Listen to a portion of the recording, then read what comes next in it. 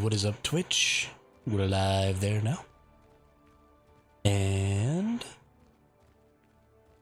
there's YouTube. Alright. Welcome to the show, ladies and gentlemen.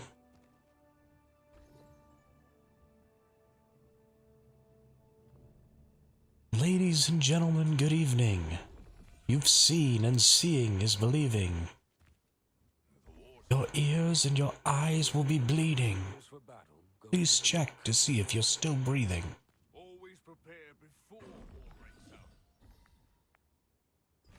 What do we got in here? This is just all foodstuffs and some traits that I want.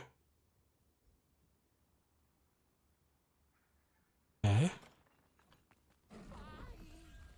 So the first thing I think we need to do is maybe go see about some contracts. We've got a guild contract to do contracts in...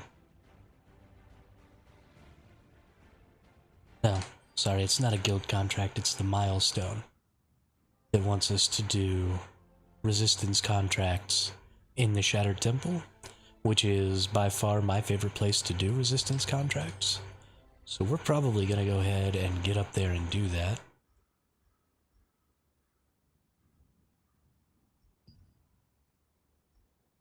Just go right over here to Pure Light Tower, and we go see about that. We should have, I don't know, 20 or so resistance contract tokens at this point that we can do. And that'll help us get some more dungeon tokens.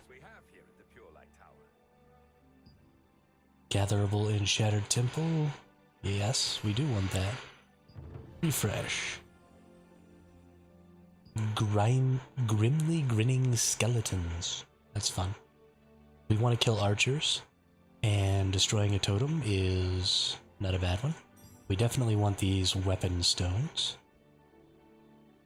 That's what everybody says is the most important. Purification, nope. Nope. Shattered Temple device, the mana recording device. You know, we could stand to have some more polished crystals. I don't think that's necessarily a bad thing. Let's go ahead and accept that one. Refresh again. Poison research, pointy ribs, or knights. Let's do some more archers for some pointy ribs. Fantastic. And man, still no, ooh, but 3-star here in the Shattered Temple. Gonna give me 10 armor growth stones, or 10 armor pieces here. All knights and some suspicious coffins. Very nice. Let's accept that one as well. Something I did do yesterday, my 700 Lucent trait that I was selling sold, and so I did manage to go ahead and buy the battle pass with that Lucent. So we are working our way towards the end here. We've just got a few more before we make it all the way to the end. And let's take a look at this star shop here. There was something that I wanted to get. Resistance contract extra count pass. So these are going to give me 10 more resistance contracts, which I think are pretty important. And as far as all of the stuff that's available here, you know, I already have a lot of these skill conversion books. I don't think I'm even going to use all the ones I have. And so these contracts are just really good. So I think I'm going to go ahead and buy this 10-pack here. And that'll just give me 10 extra contracts whenever I want them.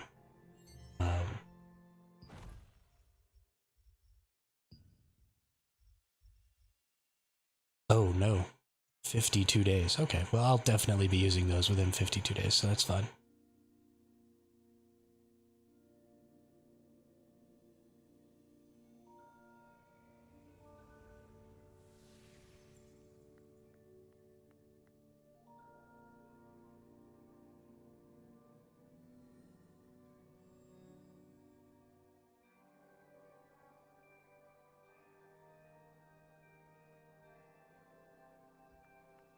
And then I have these 6 that the game has already given me, which is very nice. So let's go over to the Shattered Crypt. And let's get this done. If we take a look at our timetable here, we've got the Gigantrite going on right now, but here pretty soon we've got the new Talisman delivery that just opened up yesterday. Is going to have a guild version, so we're going to go do that. And then we've got Peaceful Malakar here. We want to fight Malakar because we definitely want this Shock Commander Visor. And this Ebonroar Gloves, I think, is going to be a good glove for us. And then, honestly, this isn't even terribly bad for us. So there's 3 really good pieces in there that we can get. And then the crossbow. I don't know how good this crossbow is, but we could get maybe this crossbow and turn it into a lithograph or something. And go ahead and sell it, hopefully. So any of those pieces really would be good for us, which is why we want to go ahead and do that. But we've got a good little schedule here, so we're going to do probably 2 or 3 runs of these. 2 or 3 runs of these contracts. And then once we get the contracts done, we will go do that boss, or go do that guild thing, and then go see about that boss.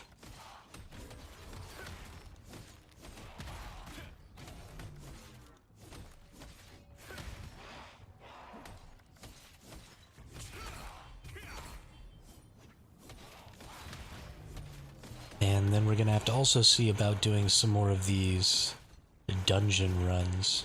We haven't really gotten very many of them done. We have 2,300 points to spend in the dungeons, which means we have 7 dungeons available to us today. And we're up to, if we look in our character info, we're just up over 2,100 in our gear score. So we're actually pretty strong. The dungeons require at least 1,600. So we should be good as far as tanking goes in there.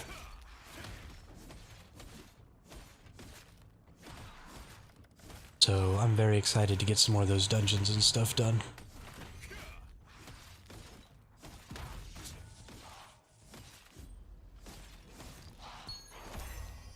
Hey, some polished crystals, that's nice. Let's get this knight up here with this archer.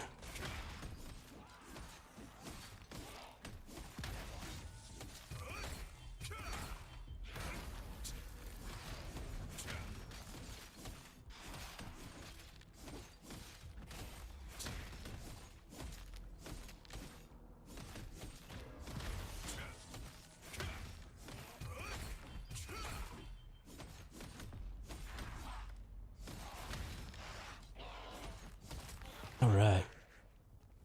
This is going much faster than it used to. I've definitely gotten stronger since about this time yesterday. We've done quite a bit. We've started trading our weapon. And so we've got some extra health, some hit chance. This humanoid damage isn't really that big of a deal. But we've got that. We've picked up a new wand yesterday. And we've started trading out our gloves as well. We haven't really started trading out any of the other gear. I just happened to get a lot of those gloves because I spent some time down in the Shadowed Crypt yesterday. And so we ended up with some of the gloves that we needed. Let's go over here, Mr. Knight, Mr. Knight. Let's take us right over to Mr. Archer.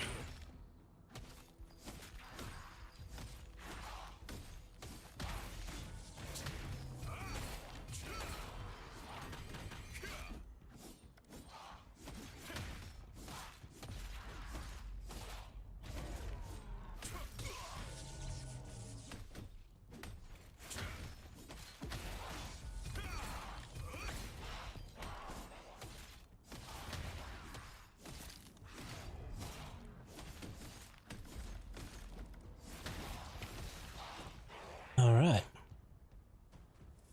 It's all going phenomenally well. Oh, here's somebody really getting after it.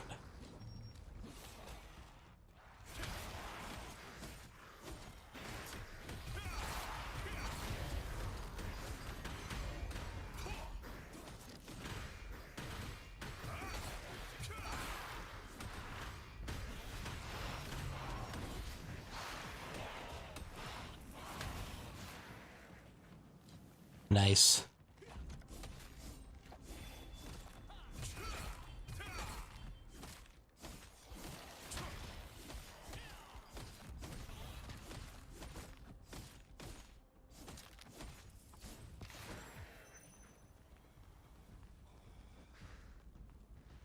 I'll leave that guy to do whatever craziness he's doing.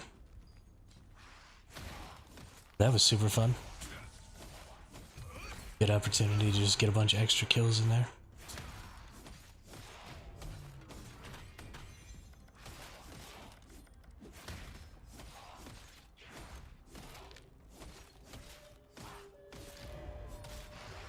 Oh. Somebody.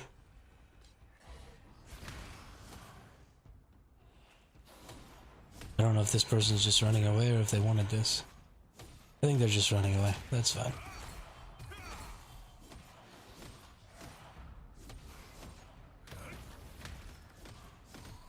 I think we need to go up towards that church thing right there to get the coffins. Let's go do that.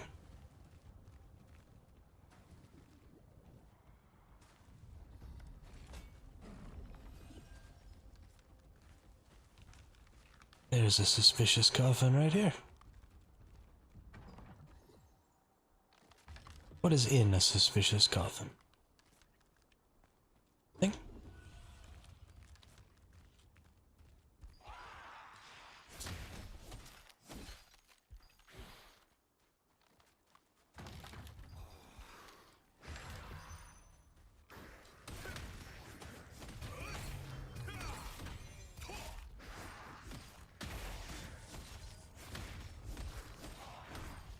I really do love slamming things into walls. It's definitely one of my favorite things about this game.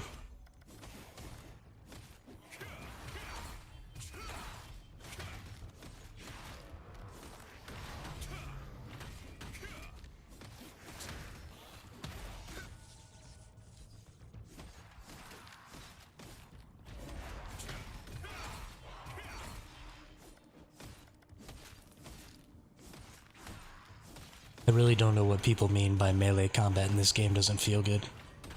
It feels so good. I love the melee combat in this game.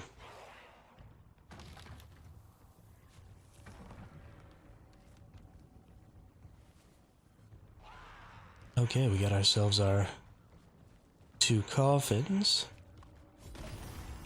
Get rid of our totem here.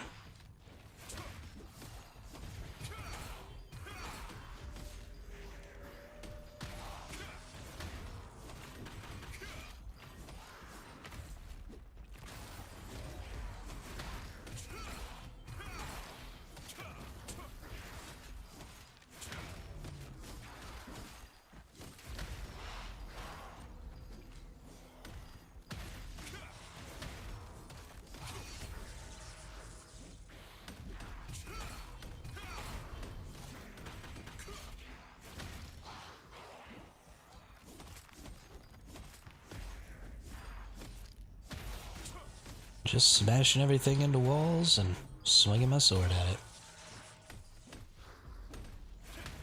These contracts are all fairly easy to do, but I honestly kind of enjoy them. They're a nice little grind. They give you something to do in between the, the big things that you do in the game. Like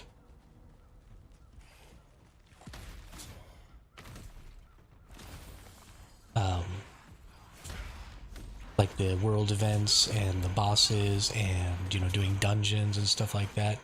They just give you a nice little sort of secondary objective. Something that you can just relax and do a little solo and work on as you prepare or wait or whatever for groups for the different content in the game. It's pretty convenient. think it was a pretty good design choice. Whoops.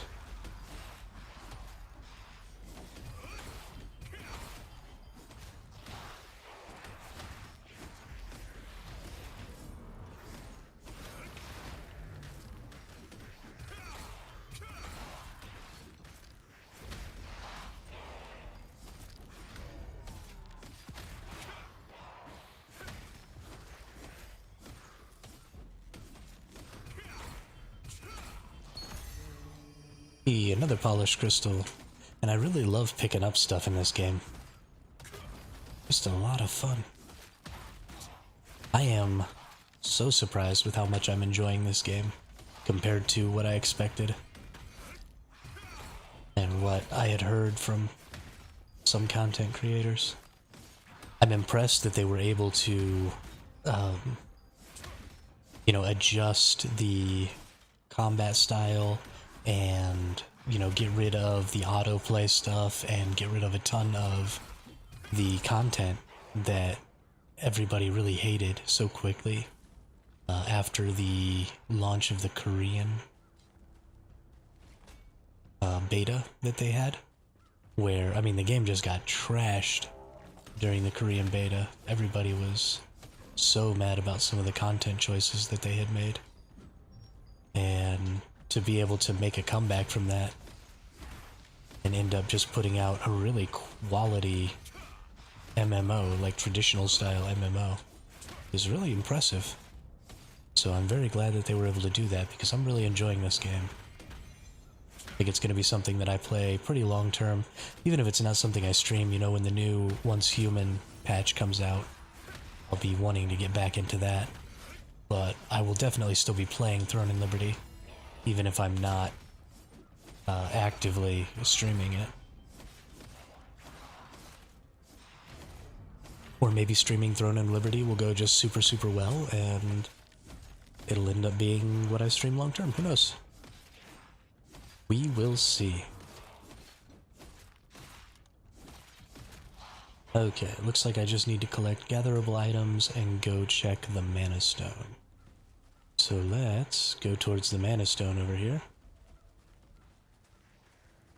And we'll collect this Moonstone. This gigantic Moonstone. I don't care about you, Archer Man. You literally don't matter. Ooh, 4 rare Mana Steel from that Moonstone. That's pretty good.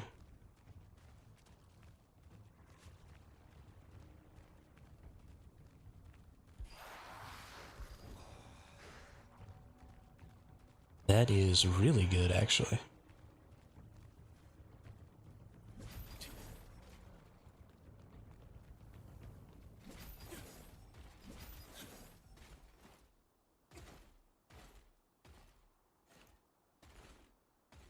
Really? Can you not get up from here? Okay. Couldn't transform, couldn't do anything. That was a real cool game.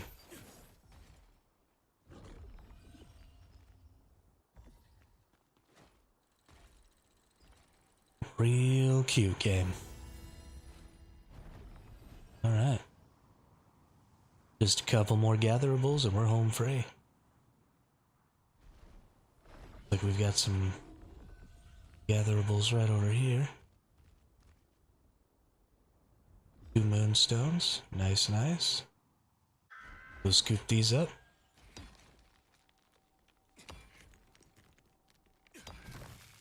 Then we'll go see about running through some more of these contracts. Very nice. I still have only, out of all the pouches I've done, I even did 9 of these in the Shadowed Crypt last night and got 9 pouches. And out of all of these 9 pouches, I still didn't get another purple. So I've only gotten 1 purple out of those pouches so far, which is just bonkers to me. Like, I am having the worst luck. Everybody that I watched on YouTube who talked about them, got at least 2 in their first 15 pull. So I am way behind the average drop rate on purples, which is kind of making me sad. Alright, refresh this. Over for the undead. Kill soldiers. Kill Galu Knights.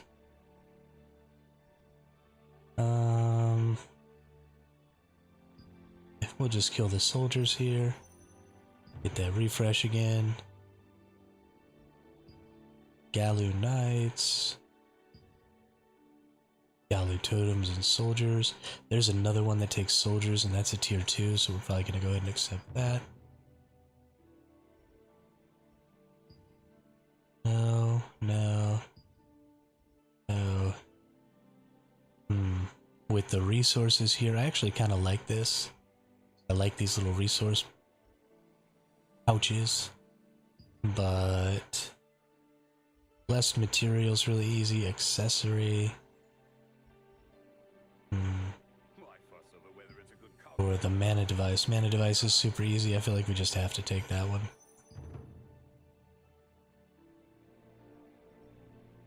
The little coffin guards. Archers, soldiers, knights, since we already have to kill soldiers. That one's super easy. We'll probably just go ahead and accept that one. And Shattered Temple, Blessed Material, we know that one's easy. Galu soldiers, another soldiers, so we're just gonna knock all these out by killing soldiers, which is pretty convenient.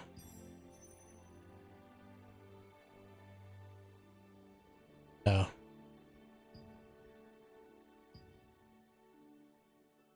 Wait, I assigned this contract and it didn't... Oh, okay, it disappears later. Never mind, I got really confused there for a second. And then we hit that refresh again. We can't get another one, but I like to see what I'm going to be looking at. Looks like we're not going to get another pouch there. That's another thing, is I'm having really bad luck with getting pouches from these contracts.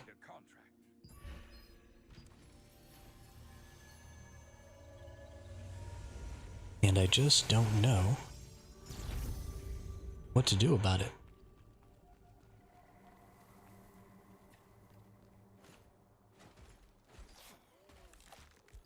Archer, knight, 8. Let's go get this soldier back here. Nice.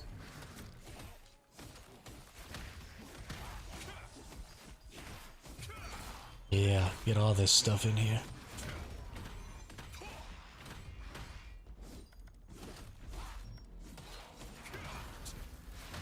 As long as we put our little vampiric seed thing out there, we gain more than enough health from all of these. Looks like our soldier's kind of stuck in the wall over there. Silly goose.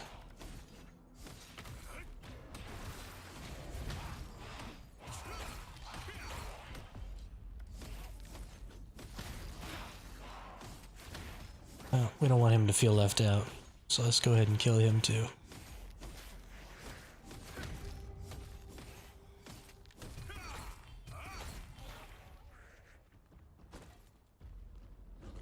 Okay. There's a knight. There's a soldier. There's a knight.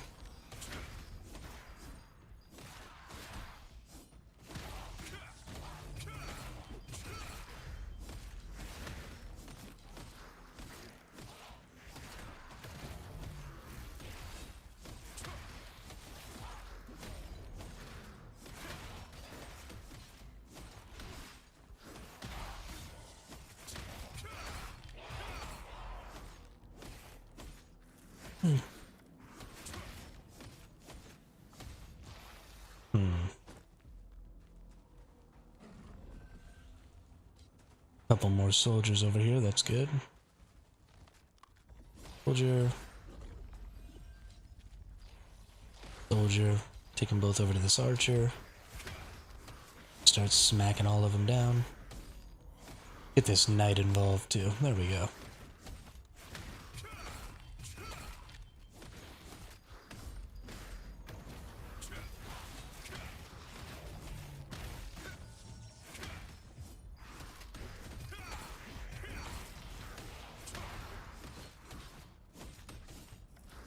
Good morning. Hey, what's up? The reason I'm playing this over Once Human right now, Charles, is just that PvP scenario that I'm in right now just feels too broken to me. The lag is causing really big problems, and I just wasn't having any fun with it because I think there are a couple of things that really need to be changed about it before it really works. So I decided to play some Throne and Liberty, but yes, I think this game is super fun. And if you're a little frustrated or maybe need a break from Once Human, I think this is a great option. I've been having a great time with it. Probably going to play this for the next 10 or so days until the new PvE patch drops for Once Human. And then I'll be going back to Once Human to try that because I'm very excited about the new PvE season. But yeah, I think if you want a break, then Throne and Liberty is an excellent option. I am much more impressed with this game than I was led to believe I was going to be by some of the content creators and stuff that I watched before that were talking about it. The combat system I think is really fun and really dynamic.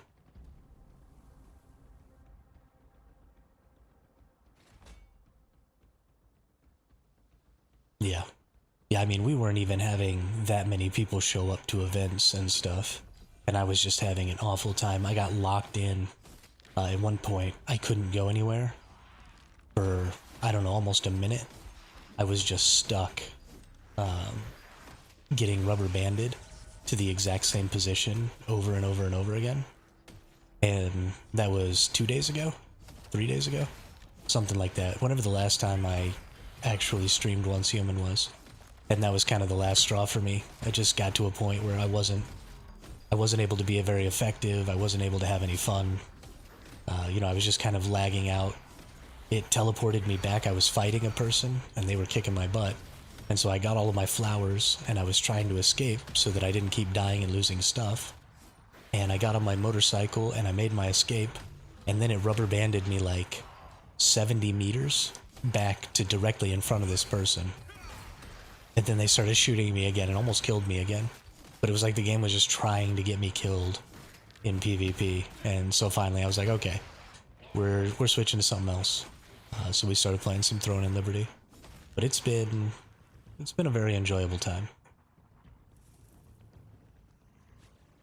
I am very happy with how this game feels. Let's go get a bunch of soldiers here.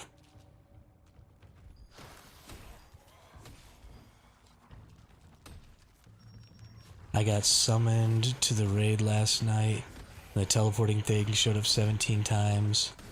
Back to back, and when I got there, nothing was rendering. I got rubber banded, like, yeah. Exactly. That's exactly the kind of stuff that's been happening. And that's just not fun for anybody. Just can't enjoy that. It's not fun if you're on the winning team because you're not actually having to defend anything. It's not fun if you're on the losing team because you can't attack anything.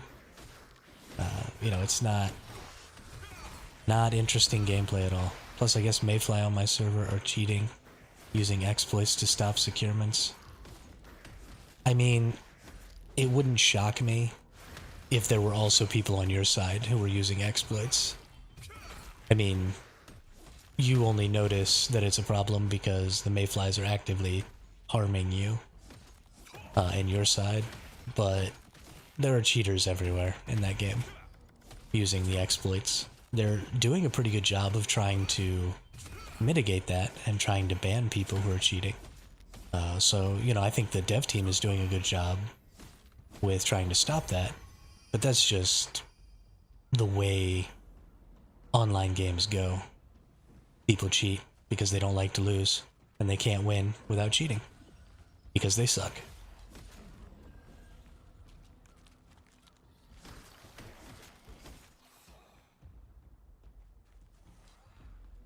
Well, there probably are. I guess most common are using cars to phase through. Yeah.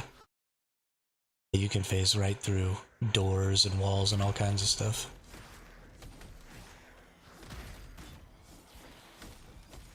And I'm sure that's happening everywhere. Hopefully they find a way to fix that particular exploit. And, you know, maybe we'll see some more bans and stuff. But like I said, I mean, I'm pretty happy overall with the dev team's response to cheating. I think maybe they're a little too severe on some stuff, but I'd prefer people who maybe aren't taking the proper actions 100% of the time, but are actually taking action, to a dev team that isn't taking action and is just kind of allowing that stuff to run rampant.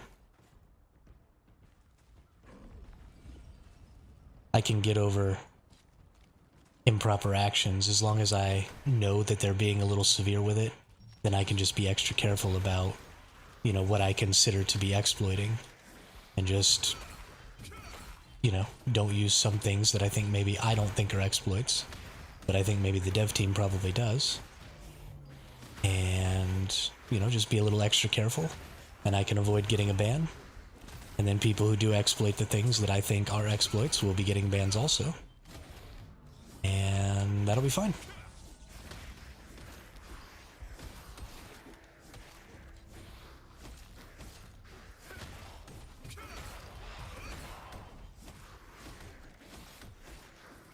Because at least they're taking some sort of action.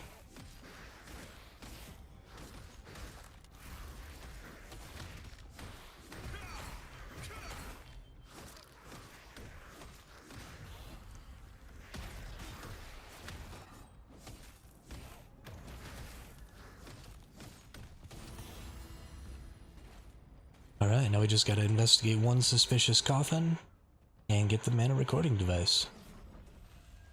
Let's go run and do that real quick.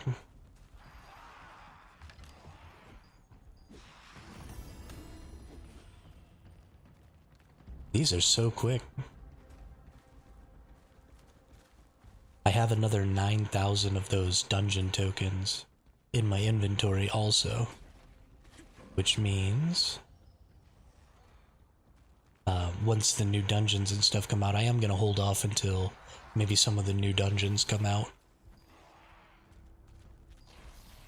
before I do those, because I think I'm already behind the curve on some of the Shadowed Crypt lithographs. And selling the lithographs for those new dungeons is going to be a good way to make some lucent. So I think I'm going to hold off on using those until a little later, and try and get some good lithographs. Now that's one thing that has kind of given me pause for this game, is the fact that they are limiting the PvE content you can do. Honestly, I haven't even been able to keep up yet. In the 2 days that I've played, I have not been able to do all of the content. I think if you're a maximum efficiency player, like you log on and you immediately do all of your daily limited content, then probably you can get it all done in 2 or 3 hours. But if you're a player like me and you tend to kind of dink around a little bit, and you know, you're in your menus a lot and you're looking around at stuff and you're trying to figure out exactly what you want to do, and you know, you're not really necessarily going in with a game plan to be 100% efficient 100% of the time, then you can easily spend all day playing and not even do all of the things that you need to do. So I am not concerned at all about the daily limit of content. It doesn't even begin to affect me. Is it true there's no gathering/crafting in this game except for cooking and fishing? That's not true. So you can craft pretty much every item in this game. If we go to crafting here, there it is, crafting. I can craft all of these weapons and armors. I can gather these precious mana steels There are nodes out in the world where you gather these, and you actually gather a bunch of different stuff. Let's see, there's the precious mana steels, but then there's also threads that you can gather, and then there's leather that you can gather as well. And this comes in 3 different tiers. And then you can use these lithographs, which are, you know, blueprints for the item, and you have to get a new blueprint per item that you make, not it consumes the lithograph when you make the item. So you have to get a new one every time you want to make this item. But you can farm, or you can go and harvest these. You can harvest all the cooking stuff for sure. So if you go into cooking recipes, there's tons and tons of cooking and stuff that you can do. And you can go fishing and stuff. So no, there is not... Yeah. The life skills aren't terribly important in this game. And you don't have tiers. Like, your weaponsmithing doesn't tier up. There is no weaponsmithing skill. If you look at what they classify as life skills, it is just fishing, cooking, and honestly, it might just be fishing and cooking. Hang on. Let's go miscellaneous level. Cooking, fishing, and expedition level.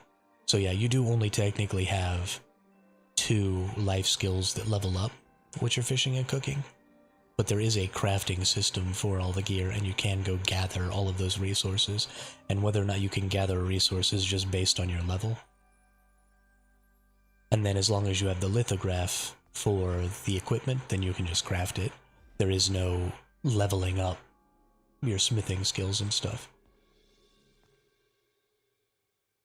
So I guess if you want to be able to level your life skills, you are only getting fishing and cooking.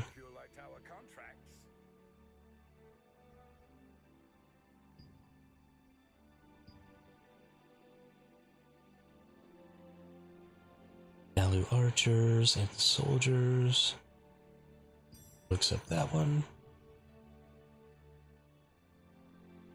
No bags here. Pointy ribs. Oh, only 7 archers. Yeah, we're definitely taking that one. Nice and quick. Goblin herbalist. Soldiers and a totem.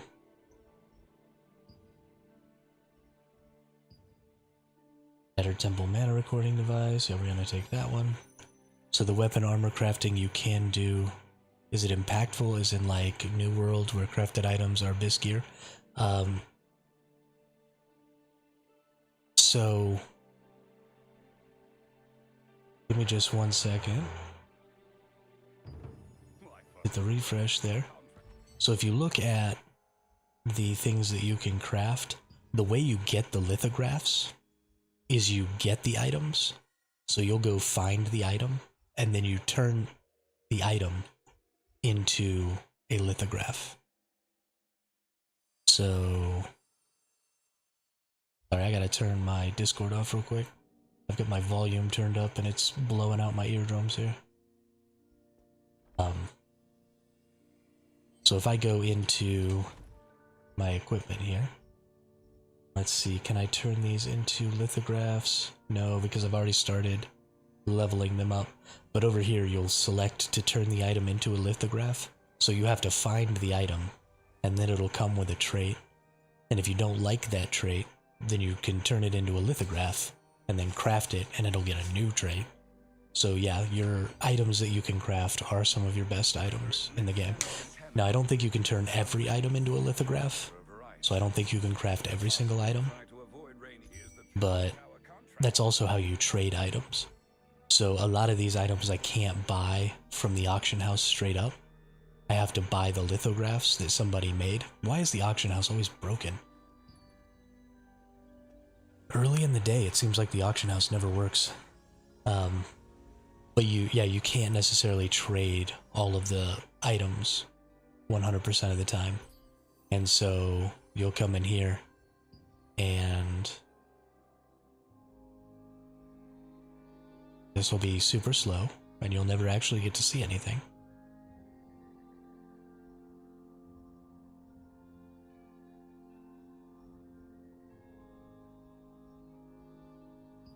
Oh my god.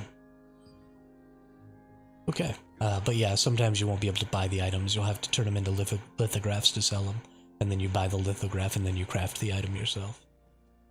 So it's just kind of a resource sink. Oops, I haven't even picked up all of my contracts.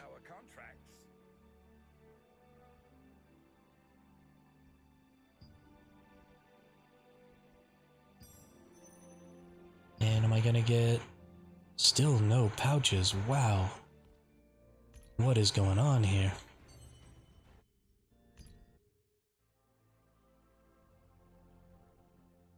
Well, this is a lie. I've definitely done 10 of these.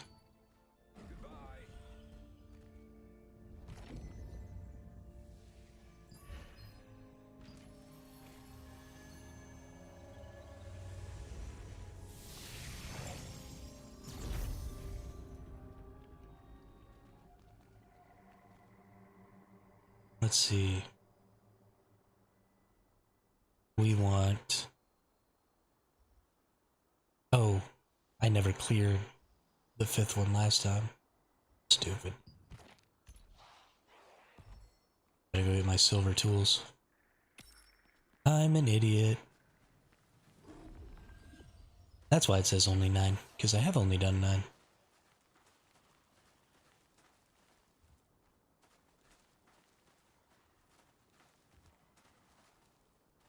We've got archers, mana recording device, archer, and soldier.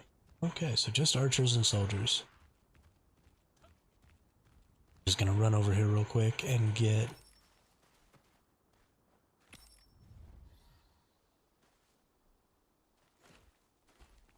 There we go. Silver smelting tools.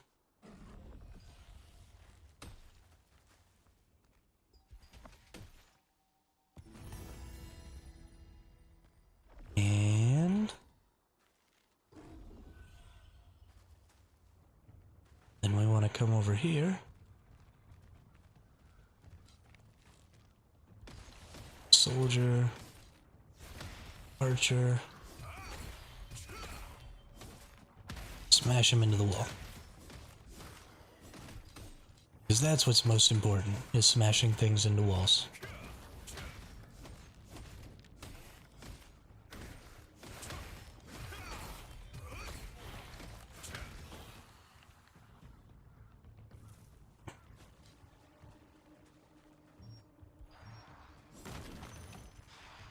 Get this totem. Can I get this? Oh, nice. Can I get this other archer to come down here?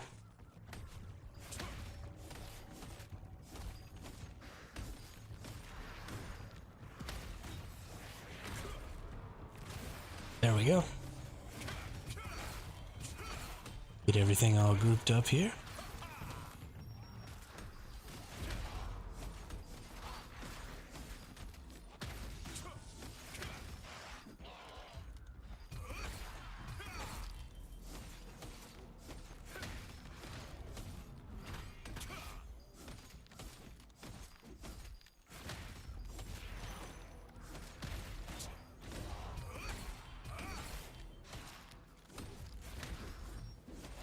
I don't need to kill more knights. What are you doing to me, game? What are you doing to me?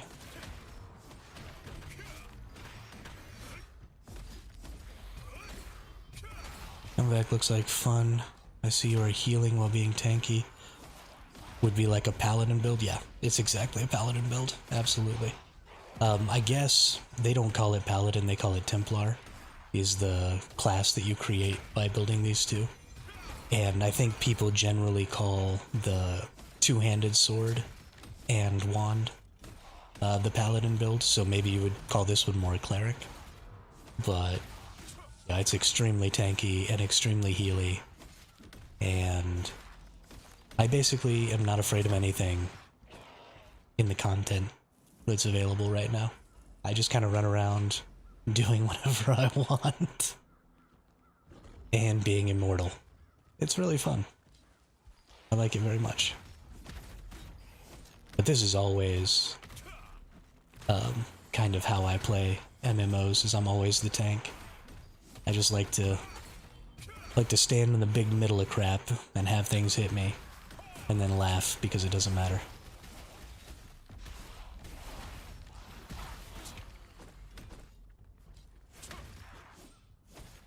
My DPS definitely suffers.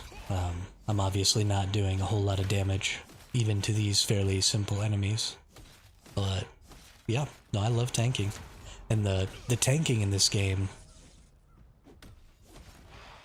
So what's the full hero? Is there like a healing staff? Actually, I think the best healing build in the game right now is the wand and longbow. The longbow has some healing stuff. The staff is almost entirely like big DPS.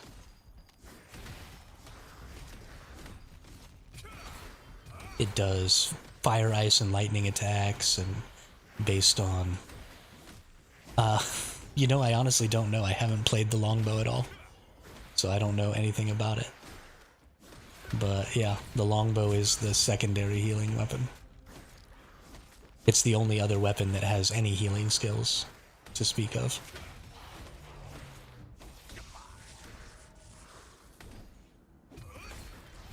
I think, you know, if you look into like D&D and stuff, your ranger class has some healing stuff.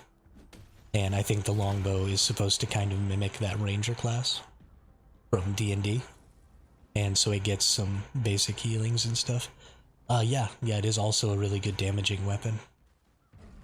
You kind of pick either or, I think, with it. Either you choose to do damage with it, or you choose to do the healing with it. But, yeah, it is also a DPS weapon. Get over here. Oh, you didn't get over here very far, did you?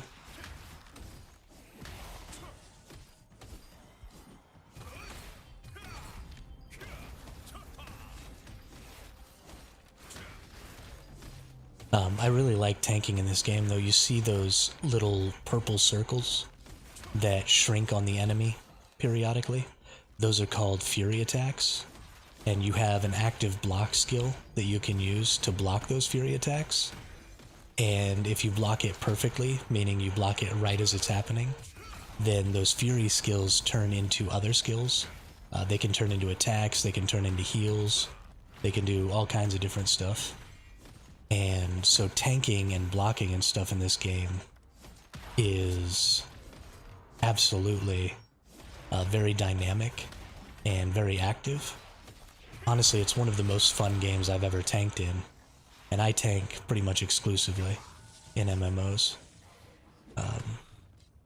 One of the best things I thought that New World had going for it was that tanking was so fun in that game because the enemies were always pushing you around, so you couldn't just stand in one place.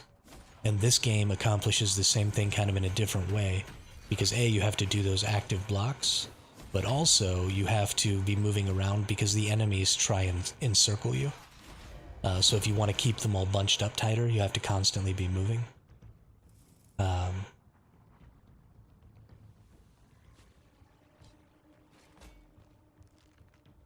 And so I really enjoy the active tanking part of this game also. I think it's very, very good. Let's go over here and smack that guy and bring all these over here. And then we'll bring them all back over to this guy. Smash them all together.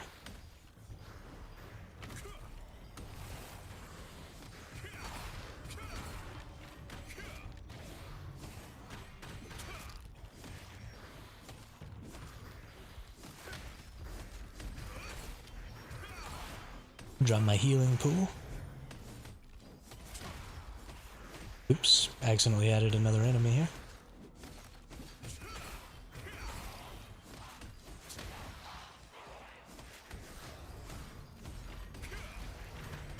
Every time you see that big word purple, perfect, show up on the screen, that means I got one of those blocks off right at the right time. And then when it just says defense, it means I was a little early.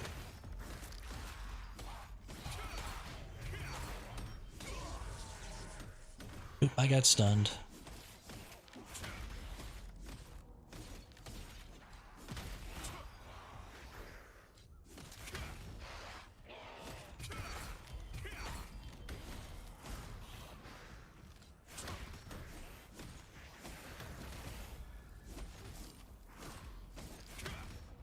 But there's a whole ton of customization, I'll show you here in just a sec, in your skills. So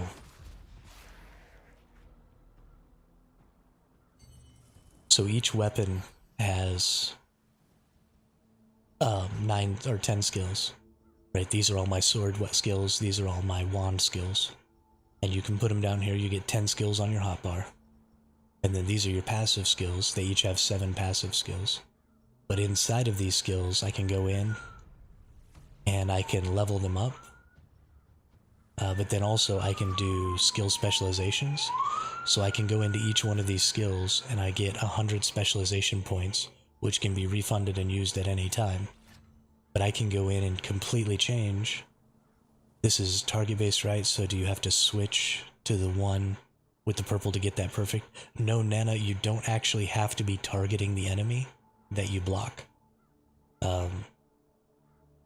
You just block when that circle goes down. So it actually works really, really well when you're tanking, because you get another attack from it when you get the perfect block. So having lots of mobs around you can actually help you kill bigger mobs faster by getting those perfect blocks and getting that extra attack out of it. But then you have all these specializations, so you can change. Normally this is just a shield bash, but I've turned it into piercing strike by getting this, and that's why that cone comes out behind whenever I smash them with my shield and do extra damage. And then I've got increased aggro, so this helps me hold aggro in dungeons. I've got my controlling rake that's been changed. Normally it only shoots out a chain and grabs people, but I've changed it into this thing that grabs a ton of people instead of just 1 or 2. Which honestly, I don't know, I might not keep this. I might go to like this rear chain hook, which flips them over behind me, but I can't use controlling rake if I use rear chain hook. They're mutually exclusive. And so there's just a bunch of different options and stuff.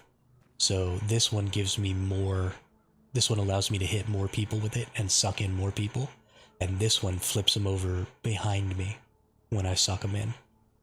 So just a whole bunch of different things that you can do to the skills to sort of customize the way that you're playing your character. And I mean, it's a lot.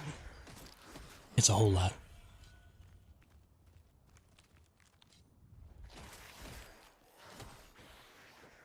No, I wanted that soldier, you buttface.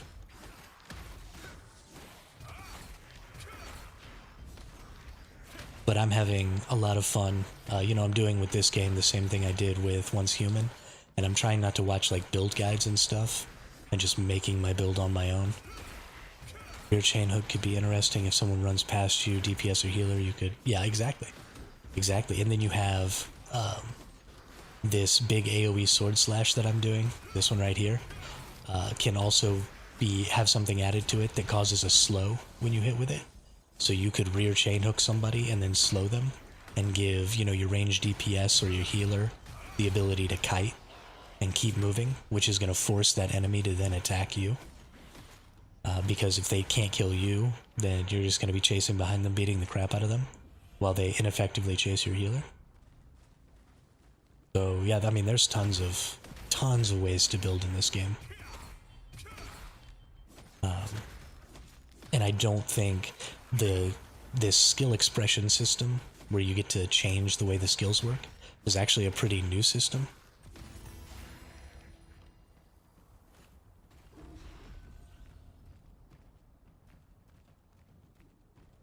Hit me with it, Charles.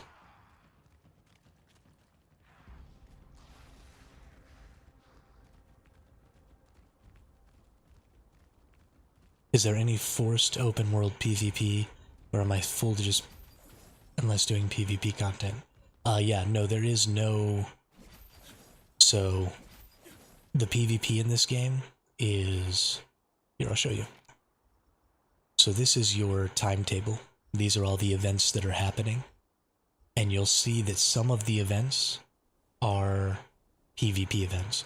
So at 1400, which is in 9 minutes, we're going to get all of these open world quests where you go to this area and you do a thing.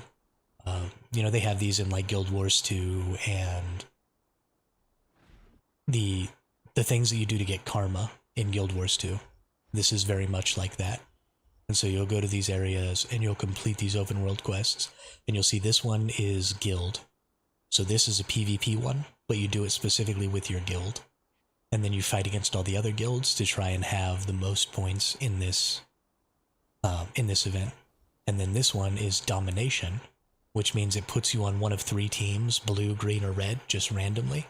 And then you team up with all the people in your team, and you fight against the other 2 teams to try and get all the points. But then this one is peace. So this means that there's no combat in this, so you can go to this one and just do PvE if you choose. So you do have to actively go to one of these PvP events to be PvP'd in the event. And the same thing is true of the world bosses. We have peace world bosses, which means we're just all going to go team up together and kill the world boss. And then you have PvP world bosses or conflict world bosses, where you're going to have like guilds and stuff like that fighting to take control of the boss, and then you get increased drop rate chances from these conflict world bosses. So you're going to end up getting more of the good items for your guild that way. And then these cooperatives just means everybody works together. Instead of you, in these peace ones, there's no fighting, but you're still competing to see who gets the most points. In the cooperative ones, you're just all working together to... Yeah, it's kind of like cargo scramble, absolutely. Absolutely. What about the nighttime thing? Didn't it turn PvP at night? Yeah, oh, okay. So you're right, that is the other way that you can go to PvP. That only happens in the open world dungeons, though. So at nighttime, in the open world dungeons, which are these things right here, and the nighttime's only 30 minutes long at a time, and then daytime is like 2 hours. So the night-day cycle is really off, but I like it that way. So you can go here during the daytime, and this is all cooperative and peaceful, but if you're here at nighttime, then it becomes a PvP zone as well. So you do have to be careful of that. But yeah, you do actively have to go to places that are flagged for PvP to end up in PvP. It's not just an open world, all-out brawl all the time kind of a thing.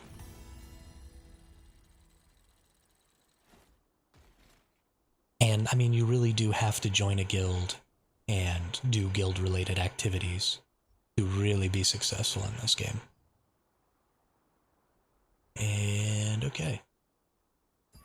We're going to go over here, and we're going to go see about this guild event. And I'm going to hit up the guildies, see if anybody else is doing the guild event.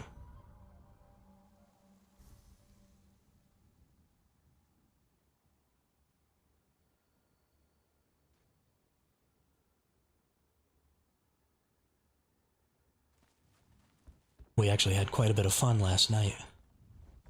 Good to know. Downloading game now. Same with wife. She would probably go tanky. Think I might try out the longbow. Nice. Longbow staff is supposed to be a really good range DPS. There is a crossbow, but the crossbow is more of a mid-range DPS. And then greatsword and dagger. I think people say that dagger is sort of just like the jack of all trades for an offhand. It gives you like the ability to do some stealth and stuff like that, and it's really focused on crit damage. So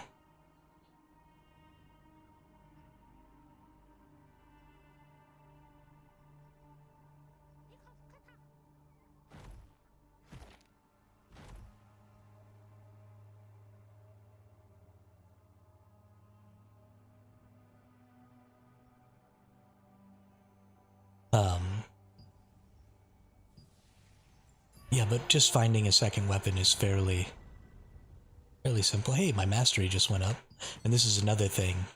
So the more you use a weapon, the more mastery you get. and then you can choose from these mastery points. I think you're only going to get 15 masteries total. Or maybe it's only 12. Let's see, 1, 2, 3, 4, 5, 6, 7, 8, 9. Yeah, I think it's 15 masteries total you can get. So you get to pick 15 of these out of the 27 or whatever that there are. And we're going to... I don't know if we want to up that curse duration. Let's get bonus damage.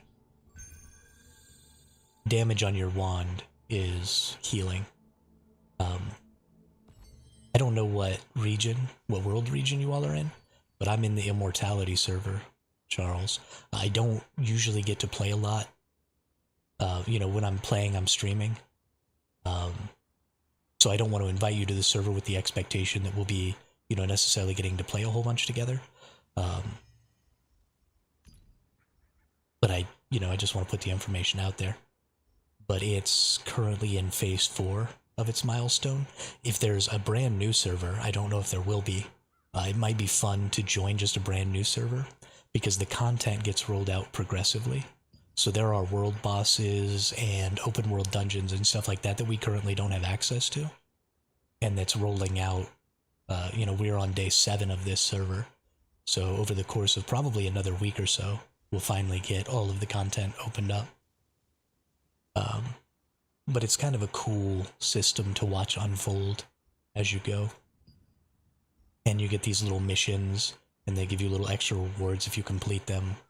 And just kind of an interesting little event.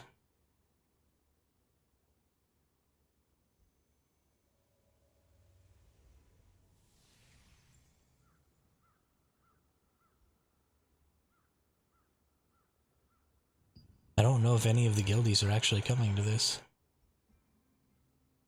And that makes me sad.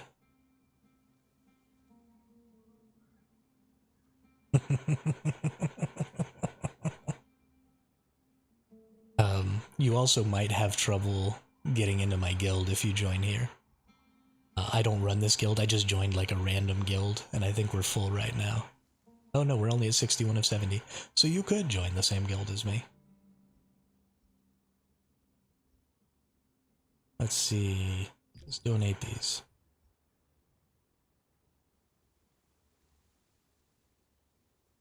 Something I need to look at actually is...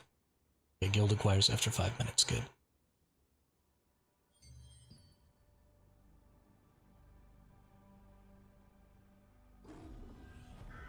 I don't know any of the people in this guild though. I just kind of picked one. Joined it.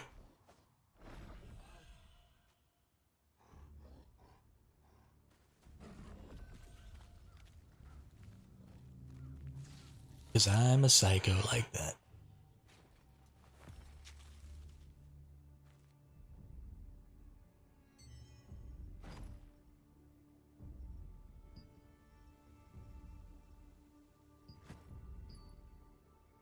Oh, there's a boss right there. That orc actually drops something that I want. Well, it can drop something that I want. What's with this music? This orc village here is pretty cool though. I really like it.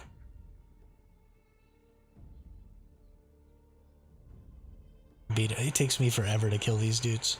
With the event coming, I don't want to start fighting them yet because it'll take me longer than the event coming out. Oh, some other people are fighting him. Let's go help them out. But that's the other thing, is you can just go help people do stuff. And you always get like rewards and stuff drop.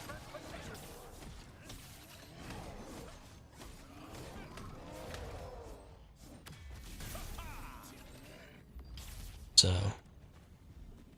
like, it doesn't really matter.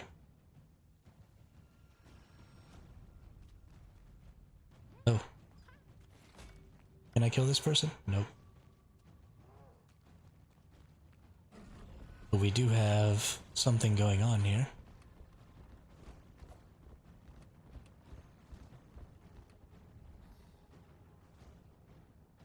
Is it above me or below me?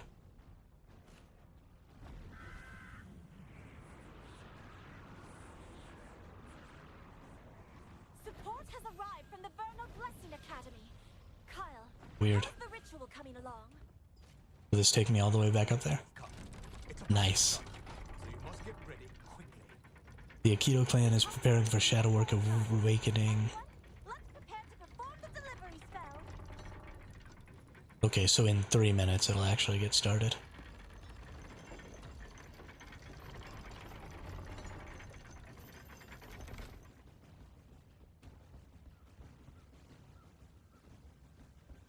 What is...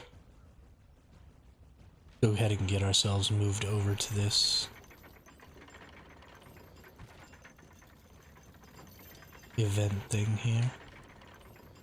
I think it's up on top. I'm not 100% sure. I guess it could be down in the bottom. But we'll just run through all these enemies and try and get over there where the actual event takes place.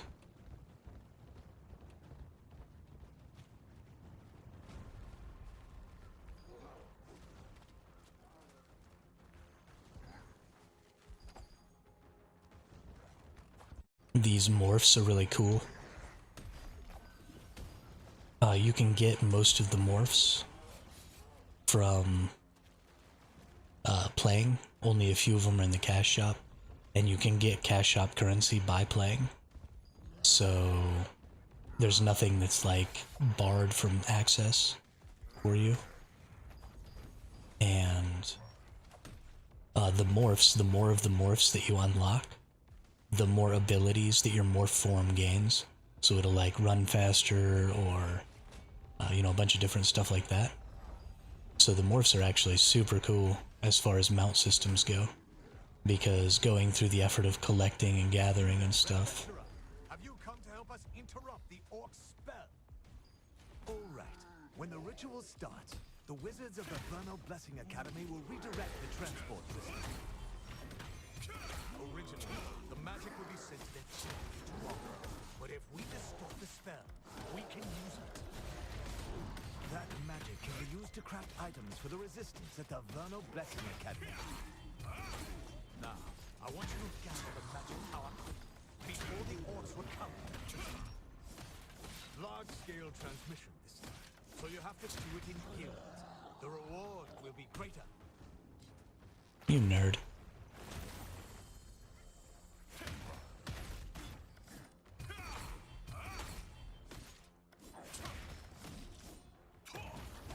I'm doing so much more damage today than I was doing yesterday.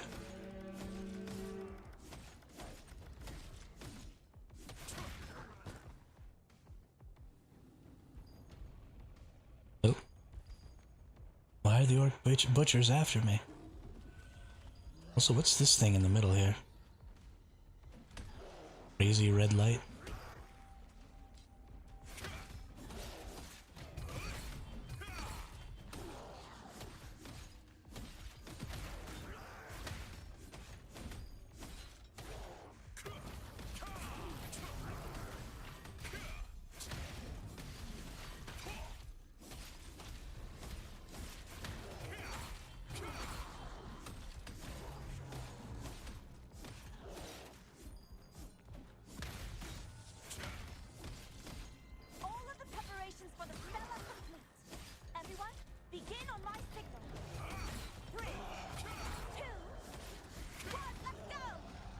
Okay, what does it say we need to do here?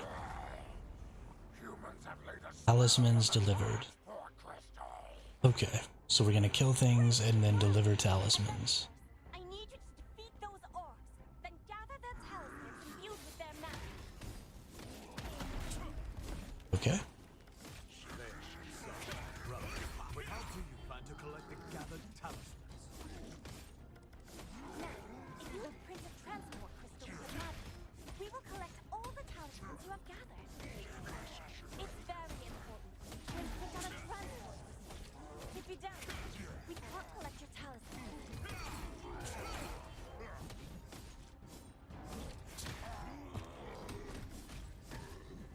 Have I got a talisman? Oh, that's another player right there. Let's go mess with him. Where you at, buddy? Oh, did he go invisible?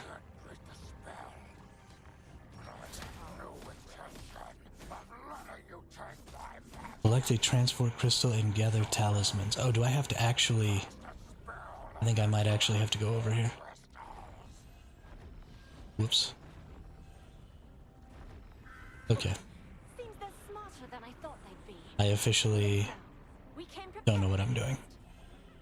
In case y'all were curious. Attention adventurers. Transmission will now proceed, beginning with the transport crystal that has the most talismans registered to it. The timing should be easy for everyone to keep track of. I'll make transmissions every 5 minutes, 4 times a total. Freely change which transport crystal. I don't know what I'm doing. You can also imprint on other transport crystals while you're collecting. Okay, let's run up right here. Oh, nice. We can chain hook up.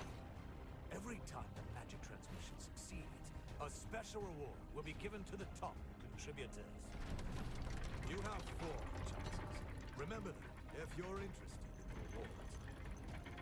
Okay, we're gonna try and go over to that one. That's gonna be our transmission spot. I wish that I had guildies here with me, but that's okay. I'll run it solo.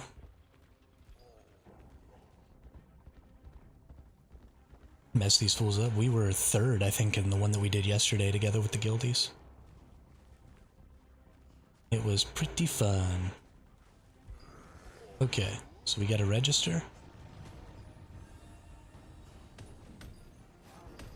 And then we beat the crap out of everything.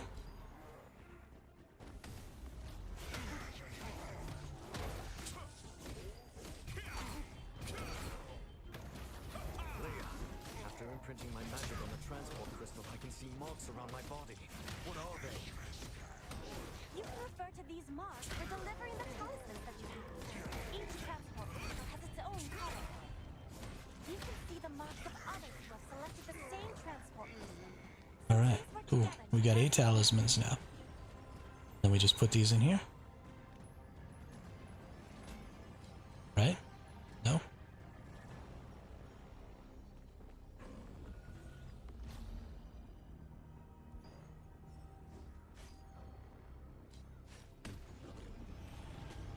Okay. Do I maybe have to have... Oh, that's one of the big boss things. I can't kill that thing fast enough for it to be worth it. I guess maybe if I keep fighting it while I fight everything else, that might be okay. I don't know how many points it'll give me. First transmission.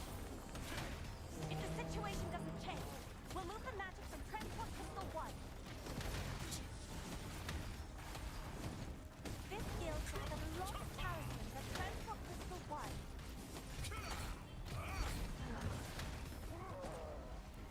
So yeah, I'll just keep fighting this Shadow Elder. But I'll do it with all of these other enemies.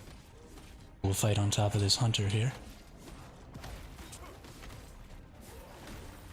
Hey, what's up, Saros? How are you today?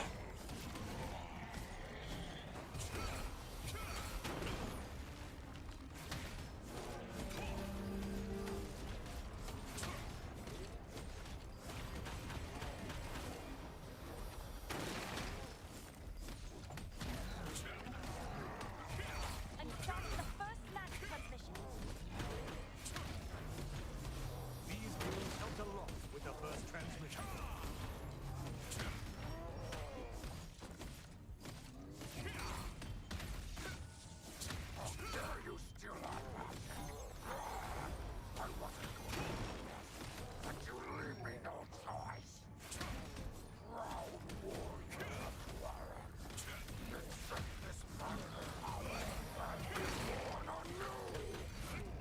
Captain, orcs we've never seen before have appeared in the center of the valley. A dark red aura. Could it be the Shadow Orcs of Legend? The Shadow Orcs of Legend. It should take more time to make shadow orcs. Chief priests are getting desperate. These Okay. orcs will be stronger than you. Well, I don't think I'm actually doing anything in this event, Will also be great. but it's okay. If you take I'm having fun. you'll be able to gather even more talismans.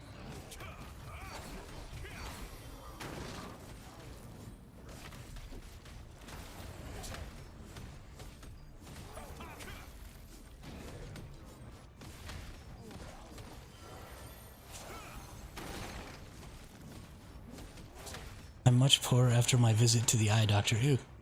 Gross. Gross doctors. I hate the doctor.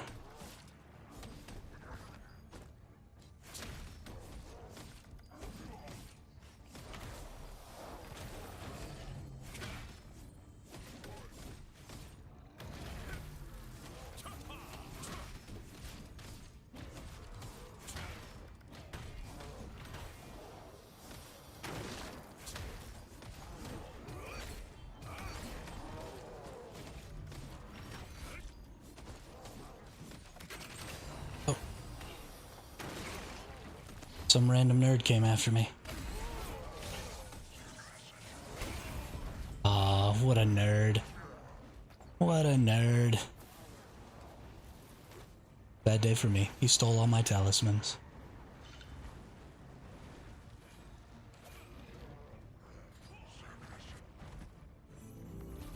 Stole all my talismans. Well, I think we ought to go back over there and get our revenge on that guy.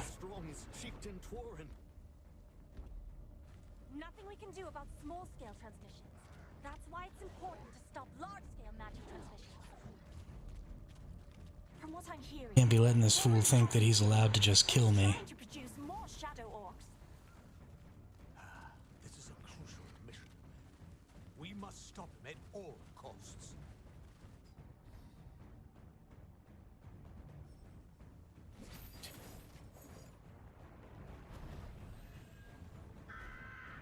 Nice.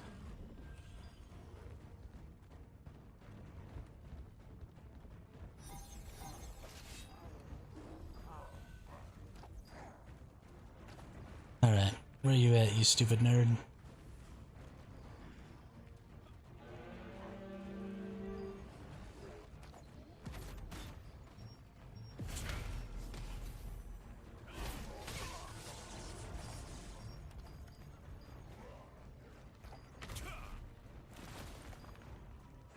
Get your ass back over here.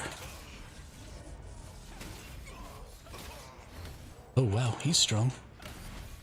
Can I please heal? Oh, he's really strong. Okay. Ouch. That dude is way stronger than me. If the situation doesn't change, we'll That dude is way stronger than me.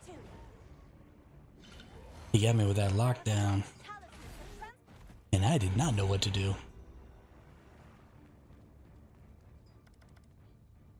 Can I kill this person? Have like a temporary, yeah, they got a temporary immunity. So you can't just spawn camp, that's nice.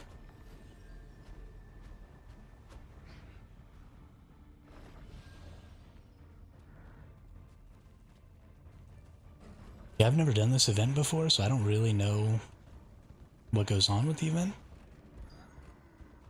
I'm just kind of aimlessly running around looking for people to kill now because...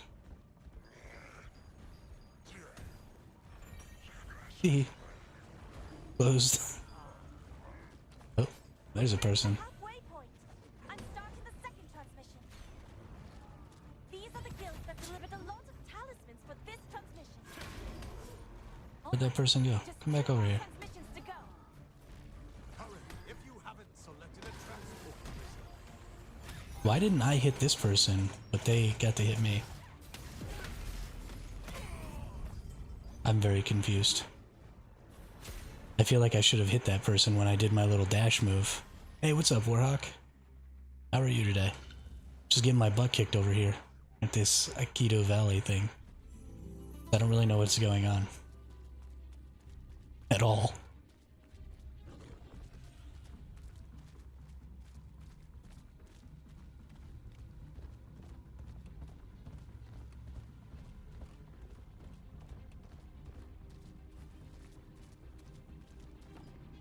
A magic circle?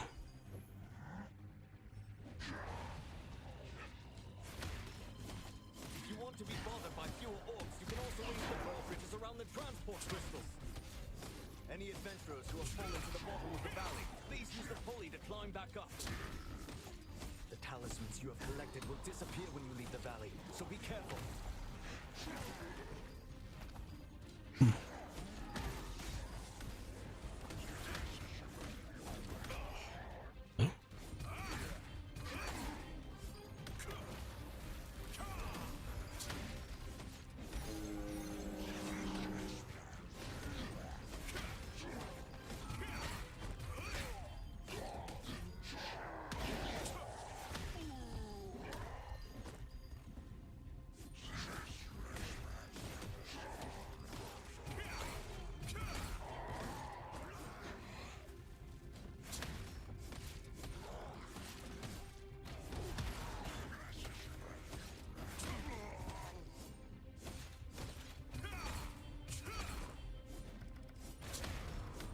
I'm not getting any talismans from these. That's weird. Oh, there's some talismans. Okay.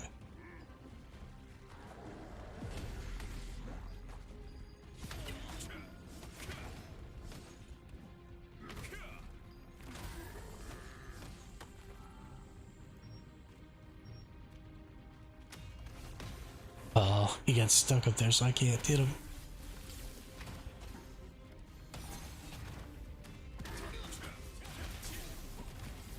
Oh my gosh, everybody is so much stronger than me. That hurts so bad.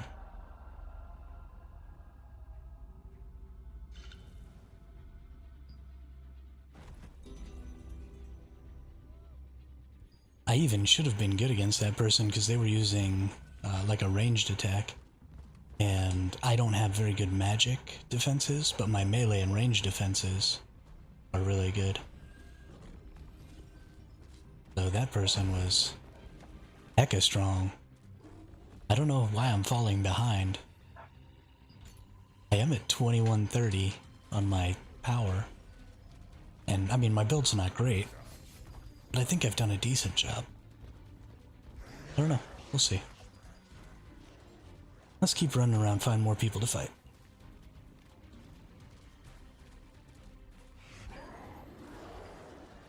So one of the things that you do in these guilds, these guild contest things, is when you kill other people, you actually get to steal their points that they've earned. So all of the talismans that another player has earned, I could take over.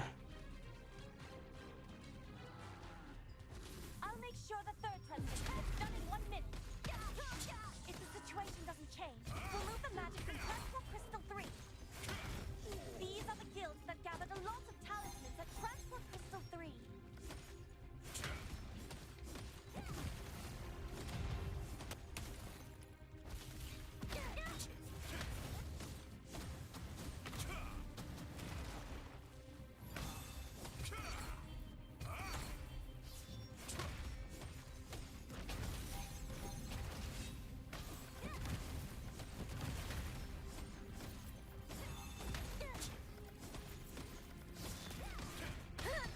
Got him. Nice.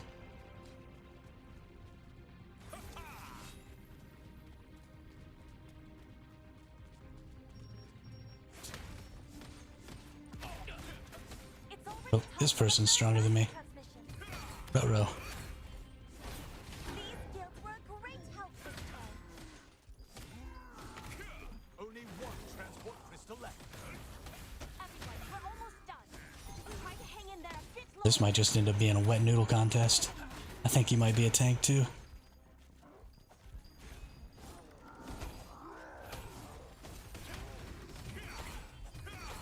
Alright, yeah, I think he's just a tank too. That's funny.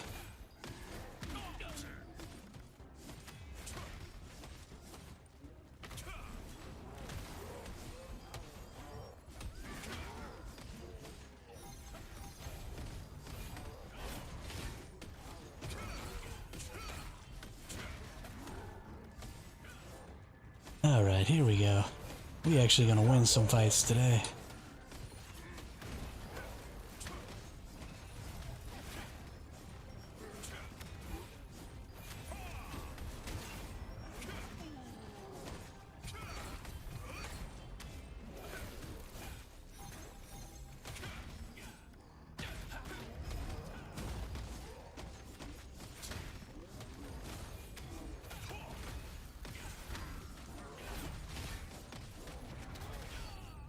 There we go. There we go. We winning. I won the wet noodle fight. That makes me very, very happy.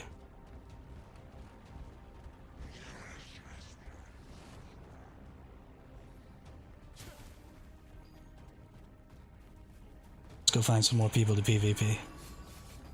Okay, I just saw a short of this game's PvP, and this guy somehow teleported into a group of like 30 enemy players and basically killed them all.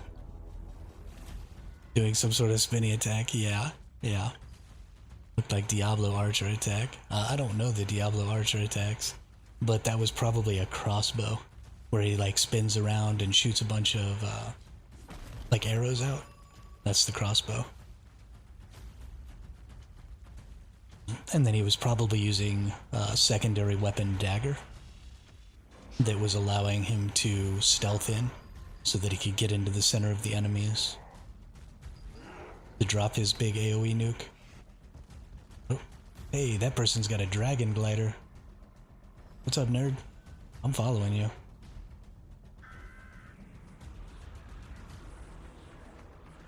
We're gonna fight whether you like it or not. Oh, where'd they go?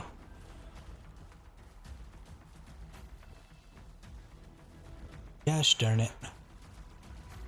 Screw longbow then, I want to be able to do that. Yeah, I'm fairly certain that's a crossbow skill.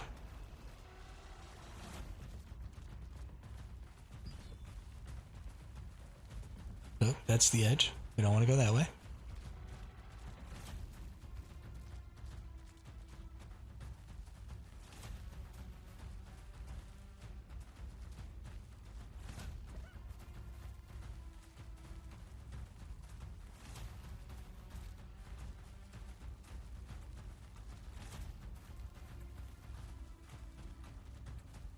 Okay, how do I get back up? Oh, that's what these little icons are. They're the... I get it now. Please make a new guild for us. We wouldn't be able to be very competitive. You need a pretty... We need a pretty big guild. There are spots open in the guild that I'm already in. So if y'all apply to that guild, then we can absolutely play together, Warhawk. Not a problem. And do guild stuff together. But my community is just not large enough, and I'm not capable of trying to run a guild and stream at the same time. So, I mean, if somebody else wanted to run a guild, then I would happily join that guild and then bring the community into that guild. And then we'd have to find some people from outside of the community, but I just don't, with trying to stream 9 hours a day and needing to focus on the stream chat and not really being able to focus on guild chat and stuff during that time, I just don't have the ability to try and run a guild myself. I'm starting the last transmission. Great work, everyone. Here are the guilds that delivered. Bet we can get at least 4 people in it. Yeah, I mean, I think that's probably about where we'd be, is about 4 or 5 people. Oh, this event ended. But the Arkidu orcs won't stop here. They will not give up the ritual. I will be counting on you next time, too. But you need... So these world bosses have guild versions, and you can go fight these world bosses just as a guild for rewards, and you need like 20 or 30 people. You can't really do it with just a handful.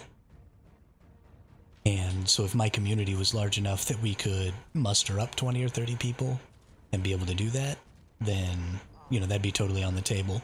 But the big guild stuff in this game is just kind of too important to, you know, relegate everybody in the community to a tiny little guild that only had, you know, 10 or 15 people max and doesn't have the ability to do some of that big guild content, because that stuff is a pretty big part of Throne and Liberty. And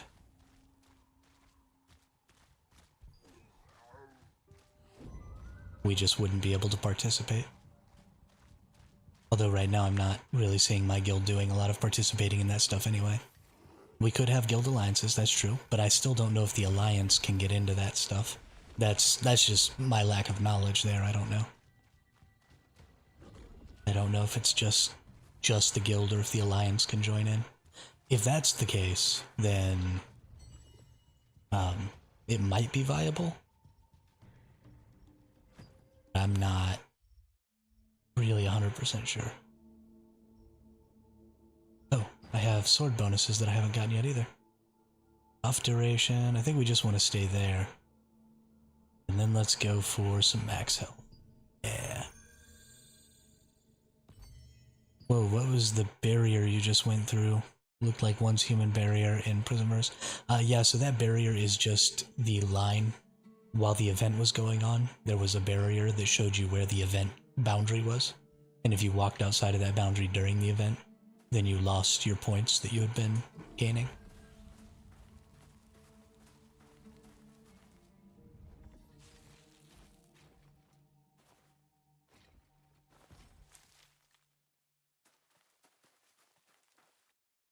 Gathering up some herbs. Okay, so what's coming next? Next, we're going to want to do this Malakar fight. We have 33 minutes until Malakar starts. So we need to go do some more of these commissions. As boring as it is to just do commissions again, we have too many of those commission tokens. We need to get more of these dungeon tokens.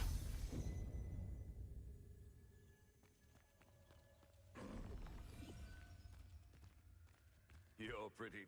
These are the kinds of contracts we have here at the Pure Light Tower. Let's see. Skeletal coffin guards. Okay, that's a pretty easy one because it allows me to just kill anything. Refresh that. Still haven't gotten a pouch. Soldiers. Ooh, gathering. Oh, but that's just for parchments. Knights. Mitran. Activate the old sensor and acquire blessed material. That's a really easy one. And it gives materials. We'll take that. No, no. Galu Knights. No. Galu Soldiers. Shattered Temple Gatherables. Sure.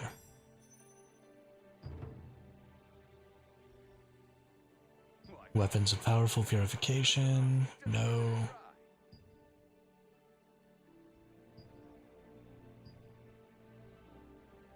Mana recording device. Yeah, we'll definitely do that. And one more. Still didn't get a pouch. Wow, this is the 4th set of these that I've gone through.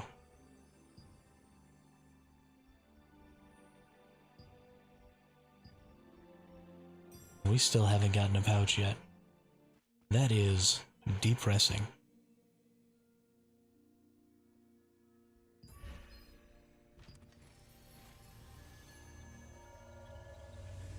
I want to show you all the pouch.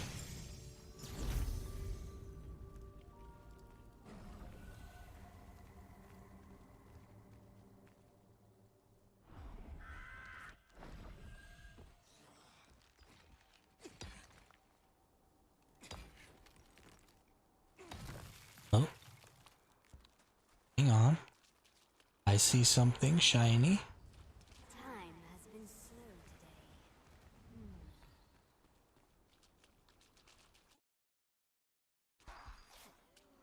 Stupid lag spike. We were supposed to meet here. I need to get back up here real quick. Where's my grapple point?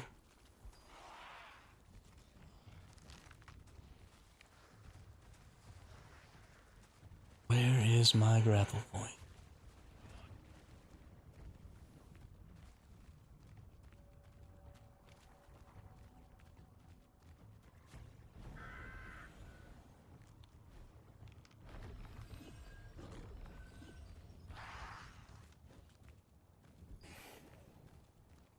Yeah.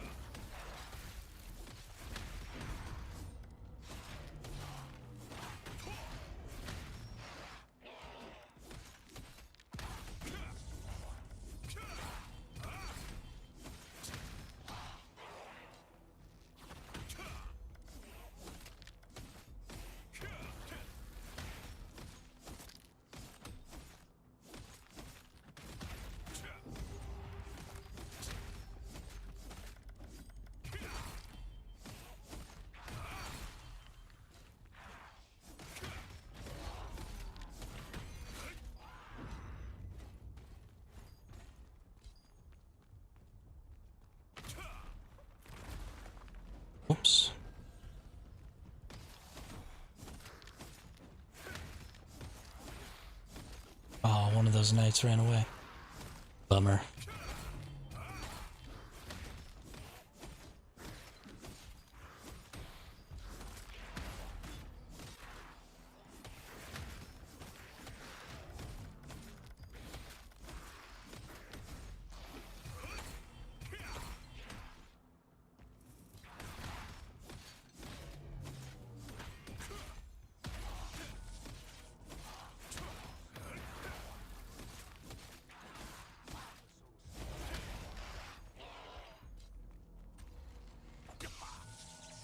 Owie.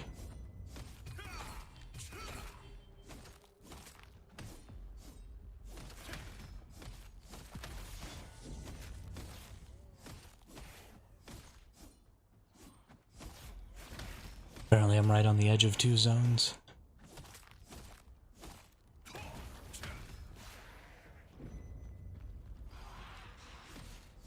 We're just gonna come over here and fight these. Since there's a group of them here. I'll be waiting here.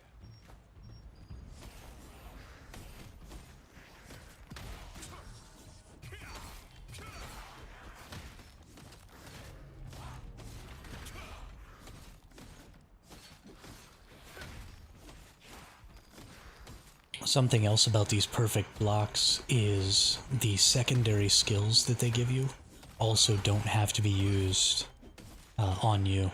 So my wand, when I get a perfect block with my wand, it turns into a heal skill. But that healing doesn't have to be activated on myself.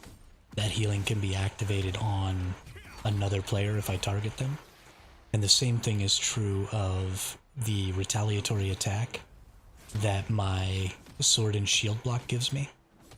But when I do a perfect block there, I don't have to use the retaliatory attack on the person who attacked me.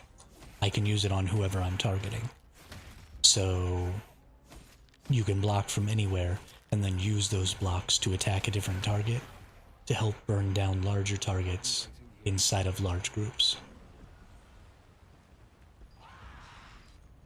Which is cool.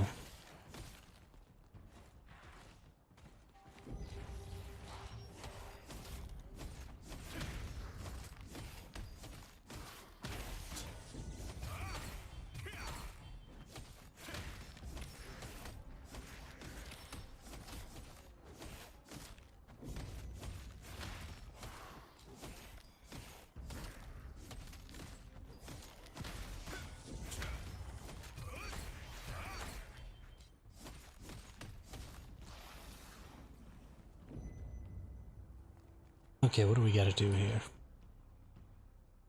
We have more Galu Knights, investigate the mana recorder, collect gatherables, activate. Okay, so we just need to kill Knights.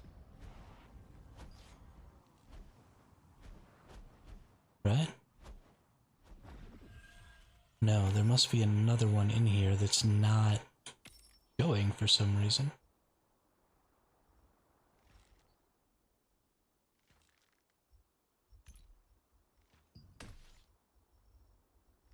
Because I also need to kill soldiers. Oh, but I only have one more of those to kill. Okay, that's easy.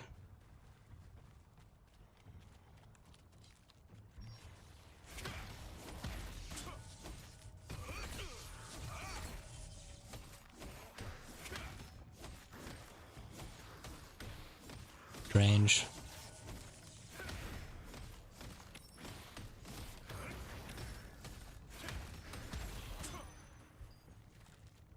Alright, so now it's just knights. And investigate suspicious coffin, which happens over by... Stop changing.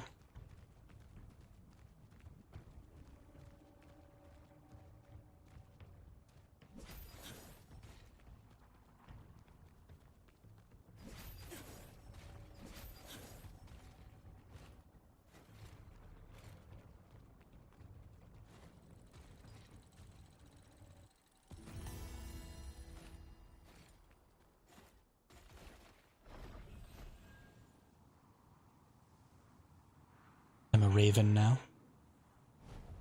with these cool little red markings on me. which makes me very happy.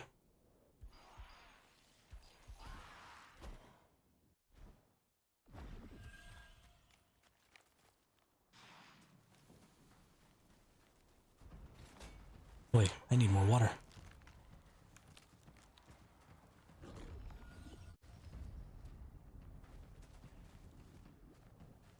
And I need to gather up this star tree.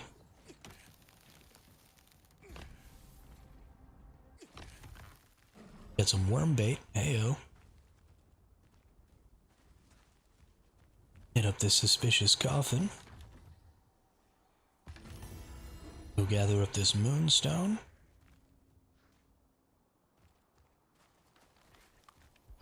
And then we'll just need to kill knights and get this sensor over here.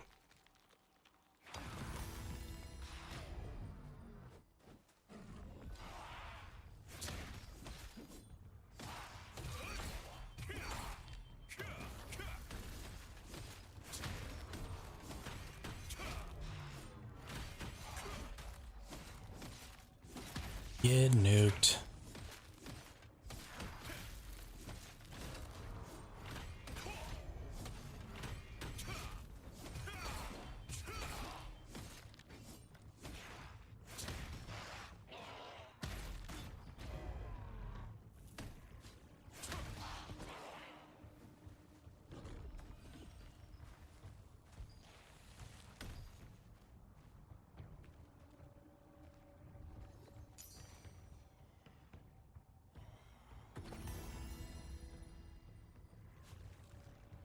Oh. Well, the thing had already been dropped, apparently, so I didn't even have to go through that. That was nice. Super convenient. Let's go find a spot with a whole lot of knights. There we go, there's some knights. That person's gathering them all up. Or they're just running through here. Looked like maybe they were just running through.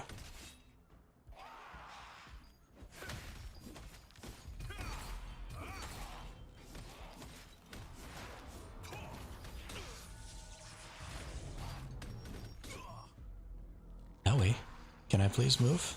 Anytime would be great.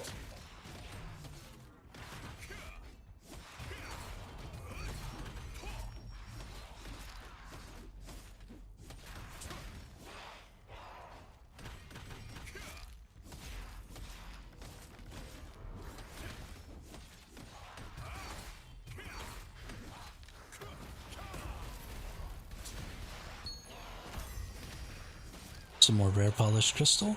Very nice.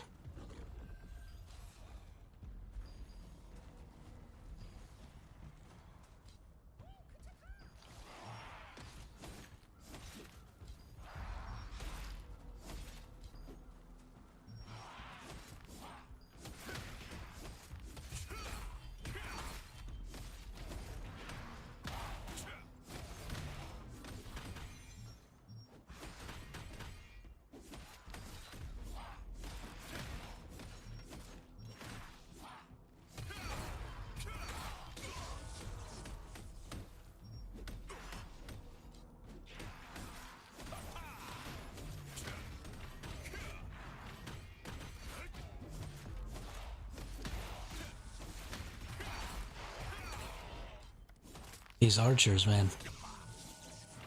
They get those stuns down on you. Ruin my whole day.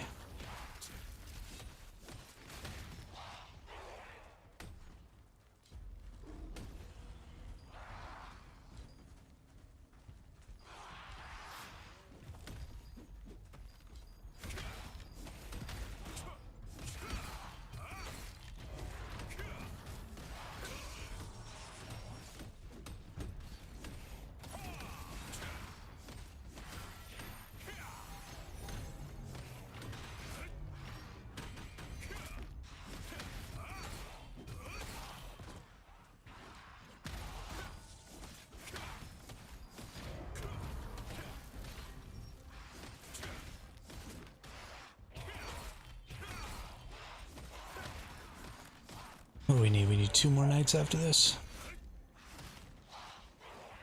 Yeah, just 2 more nights, and then we're good to go.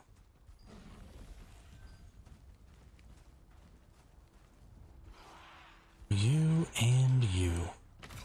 Come here, buddy.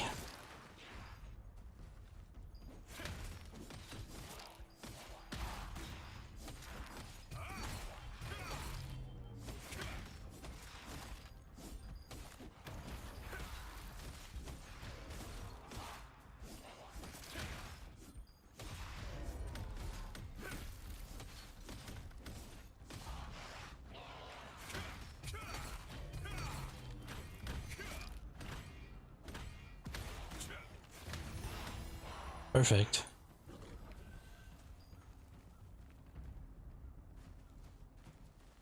Now we run away. Hopefully nothing is chasing me and I can just teleport.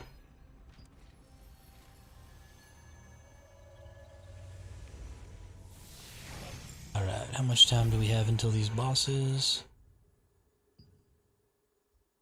17 more minutes? Okay.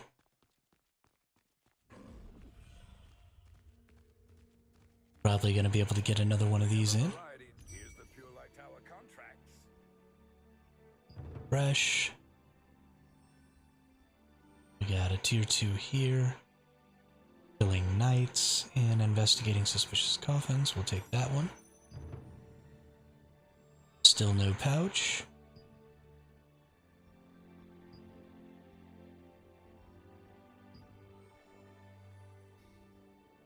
Okay, the blessed thing in shattered. Still no pouch.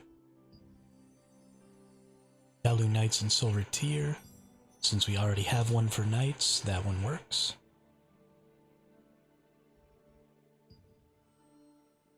This is everything plus a coffin. That's easy. Still no pouches. My goodness. Wow. Okay. That's starting to get a little upsetting. How many more contract things do I have? Just 2? Perfect. We'll get these done, and then we'll almost be out of contracts, which means we'll finally be all caught up.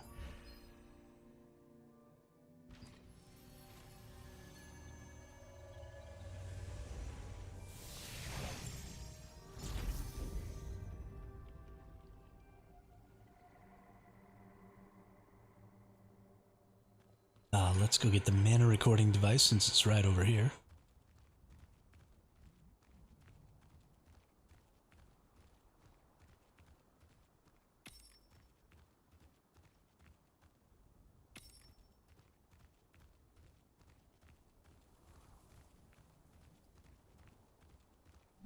Then we just have to kill knights.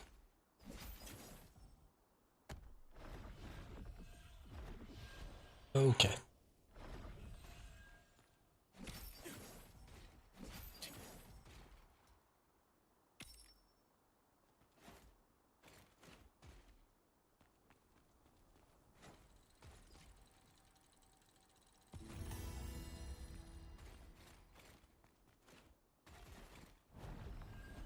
Then we'll go over here to this blessed deal.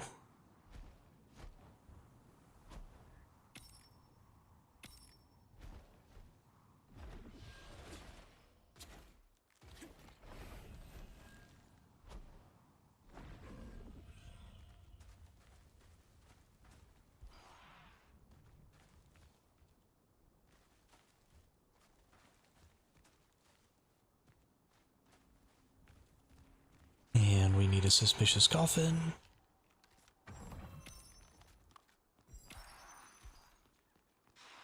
And we need an old sensor.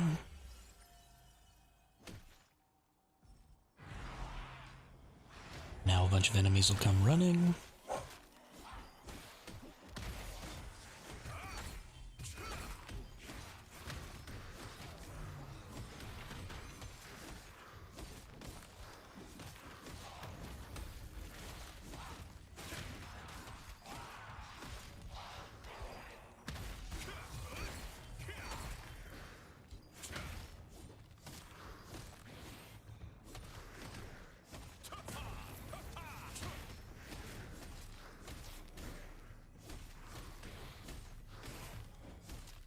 Easy peasy. And then we just wait. And then this will drop something down here.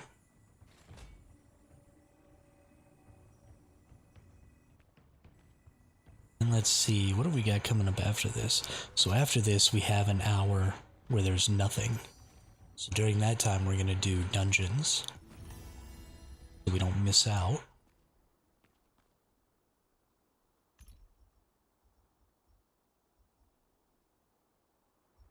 We have knights, archers, and other stuff.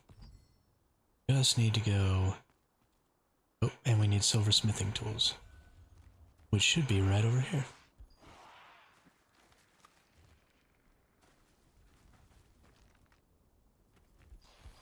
There we go. And then we'll go back to where we were at just a little while ago, because there were tons of knights over there. We'll just kill knights over at this church.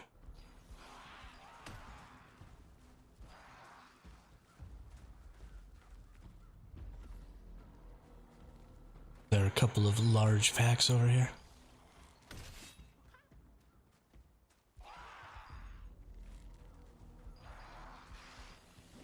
At least I thought there were a couple of large packs over here. I felt like there were more knights over here last time.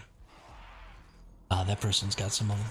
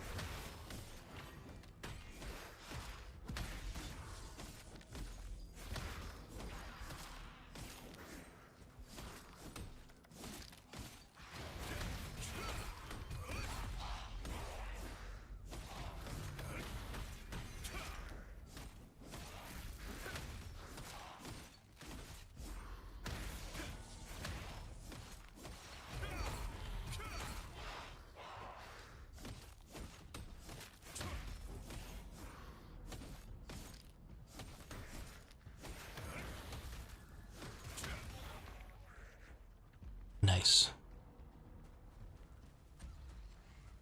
Archer, knight, archer. Where's all my knights at?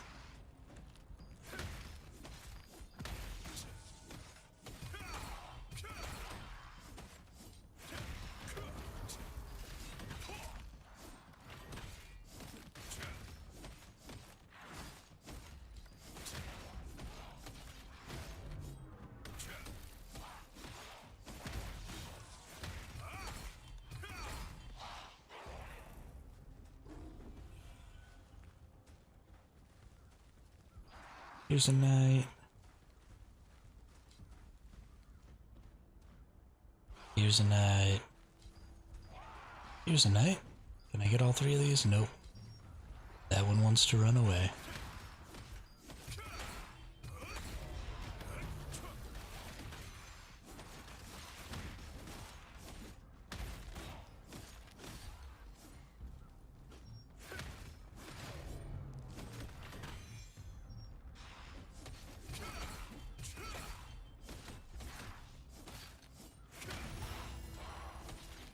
Okay, cleared that one. Still need 11 more knights. Archer, knight, archer.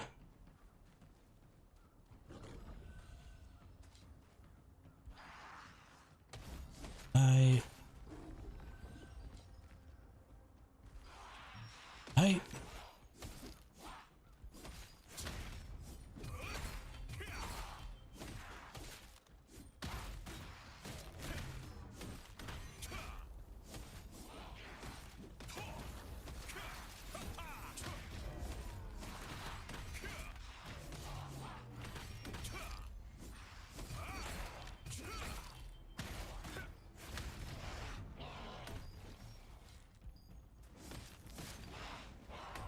Sure, let's get this moonstone. Why not?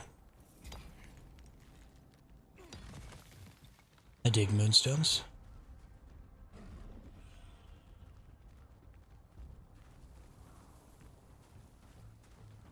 Where's just a good pack of knights?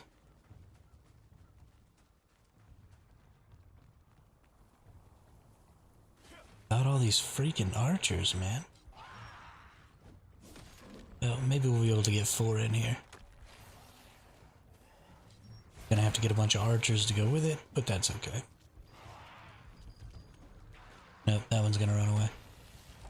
Okay, well, we'll still be able to get 3. That's enough. Oh, that one's coming back. Nice.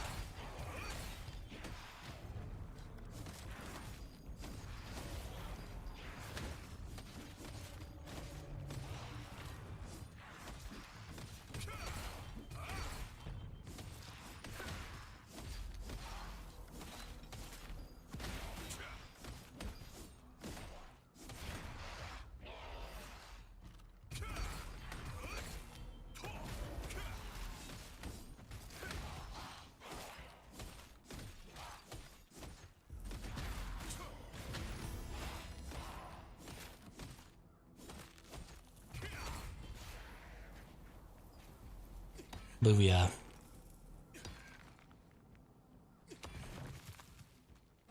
Ooh, rare mana steel. Yeah, here's 3 knights. There we go.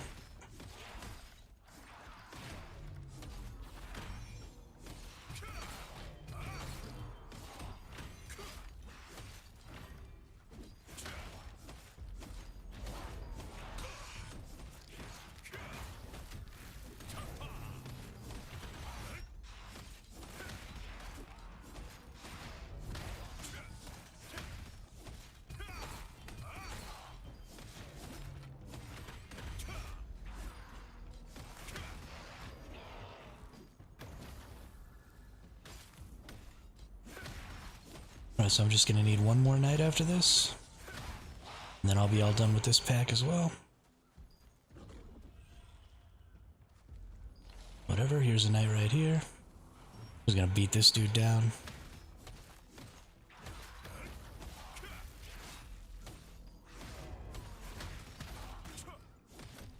Don't really care about the other enemies in the area. Just gonna kill the knight and then move on. Yeah. Just make sure I don't have any more. Don't have any more.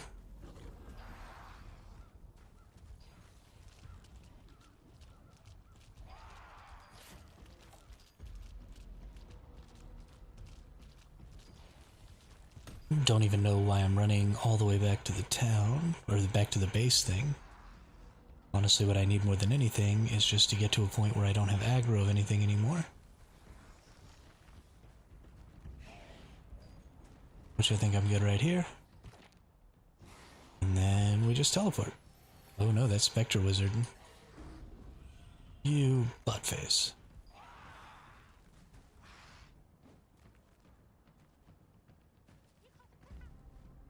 You buttface. Ooh. A gigantic moonstone. Gotta get that. Gotta get that. Alright, now we teleport right back here.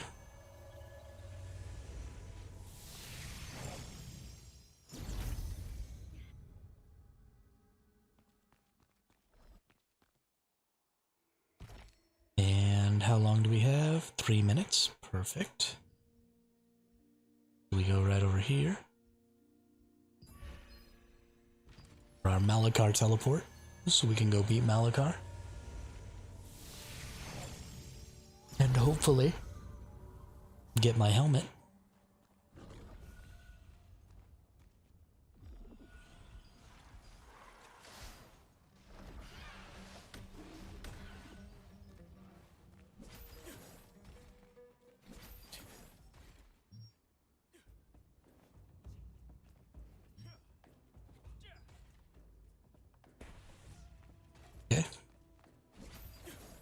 Guess that one doesn't want me to be able to hook up.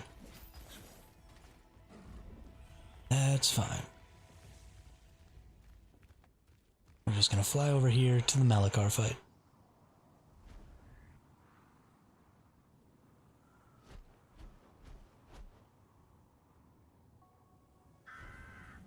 Bunch of people who are transformed into orc butchers.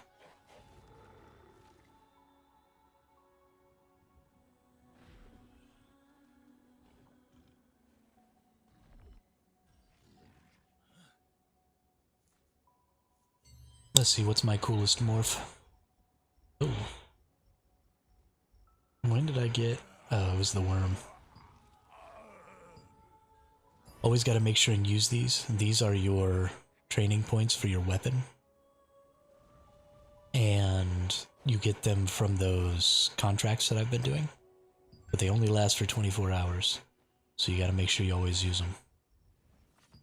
Or you will lose them. It is the stupidest system I have ever seen in my entire life.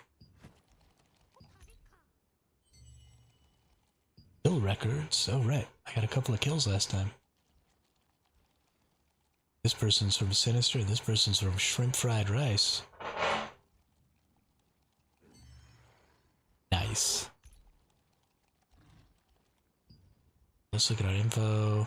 Let's look at our members. I think I still am the one with the most points. 3,246. Yep. Still the one with the most points in the guild. Nice.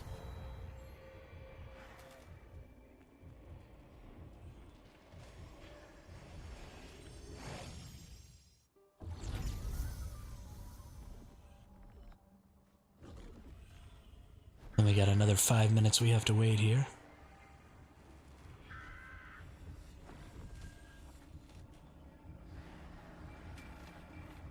So we'll see, hopefully some people will put up their parties in the chat.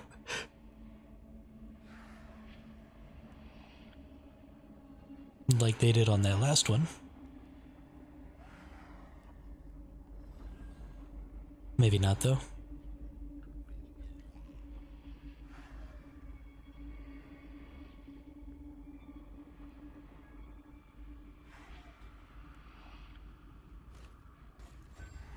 Hey, there we go. Alright, I'm gonna go use the restroom real quick. While I wait for this 5 minutes for this thing to start. Then we'll kill this boss.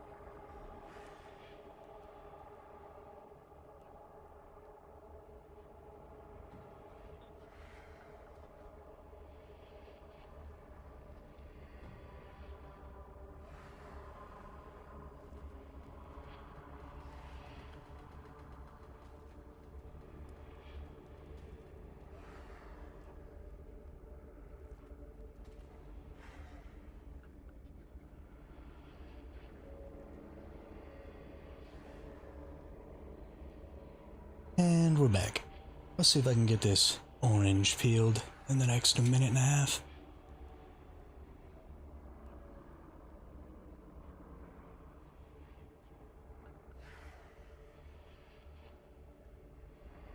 And then we kill Malakar.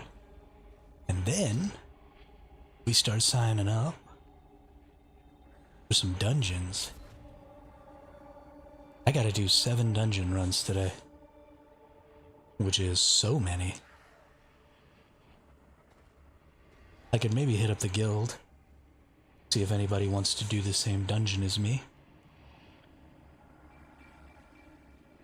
It'd be nice to do it with a specific group.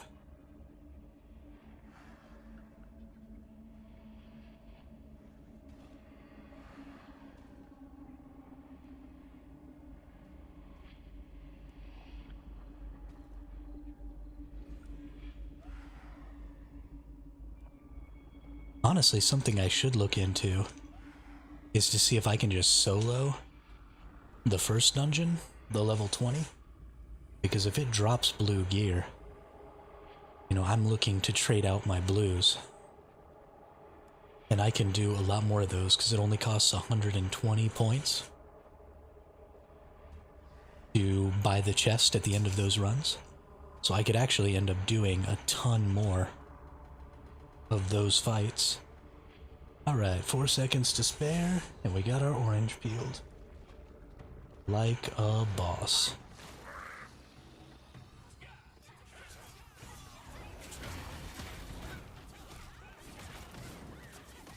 Alright, the goal is to not die.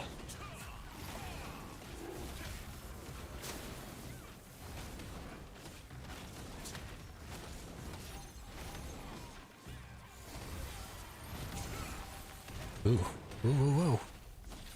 Already failing at the goal.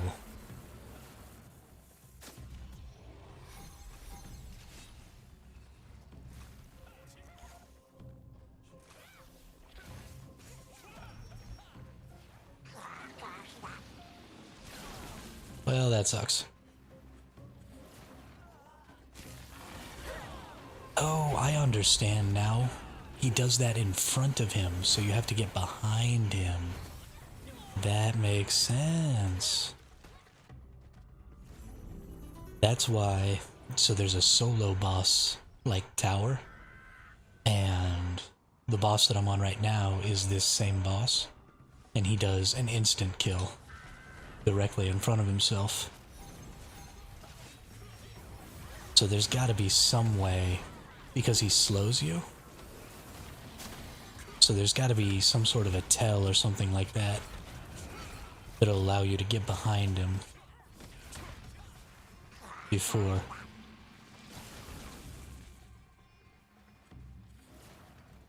Yeah, okay, well at least now I understand what the mechanic is. So maybe I can avoid it. Because that's really the only reason I die.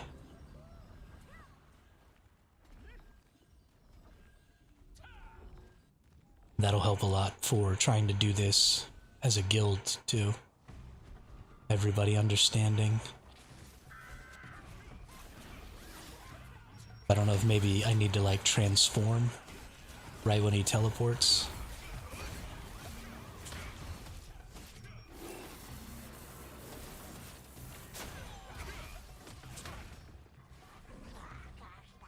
Oops. Nope, didn't make it.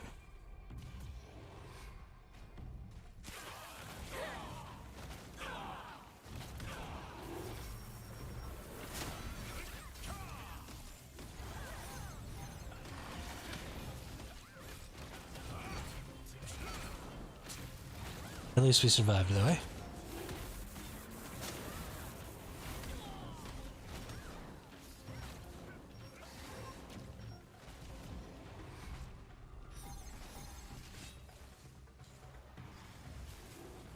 Let's just kind of observe for a minute. I want to see if I can see anything about his teleport.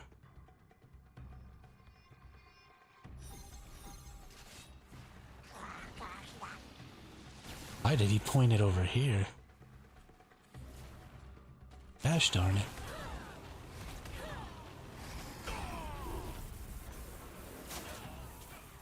I didn't see anything that indicated to me that he was about to teleport.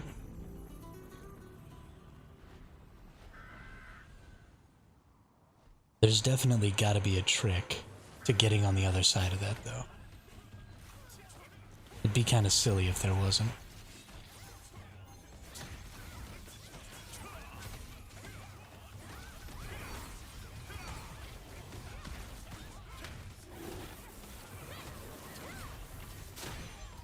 Especially because these bosses aren't always going to have this many people in the future.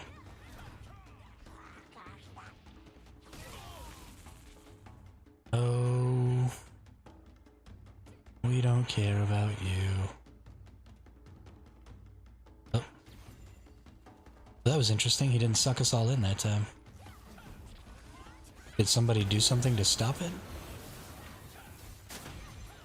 Because that would be great.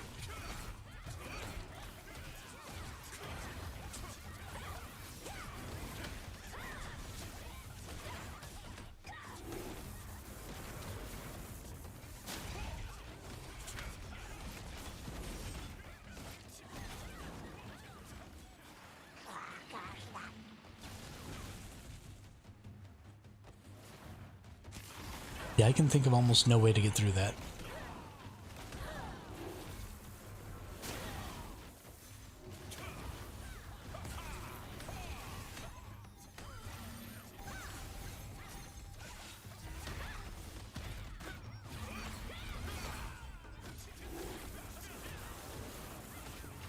Other than just having the meat. And I'm trying to decide what to play tonight, Daisy or Star Citizen. I vote Daisy. That's my vote. Not that my vote matters, but it's my vote.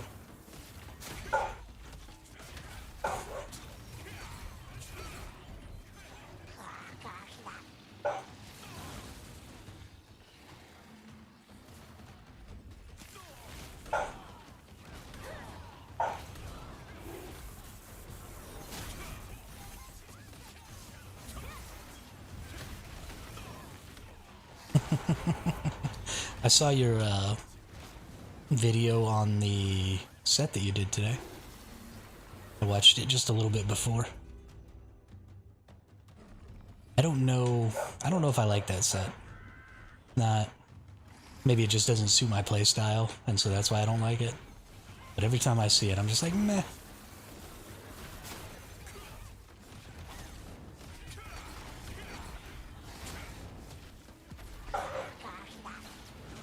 I hate this boss. I'm gonna die. Again.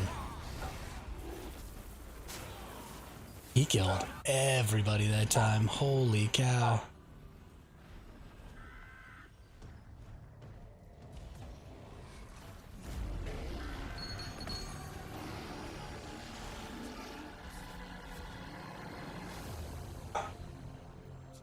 I don't think I got... I'm gonna wait till Citizen Con to place it. That might be a good idea. You get a bunch of like goodies and stuff when Citizen Con comes out.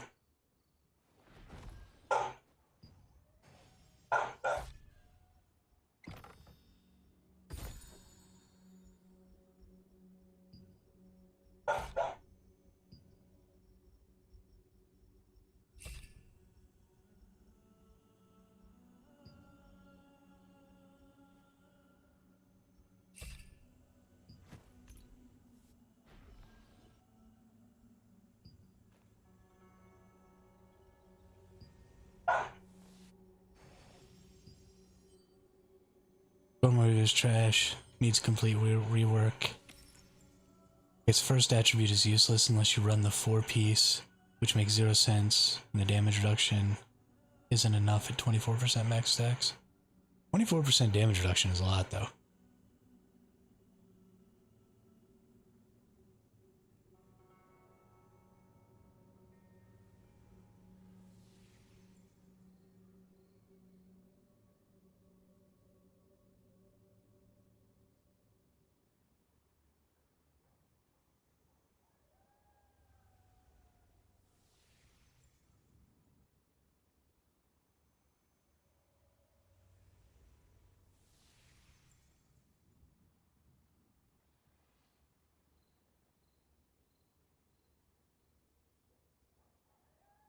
Unfortunately, I don't think Star Citizen is on NVIDIA GeForce Now.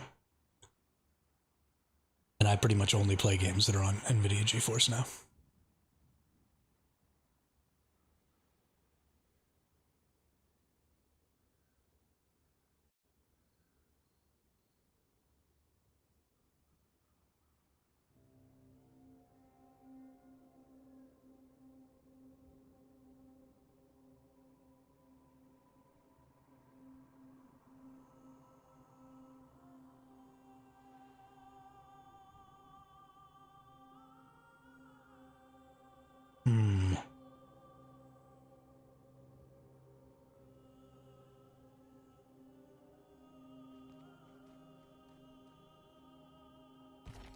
Oranges are good. Alright, so now we have an hour and 45 minutes. Oops, somebody gave up some sort of...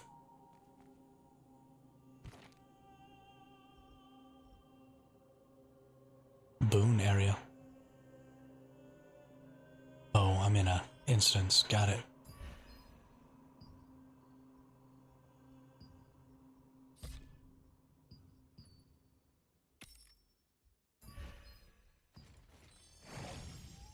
I forgot that I was in an instance. So let's take a look at co-op dungeons here. The Spectre's Abyss drops the helmet that I'm currently using, although I don't really need the crit hit chance. It drops a good Sabaton, but again, don't really need the crit hit chance. This sword I could use. And these gloves I could definitely use.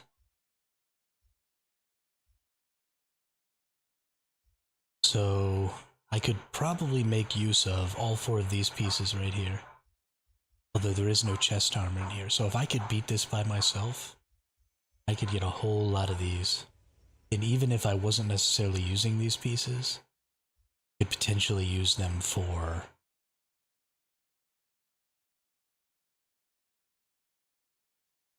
You're gonna have to build your new PC.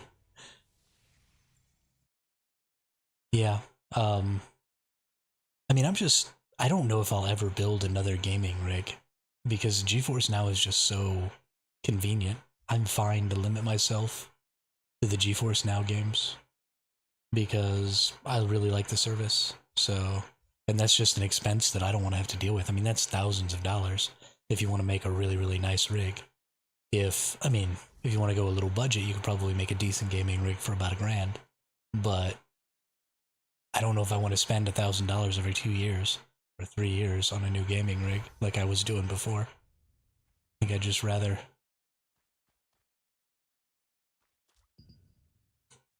use the GeForce Now. Alright, let's see what this drops. This drops almost nothing that I actually need.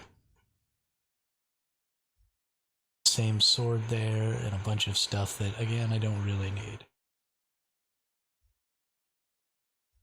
So if I can beat this, I could probably trade out most of my gear.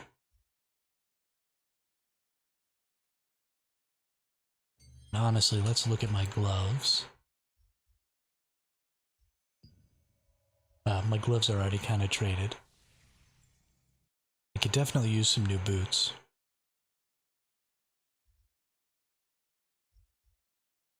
And I'm already wearing that helm. You can wait a bit, you can have my 3070. Yeah, I mean, honestly, you should just, like, sell that on eBay or something. I am thoroughly uninterested in trying to build a new computer or upgrade my computer or anything like that. It's just so convenient to play on GeForce Now. I have no real desire to do anything else. Why aren't these equipped again? Go on there. There. There we go. Honestly, if you did the initial expense of building a top-tier gaming rig, you wouldn't have to spend thousands every couple of years. Just upgrade specific parts as needed. I mean, I don't have a problem building the PC. I mean, it's really simple. I was, like I said, I was an electronics technician in the Navy. I've been building computers since I was like 15. But it really is the expense for me. It costs me $120 a year to use NVIDIA GeForce Now. That's just so much cheaper than I would ever be able to build or maintain a gaming rig for. And on top of that, none of the maintenance falls on me this way. So I don't have to worry about any of that stuff.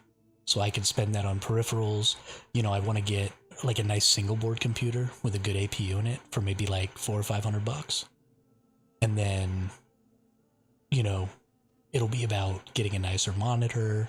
It'll be about, you know, some of the peripheral stuffs, having nice headsets, nice mice, things like that that I can do that can absorb some of that extra savings that I've got so that I can upgrade those pieces every few years instead of trying to upgrade the whole PC rig.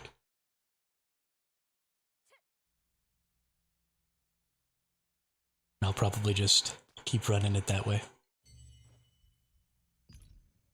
Okay, I think we're gonna go in here. This is minimum combat power 600. Normally you come in here with 6 people. 6 times 6 is 36. So you would be at the same combat power as a group that was supposed to be going in here at 3600. I'm at 21. 2134.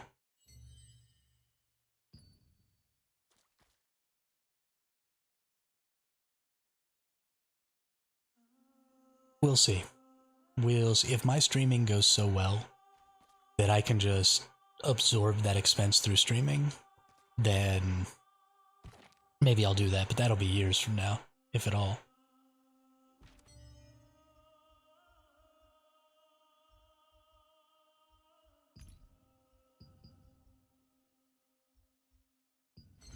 Let's go see if we can beat this solo.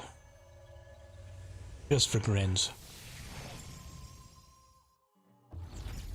Honestly, not even just for grins. This actually might be a pretty decent trait farm.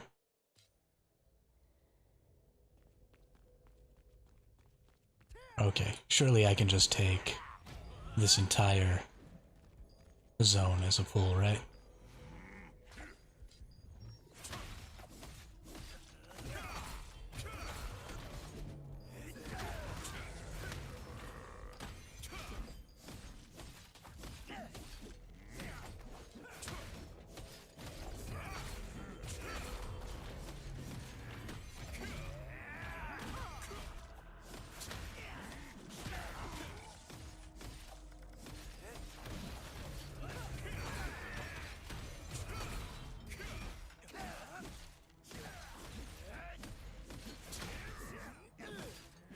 Boy, does it feel good to be invincible.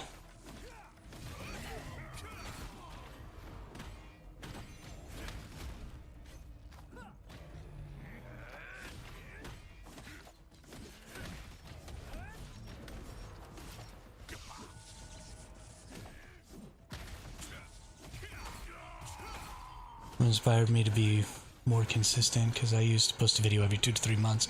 Now I'm dropping one a week. Good.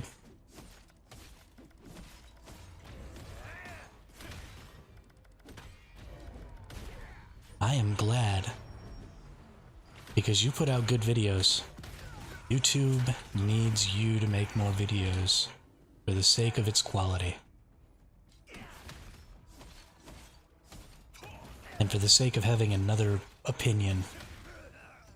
I'm so tired of watching the same video over and over and over again with the same freaking opinion over and over and over again.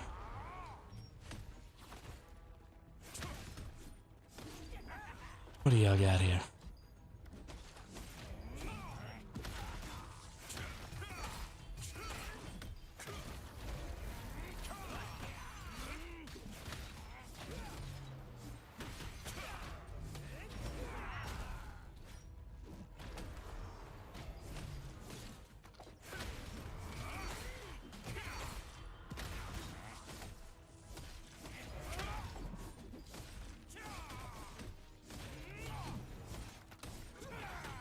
I wonder how far these enemies would chase me if I just ran through them.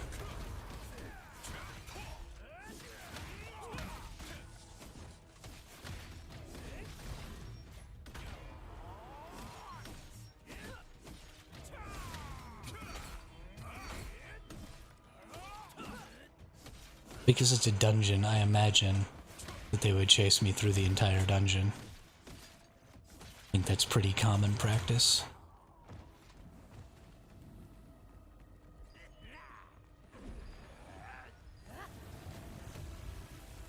Oh, that's the boss down there, right? Let's not aggro him with the rest of these, just in case. I imagine I could probably take them all, but... he's got that move where he stuns you and does tons of damage to you. And I wouldn't be able to stun him to get him out of that, because I'll be the one who's stunned. So...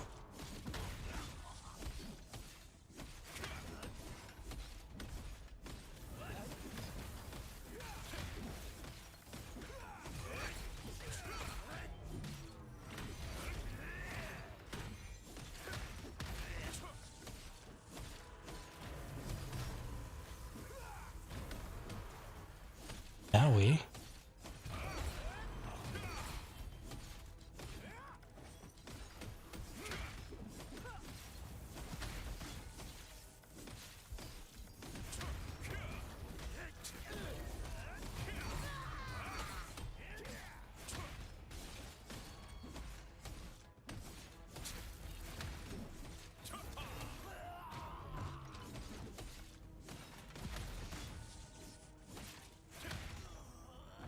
Alright, first little mini boss here. Let's see how this goes.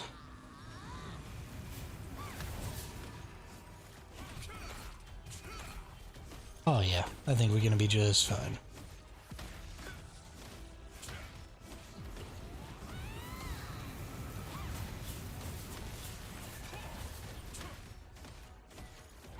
Oop, I even got clipped by one of those. And we're still doing good. Nerd.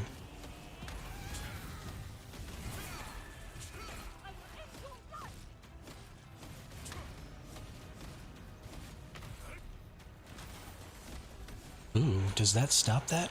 Was that the grabby move there? I don't even know. I have to remember that.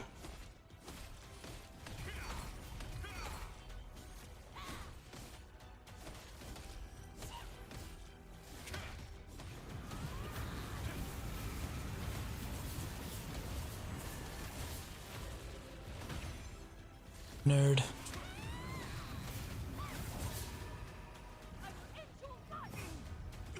Oh, nope, she got me. She got me.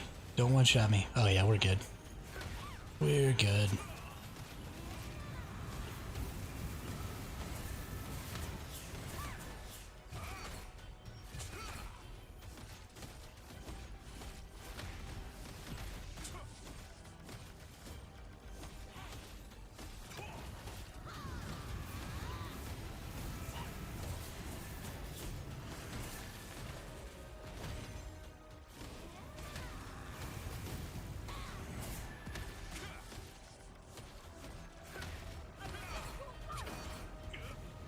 You biatch. You stop grabbing me without my permission. Well, it doesn't tell you how many total hit points these things have. That's too bad. Because I was kind of hoping to know exactly how many hit points the boss had when I came through and did this.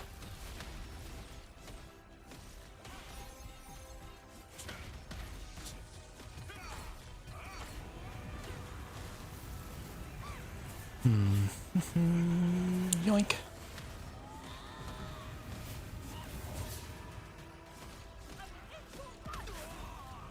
Oh.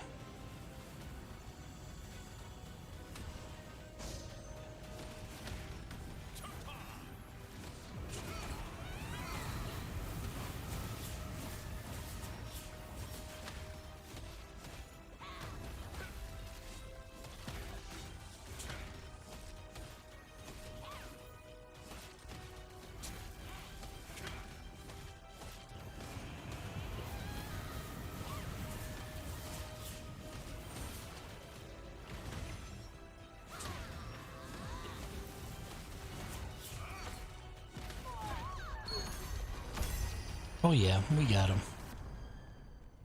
Hey, that's a lot of rare polished crystals. That was nice.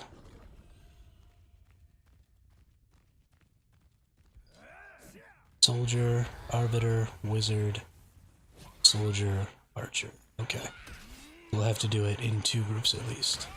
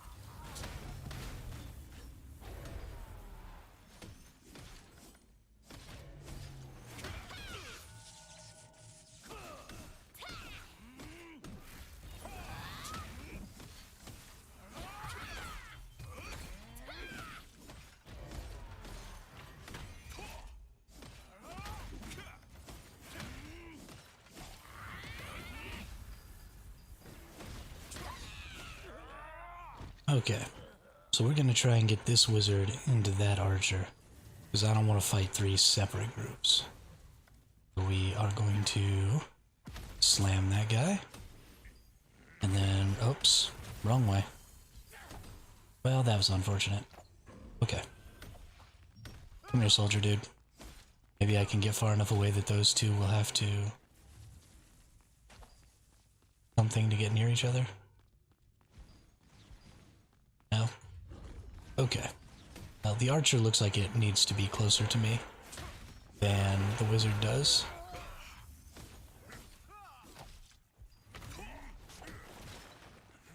Not sure why that pull didn't work, but okay.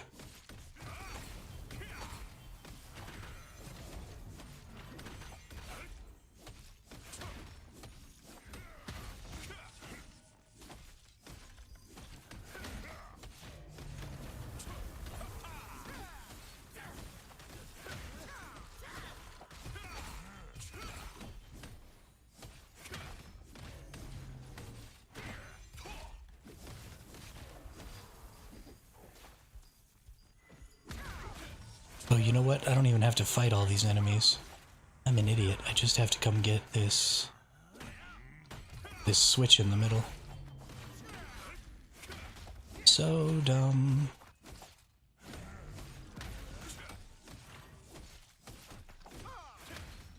Putting in so much extra work for no reason.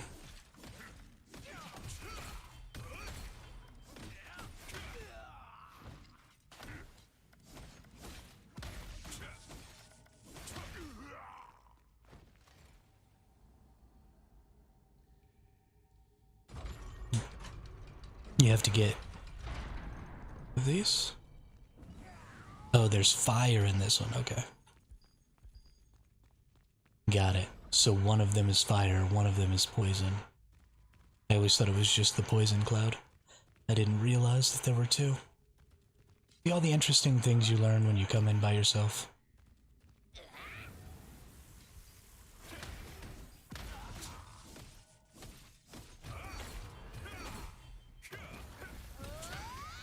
Oh wow. That dude chased me all the way. Okay. Okay.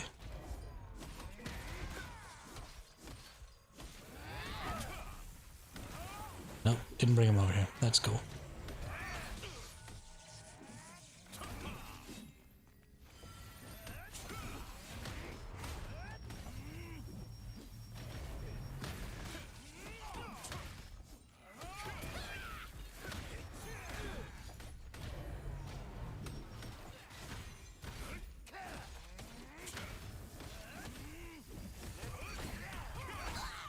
Right, got that wizard. Now we can move over here.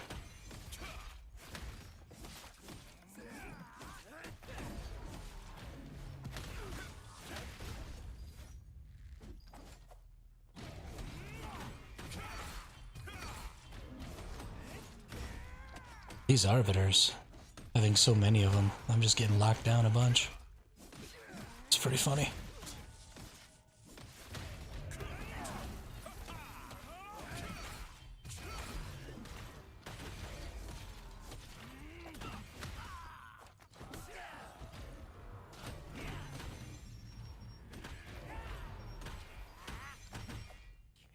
Just block all day. That's fine.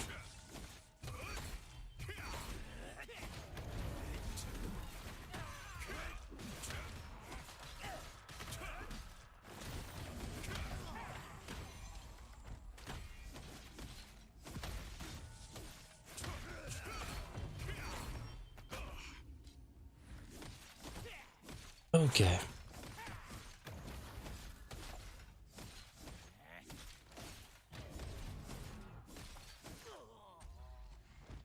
And that's the last one. Hopefully I don't pull that wizard. Nice.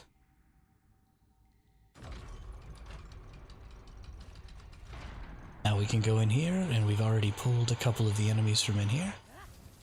So we just have to kill this wizard, and then we kill the boss. And then we move on to the final boss. See if we can survive his one-hit kill mechanic.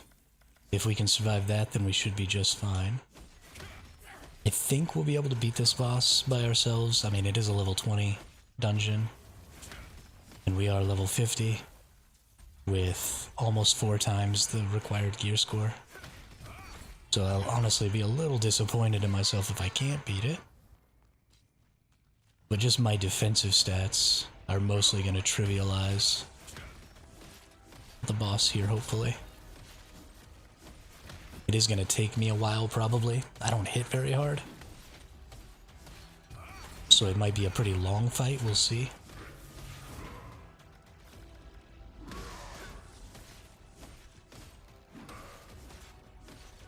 That's the thing I'm probably most worried about, is just it taking so long that it becomes uneconomical to do. But if that's the case, I could just run this with a bunch of pug groups.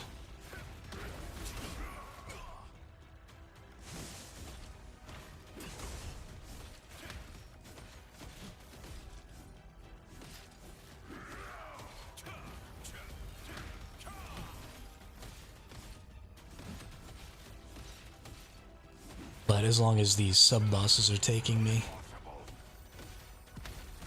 that end boss is going to take probably 2 or 3 times as long at least, if not more.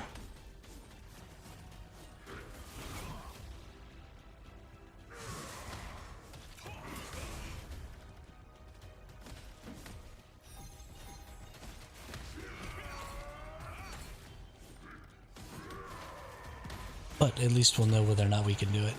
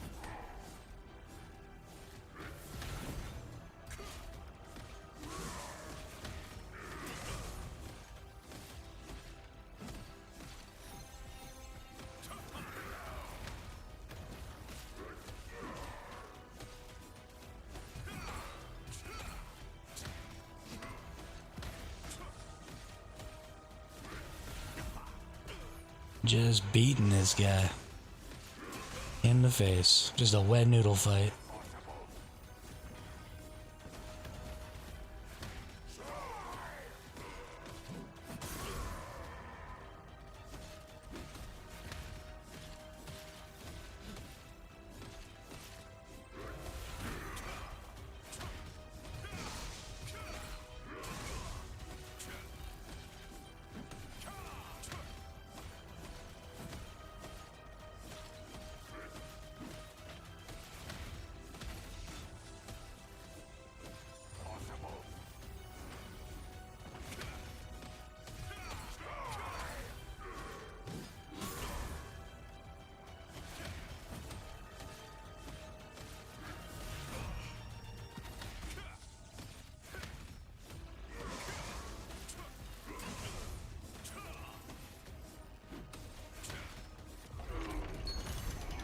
Hey, alright.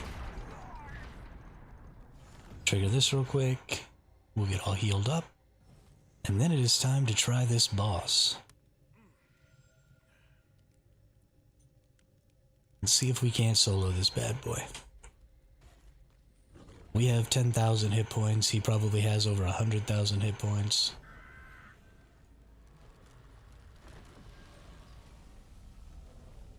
Shouldn't even be close. He should just raffle stomp me. But I think I'm gonna win.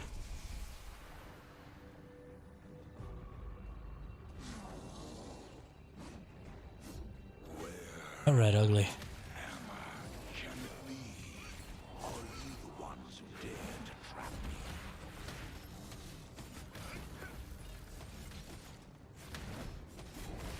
Oh yeah.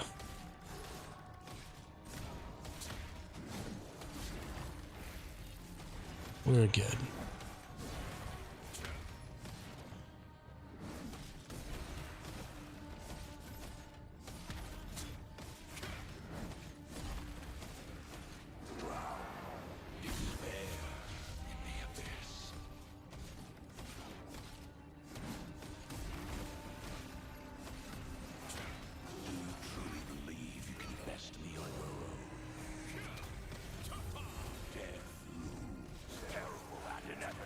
Oof. That hurts.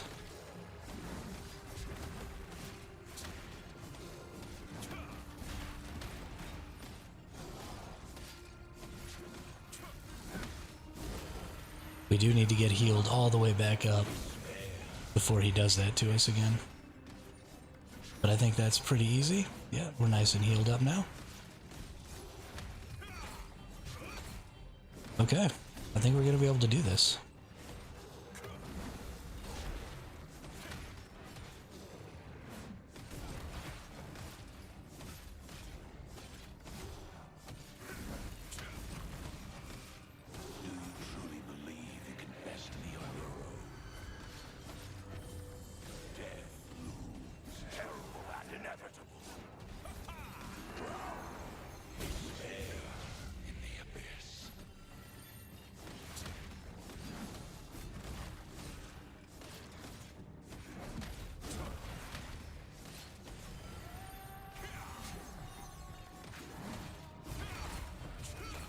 Okay.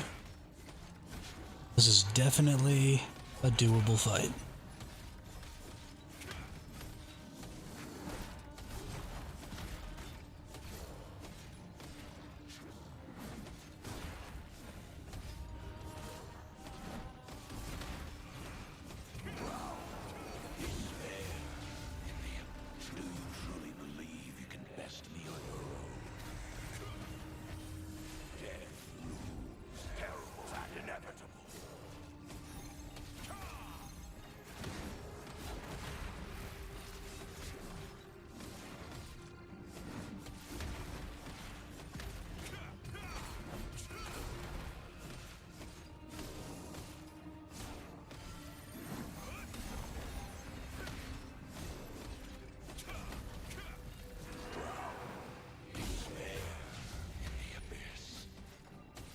Almost halfway there.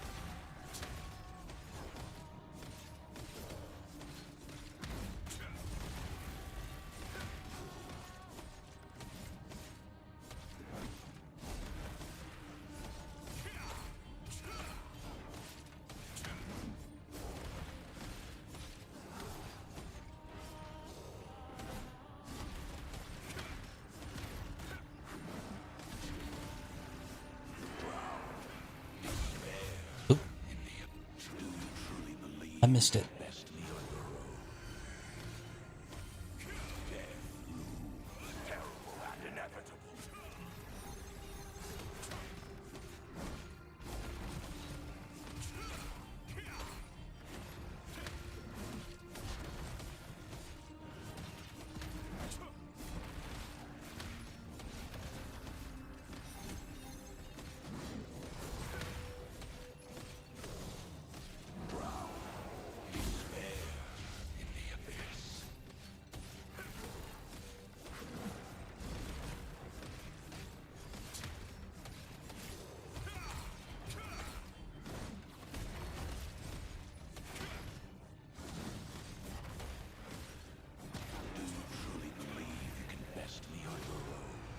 Yes, yes, I truly believe it.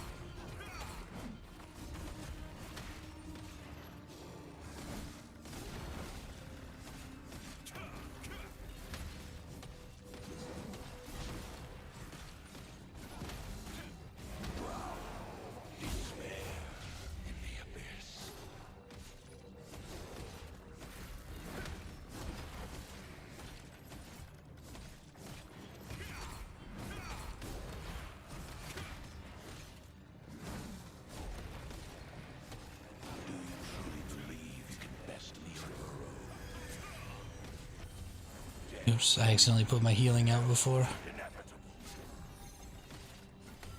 Meant to hit a different button. Oh well, we're still alive. 2% to go.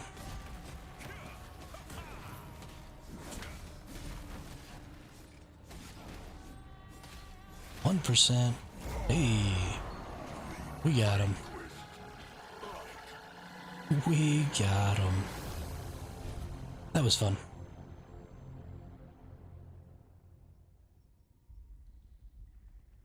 What do we get? We got the gauntlets. Let's see what trait they got. Melee evasion. We already have melee evasion. So see, this is kind of why I think doing this first dungeon is such a good deal though.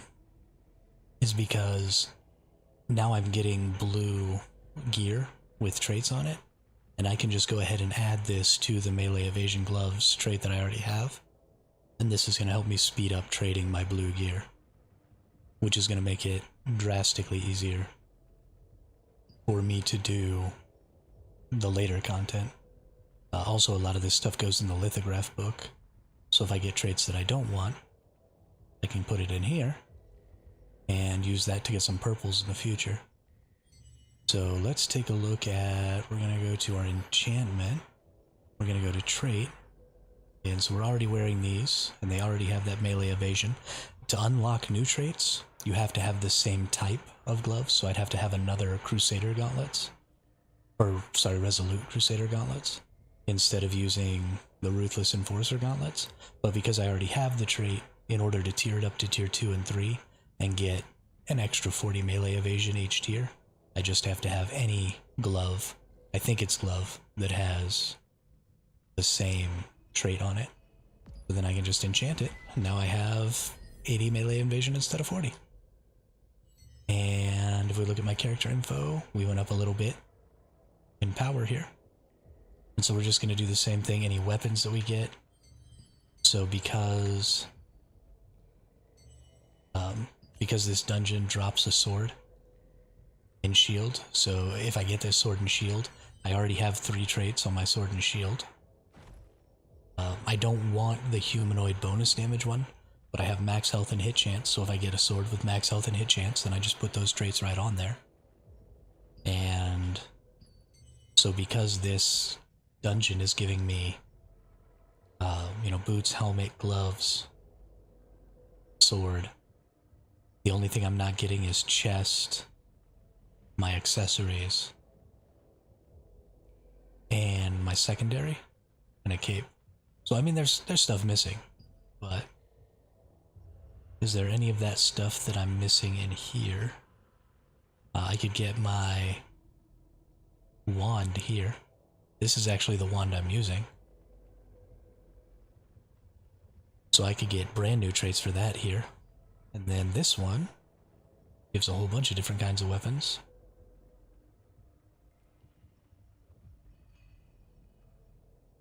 I've never even fought these two. So we'd have to take a look at that. But that's interesting. I kind of like the idea of being able to run that solo. And because it only costs 120 to get this, I mean, I can run this 10, 15 more times at least. Yeah. A little over 15 more times. So I could get tons of stuff from that. And I'm already using that helmet. So any traits I get on that helmet will be extra traits that I can add new. And I'm using these boots right now. So I could trade out my boots. Or is it these boots? I'm using one of those two. Nature's End. So yeah, I can trade out my boots, my helmet, my weapon because I've already got the traits, and my gloves. Then I just need chest, leggings, my secondary, and then all this other stuff down here.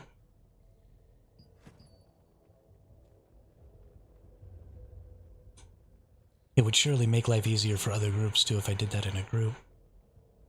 View content notification, nope. So if I just joined random pugs, then I could just tear through there. Keeping everybody alive. An interesting thought. Versus doing this where, again, here I can get a lot of these equipments that I need. And I can get traits for all of this stuff. And honestly, these pieces are all pretty good. And I mean, I might even want to wear some of them. But it's just such a pain in the butt to try and get through this and get a good group for it. But let's see what the party board is looking like here. Looking for heals and DPS. They have a tank. They have a healer. I don't think they have a tank.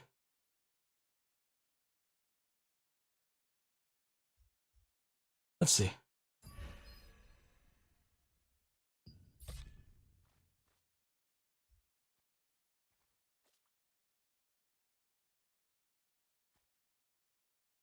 The gear in this dungeon specifically is really tank focused. So most of these groups almost always have a tank already.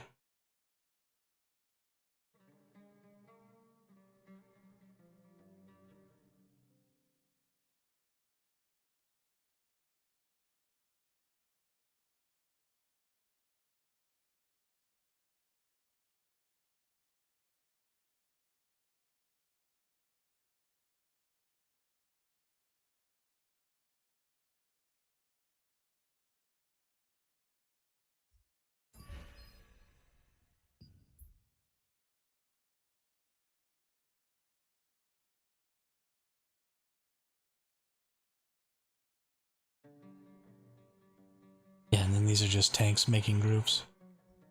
That's funny. Got 2 requests out. Hopefully I can get into one of those groups. Oh, completed something. So I can get active skill or passive skill. Passive skills are pretty good. We'll get passives. Hey. Alright. Let's go join these fools. Nice. Let's see how bad I am. Oh, they just already in there. Okay.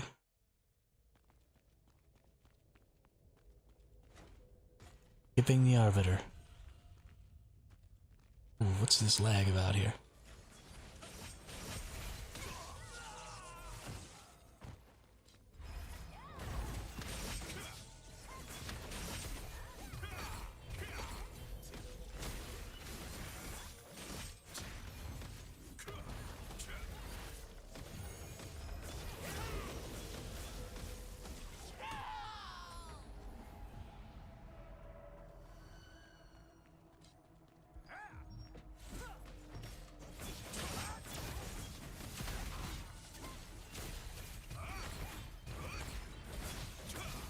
I didn't think they had a tank, but I just saw somebody use the sword shield pull. So I'm a little confused.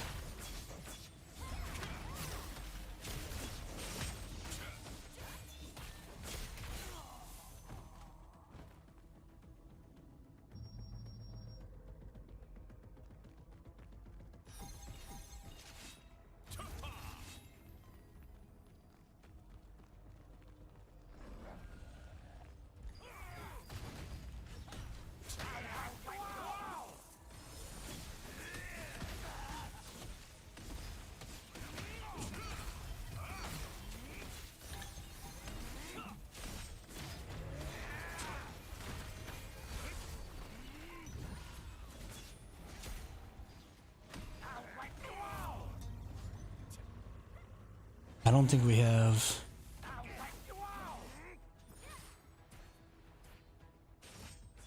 Why is our healer gone?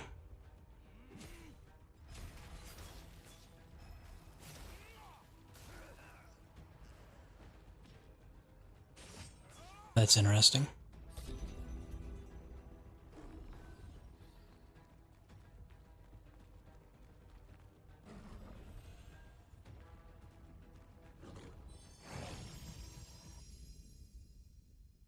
Did I get kicked from the group? Wow.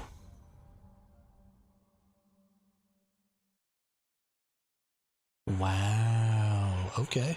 That's cool. Thanks, y'all.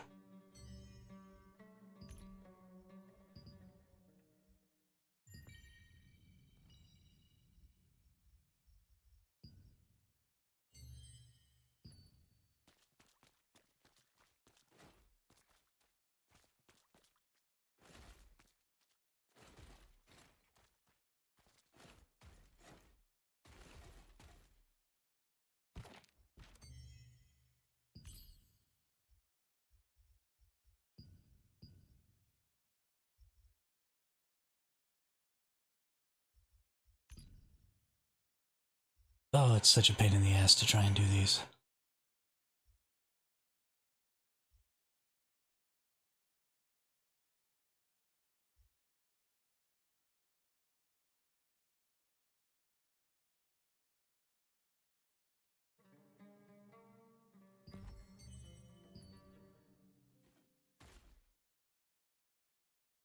Well, let's see. We got quite a bit of daylight left.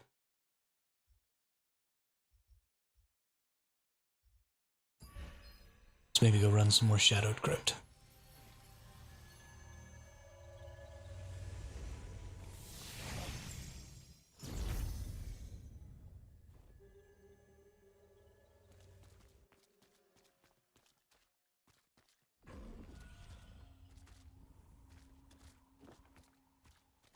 See if maybe I can't find a group over here.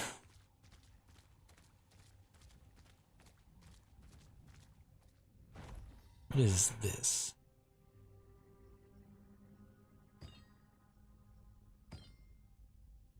Okay, that's just letting me know that those are there. Oh, and that I only have one left. Okay. That's interesting. Might as well just open these then, I guess. Now I have 7,000.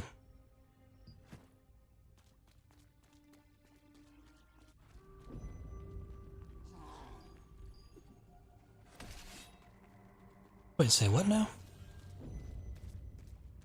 Oh, this is like the side entrance. Okay. That makes sense. Let's go through the front entrance. Where all the people will be.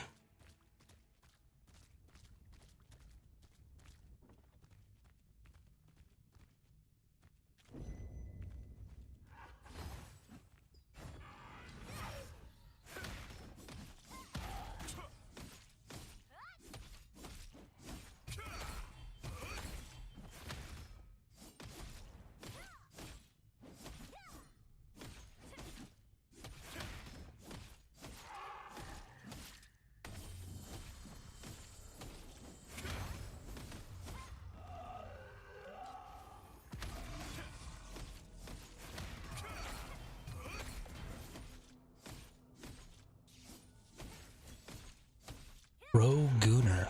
Alright. Sure.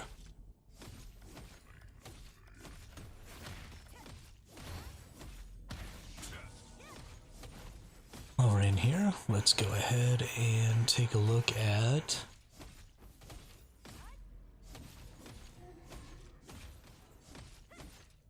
that's interesting. What is this?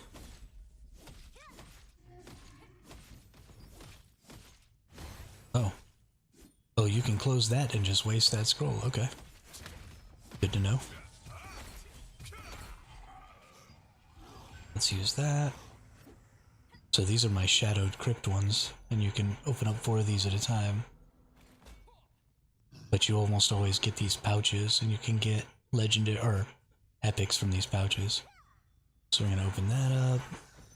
You can also refresh them if you don't like what it's asking you to do. This is gonna ask me to hit that flame brazier twice, which is great. Pistol specters are pretty easy to get, so we're gonna do that. Oh, and we're all full. Oh, did it automatically give me that last one? I think it did. So this is that tower that I was wanting to do. And this one is unassigned. So can I open up? Okay, got it. So it opens it up. Interesting. Let's see if we can get one that I actually want. Looks like just the wolves and the orcs here. Ooh, there's a tier 3. Or are these all tier 3? Okay, they're all tier 3. Orc Spearmasters, those drop something that I want, so let's do that. And maybe I'll do that at some point. We'll see. See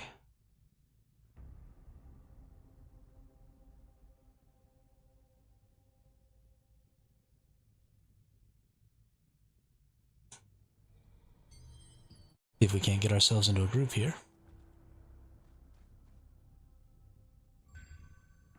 Hey, nice. Where are these fools at?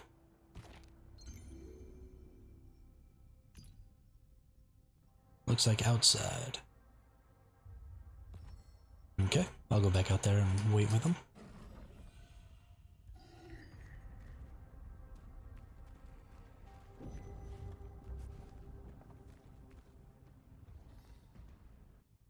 Oh, there's Vitroni.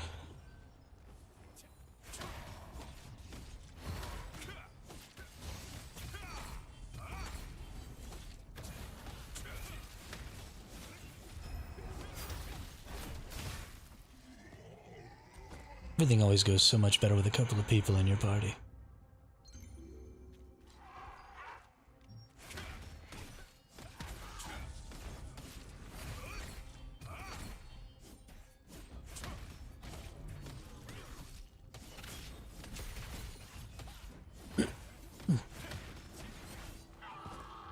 Nice. Hey, we got 4 of us here. Where are we going, y'all? I don't like to lead. Y'all take me where we need to go, and I'll tank things.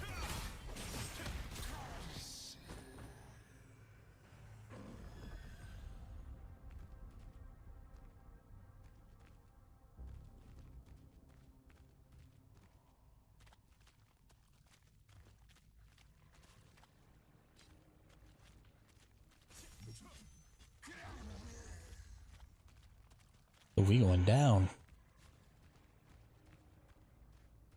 We going all the way down.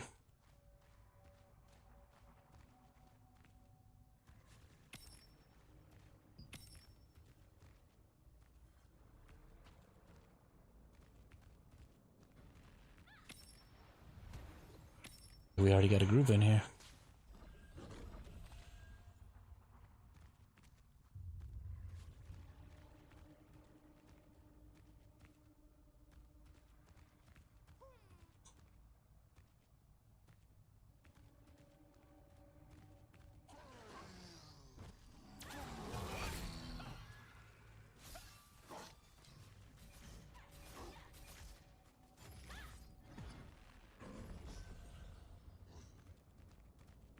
left one of our folks.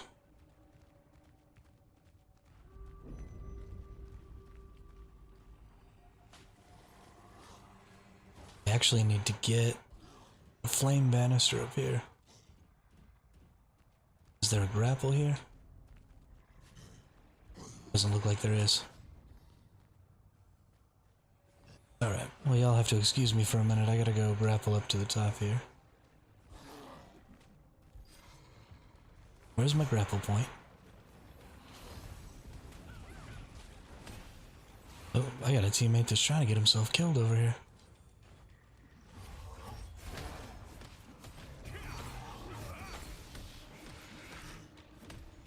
Stand still.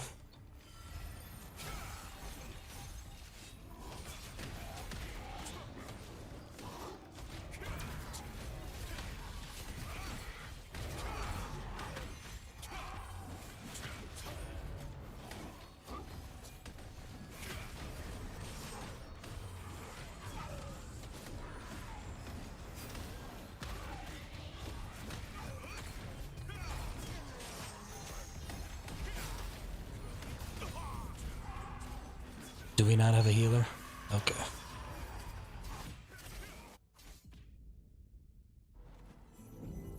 Well, Are you done with y'all. about something precious you have lost? Just go run and pull a whole room full of crap all by yourself.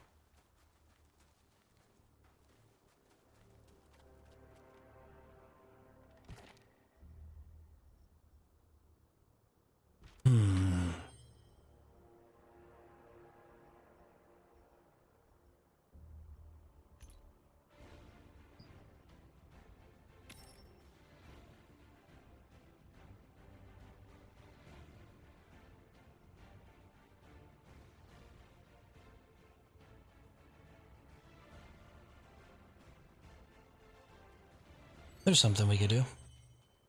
Let's do some secret dungeons. We haven't cleared them all yet. And I actually need to clear this 15th one for a quest that I've got. So let's see if we can kill this big eye. These secret dungeons are actually really fun. They're just solo boss fights. And you just run in there and fight them. This boss is a lot like Malakar. But the thing that he does is much like Malakar's, but it's a one-hit kill instead of just sucking you in and then hitting you a bunch of times. He just nukes you to death. And I'm having trouble avoiding it.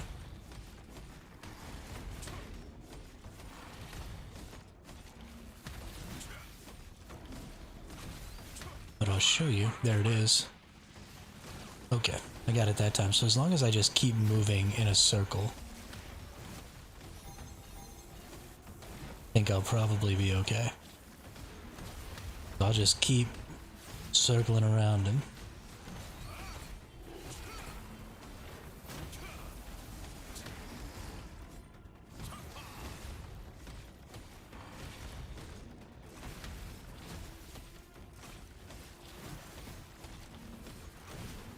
And I'll do all of my healing and stuff after he does that move each time.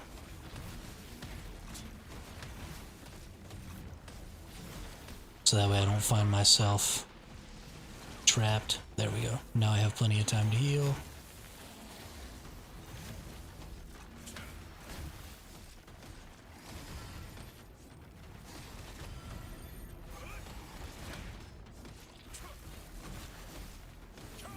And I know I'll be able to just kind of stand here for a little while.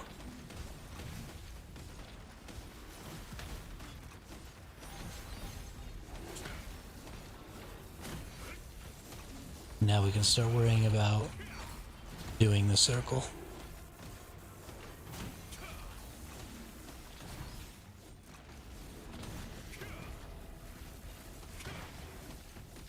As long as we stay nice and tight to him, I think we're going to be okay here.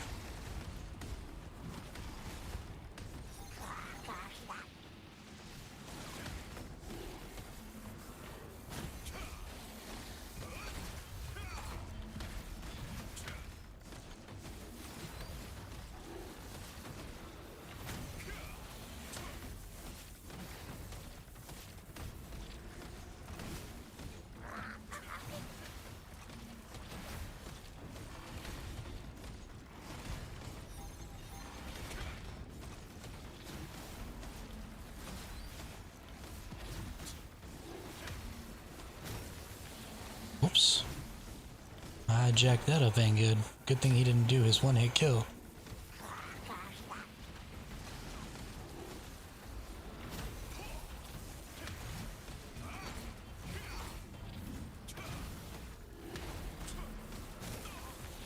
And I messed that one up too. Good thing the only thing threatening about this boss is the one-hit kill move.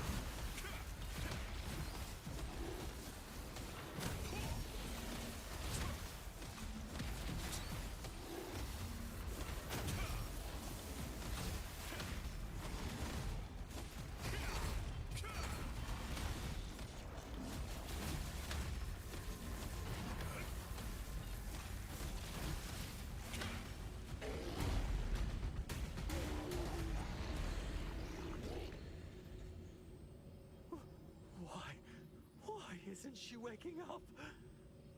I'm sure all the specifications were right.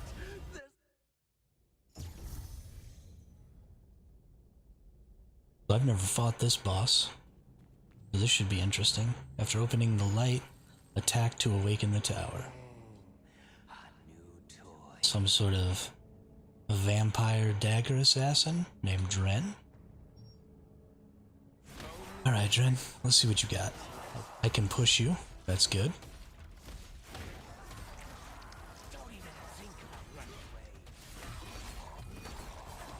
Skills happen pretty quick, so I gotta be fast on the dodge.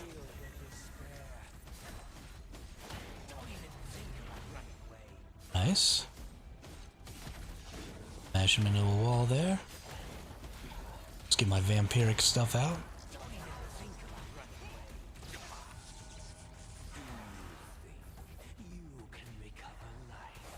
Oh. I gotta get over here to my light. There we go. So I can't die while I'm in that shadow form, I guess.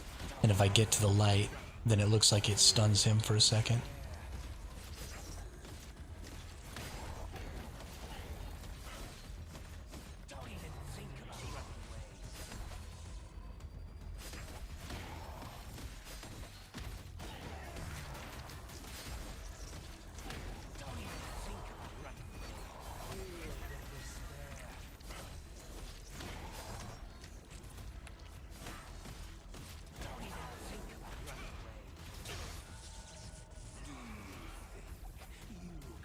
Okay.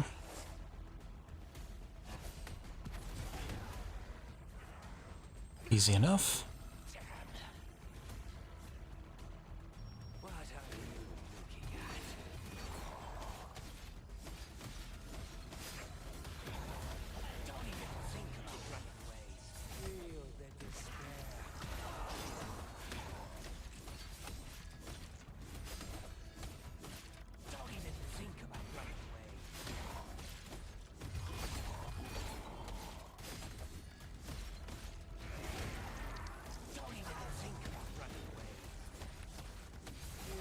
Alright, this boss ain't too bad.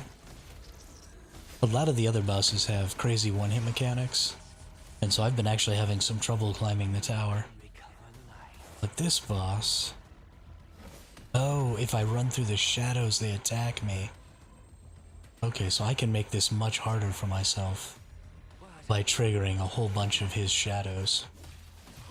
Wonder if that mechanic is going to change at all as we get him lower and lower. Maybe more of those shadows will appear. Like that mechanic just changed, now there's 2 of those instead of 1.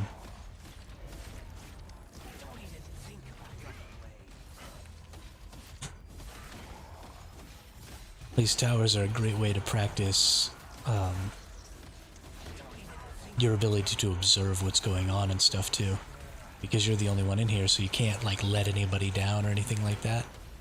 And a lot of the mechanics that the bosses in here use will be mechanics that the bosses in the game use, whether they use them now or inevitably use them in the future.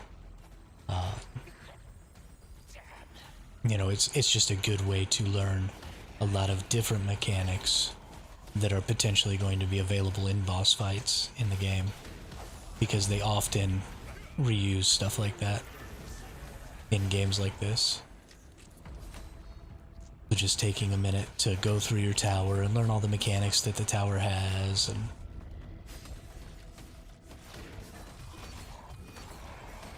I think each of the bosses that are available right now are represented somewhere in this tower. And I don't know if all of their mechanics are exactly the same, but at the very least, some of them are. You can recover life.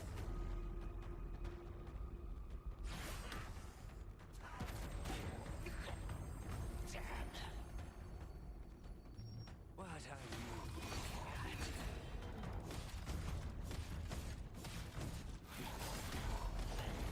Don't even think of running away.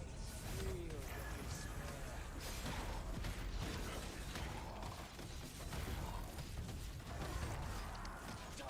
He's so tanky.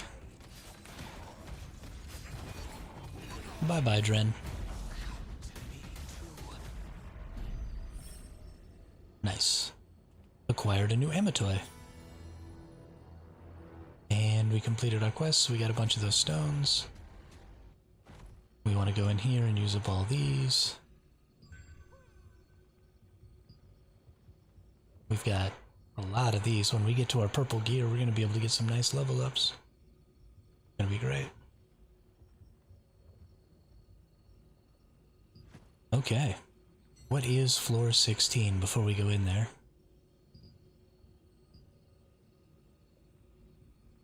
Shield of Stalwart Cooperation. Oh no, sorry, floor 16 is what we're on.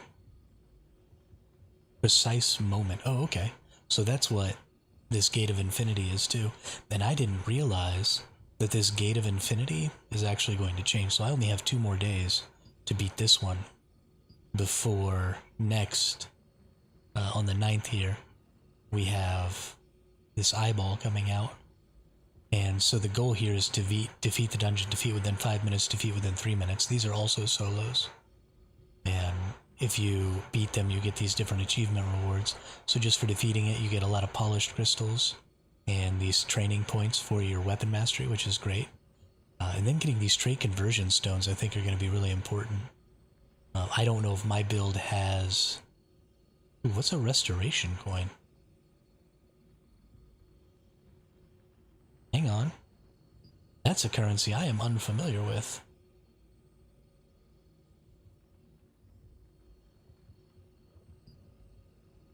What do you use restoration coins on?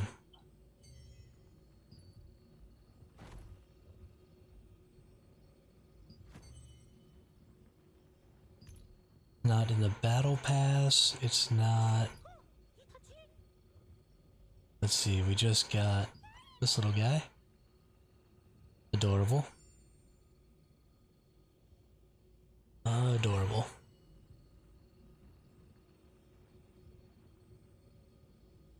That's interesting. I need to figure out what to use those coins for.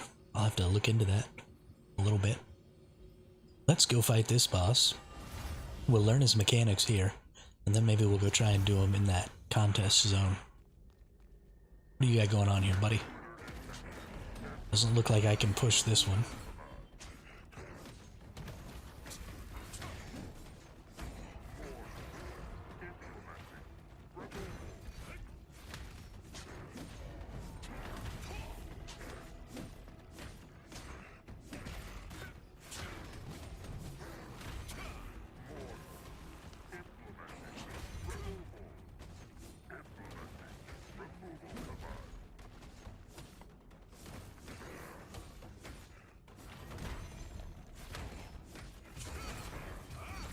that's right. He does weird fire crap.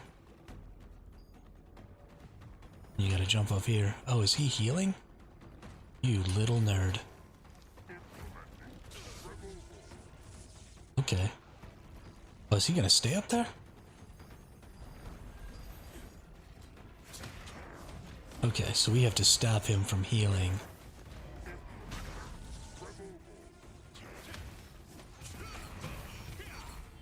Oh, and then he pushes us off. Okay. This guy's real cute.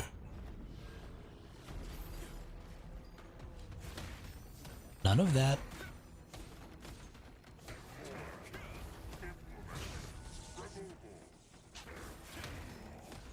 And then, yeah, just don't stand in front of him there. Okay. Okay. I see you, dude. I see you.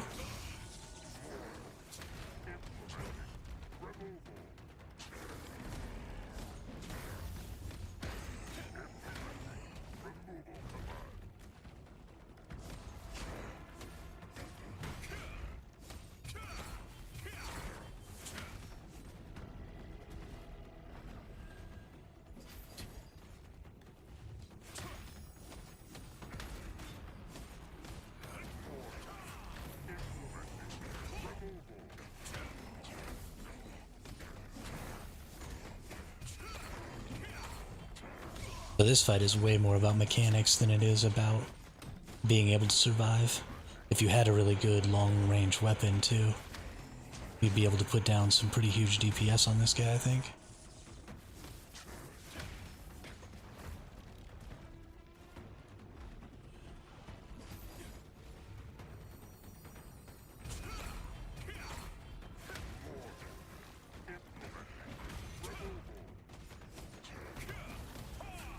No, darn it.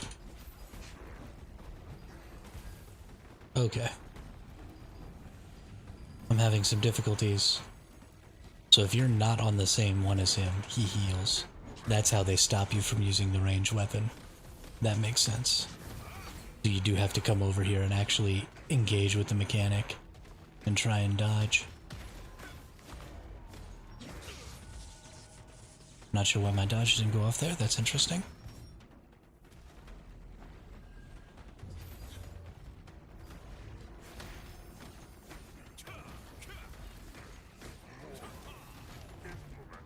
But I can also basically cover this whole thing in this heal, which is pretty great. I would have to do way more damage to try and get this guy in that 5 minutes, though, for that quest. But at least maybe I could beat it and just get some of those coins.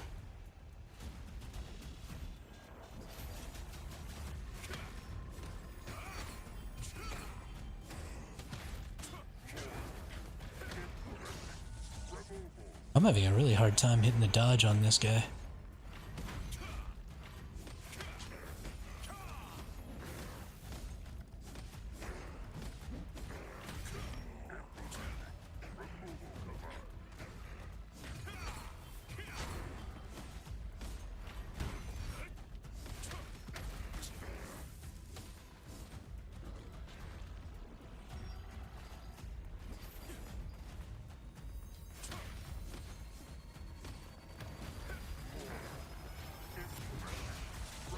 Whoops.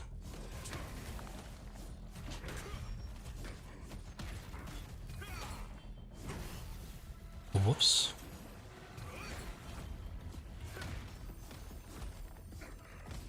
This is a pretty cool fight, though. Kind of enjoy it. This is a really interesting mechanic that I've never really seen before. I don't know who the designer was or who decided to make this mechanic. I wonder if it's possible to get over here fast enough to stop him from going into this.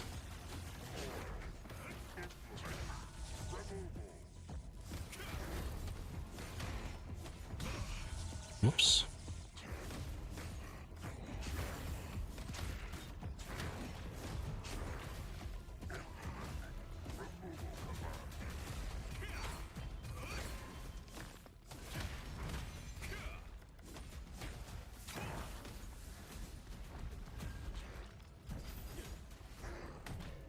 You can. Nice. Okay. I see you. I see you.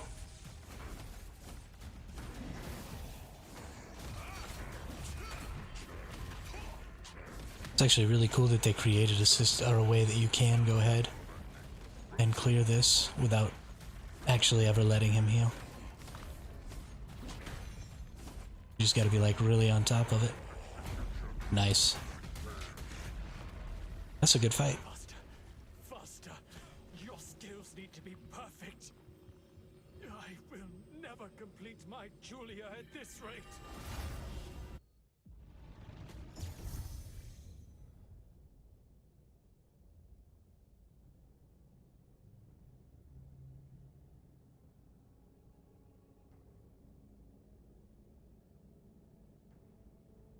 Alright, now we got a shieldy guy. Wonder what his mechanic's gonna be. Oh, nope. Oh, okay. So this person's gonna create a shield for us. And the enemy is going to do a big explosion. So whenever we see the shield dude standing out here, we're gonna have to go stand next to him. We're gonna let some cooldowns come back here real quick. Actually, I'm gonna go use the restroom while the cooldowns come back.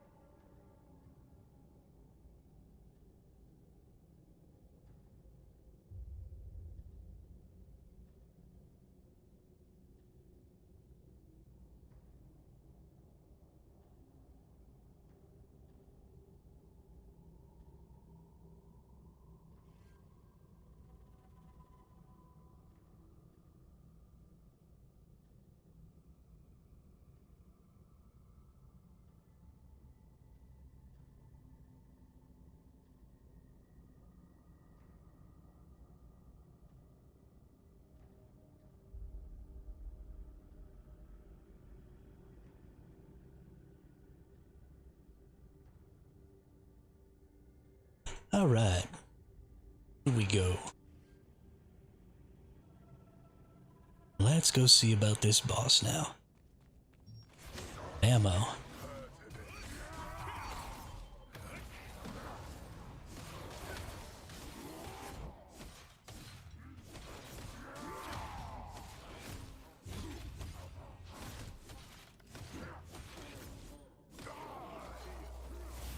Oh. Prepare a powerful blow to knock him out. Cover me.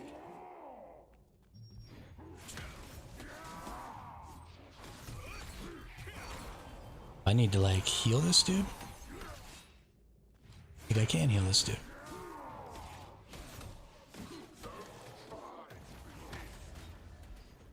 Quickly, to my side. Oh, that's cool. Help me. Operate your shield.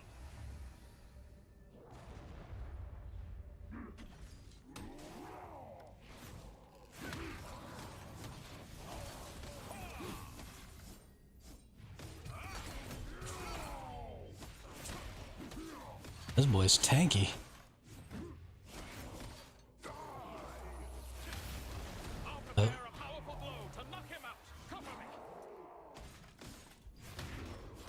Am I supposed to stun him there or something? I think I have to stop him from doing whatever he's doing. Quickly, to my side. Or do I need to go stand next to him?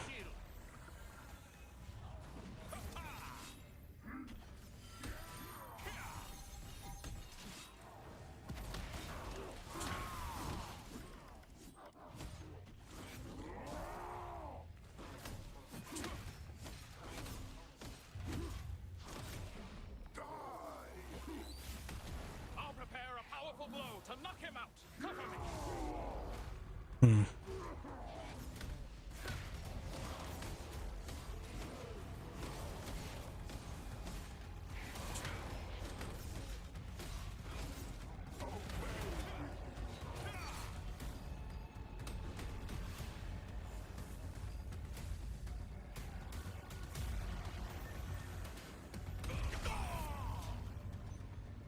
How do you defend that guy?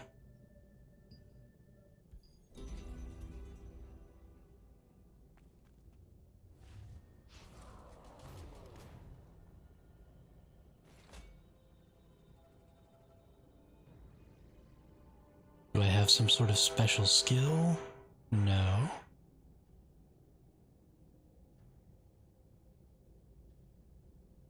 He says operate your shield.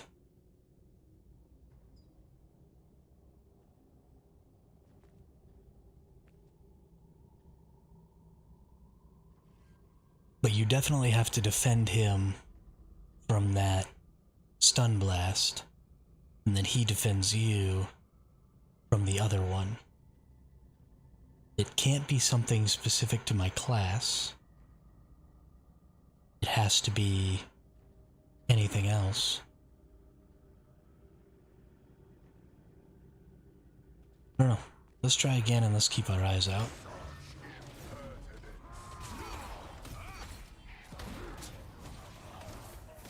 Either that or this is some sort of a DPS check.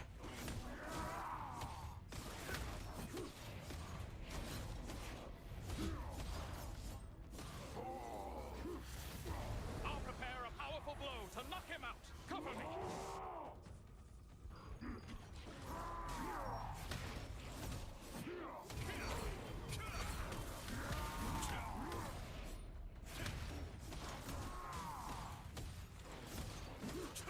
My healing doesn't help him, I don't think.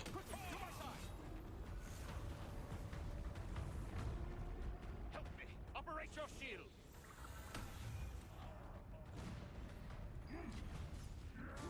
He says cover me.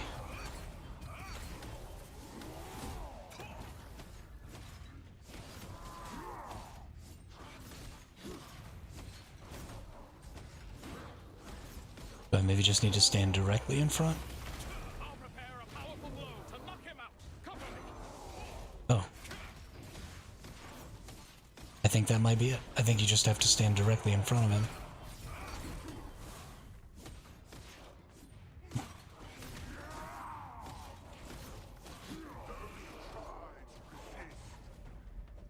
Quickly, to my side. Help me. Operate your shield.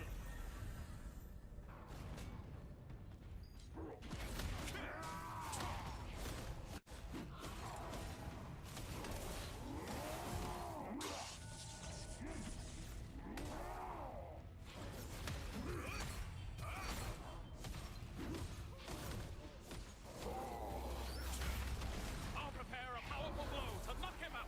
Cover me. Nice. Okay. I don't know how close you have to be, but you definitely have to be in between the Archwizard and the shield guy. Quickly, to my side. Help me. Operate your shield.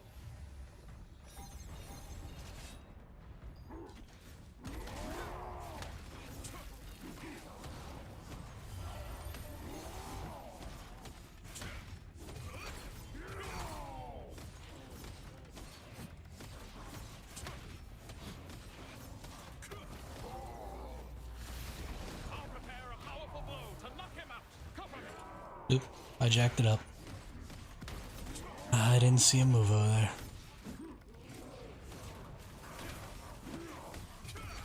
Well, that's it. I can't mess it up again.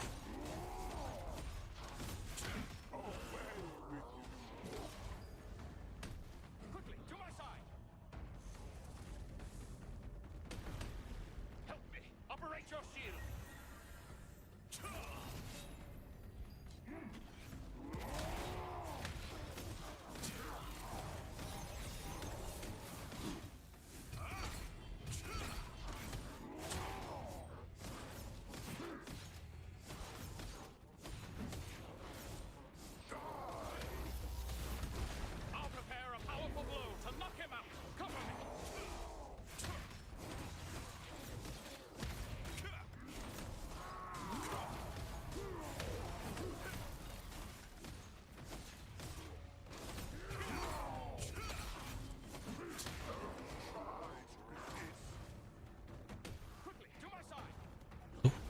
Forgot that shift is how you sprint. Just trying to press F for some reason.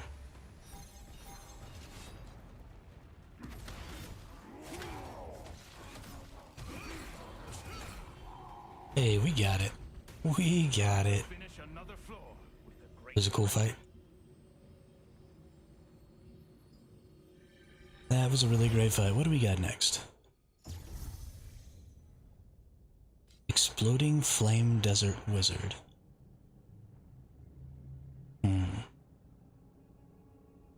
Okay, well let's learn some new mechanics. We can push this character, which is important to know. Got fire tornadoes.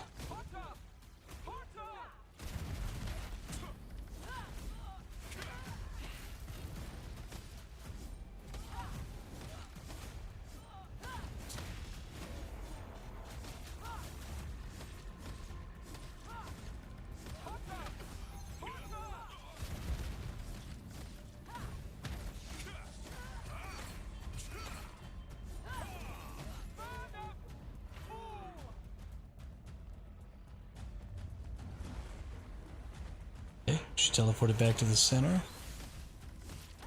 Big old fireball. That hurts.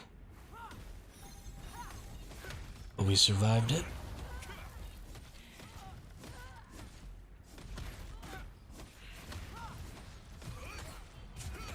I wonder if I can stun her in the middle of that big fireball.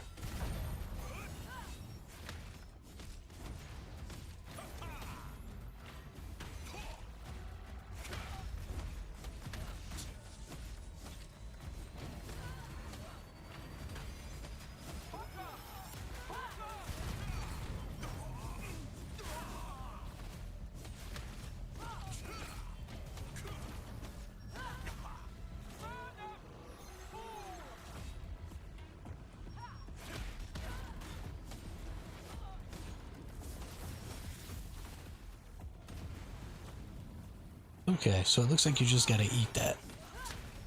Surely that's not the case, though.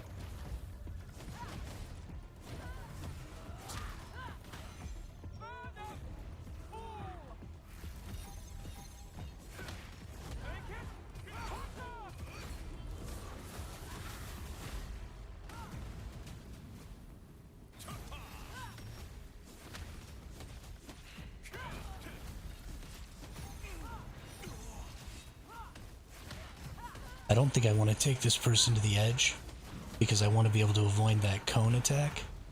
And I think the best way to be able to do that is to be able to, yeah, just run around in circles. That cone attack does a lot of burn. I don't want to take all those burns.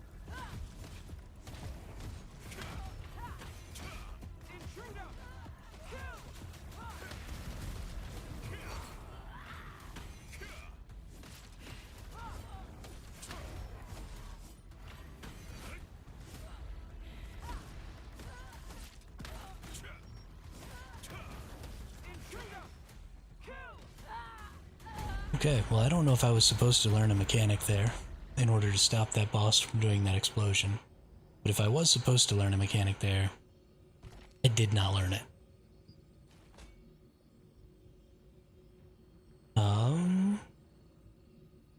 What are these boon stones about?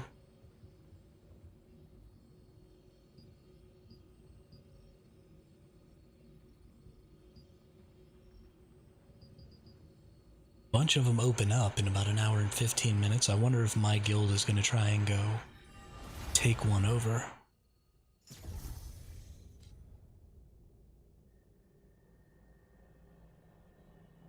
Nightmare Conductor. I feel like I fought this boss earlier in this.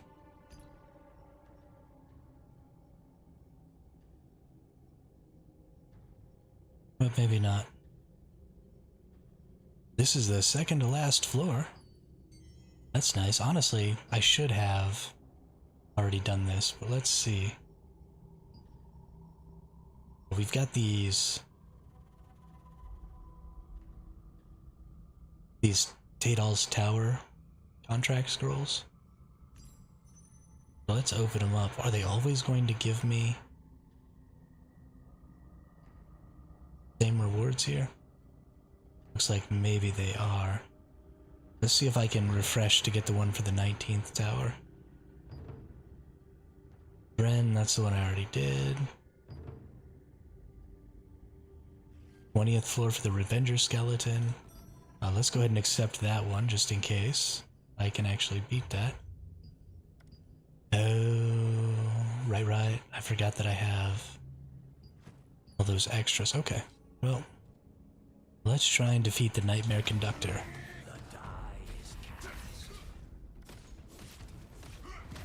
Can't push him.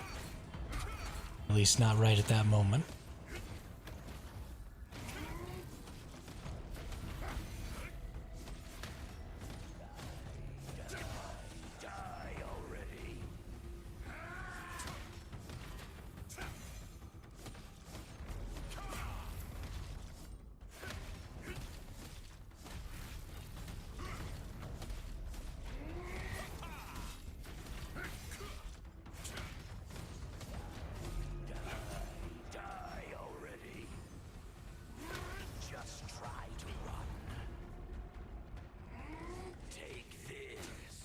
Ooh.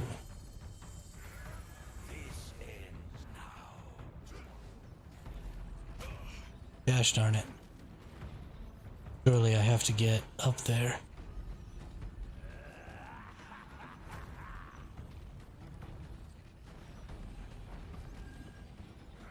Before something.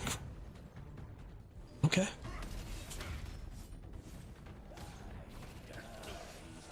Darn it.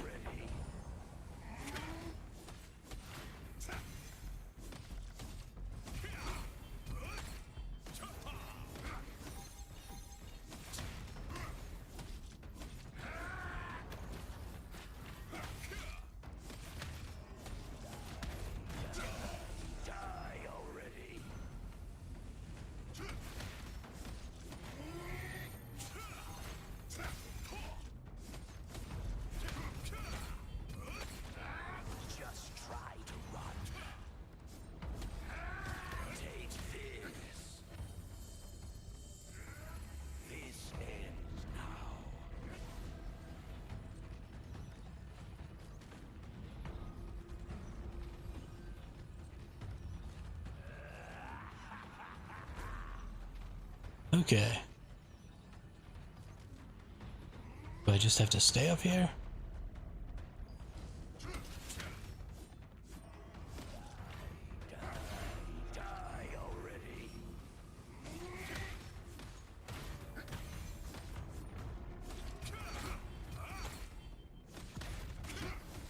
This boss is really interesting. I really like that they're using verticality and movement in a really specific way. Well, that's interesting. Those reversed. Normally it's blue, red, red. But this time it was red, red, blue. That was cool. But I like they're using verticality and movement as part of the mechanics for trying to defend from the boss. Oh, you suck. This ends now.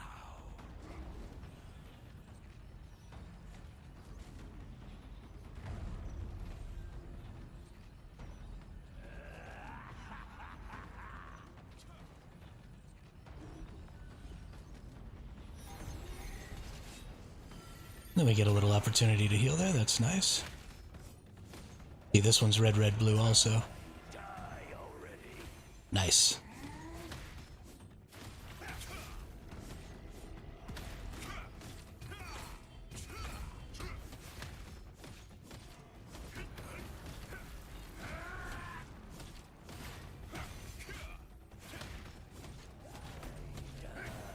That one was blue, red, red.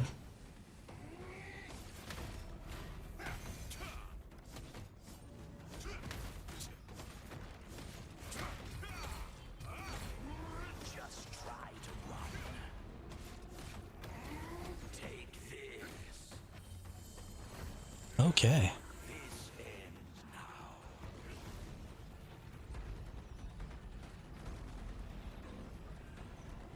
now. No, no, no. Well, we might be about to die.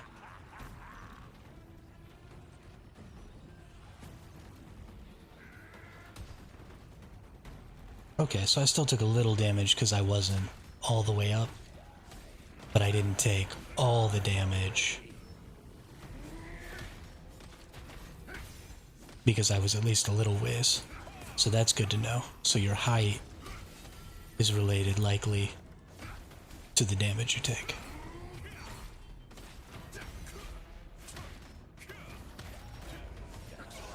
Die already.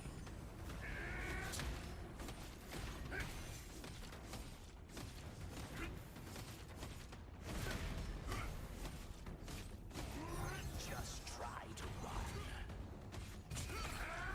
Take this. No, I almost got him before I had to do this part again. Ends now.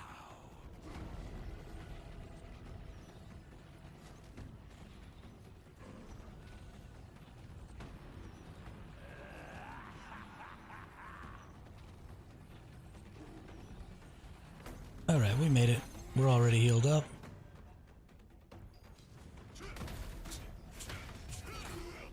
Nice. Very, very nice. Alright, floor 20, last one.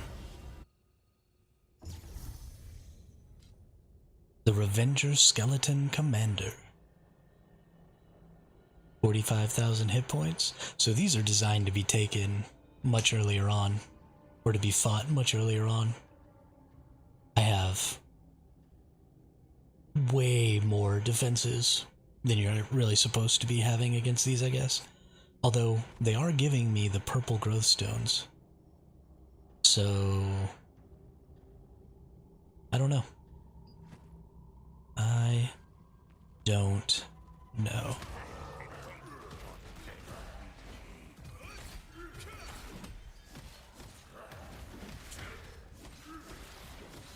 I can push this guy around.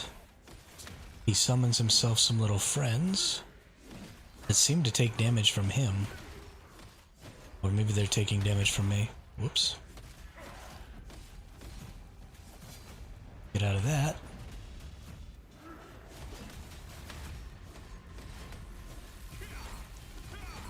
I think I'm standing in the fire.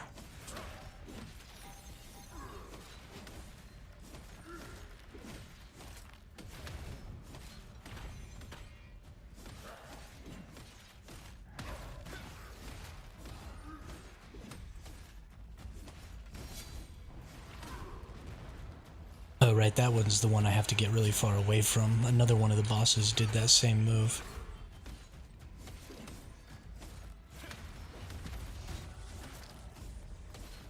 Actually, the floor 15 boss, I think, might have been this same enemy. And I think we're now just fighting it again in skeleton form because we defeated it earlier. And if that's true, then after that slam, eventually he's gonna start doing like a one-hit KO to me. I'm gonna have to be careful for. Oop. get out of the fire.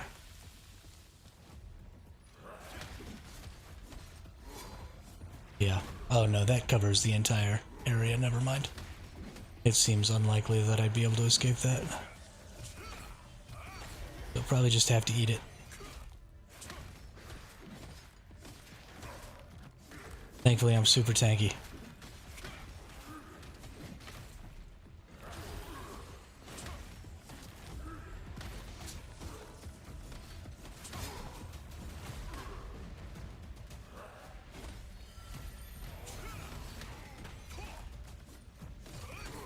Bye-bye. Oh, what? Yo, what?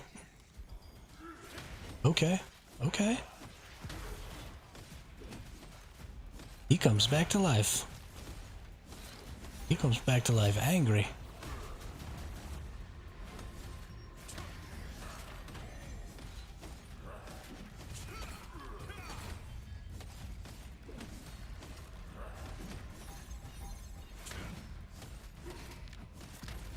And I can't push him, it doesn't seem like anymore. Oh.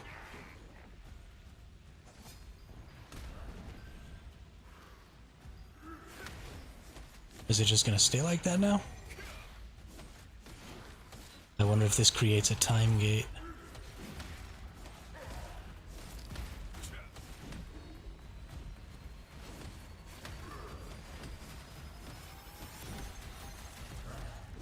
Like periodically he's gonna bring that in, and if I don't kill him fast enough, eventually I'm gonna be standing on top of it the whole time while I'm fighting and just dying. I hope not. I don't think I kill him fast enough to get this done before this totally takes over. Unless it leaves just this center part open permanently. Whoa, he moved that time. That wasn't supposed to happen.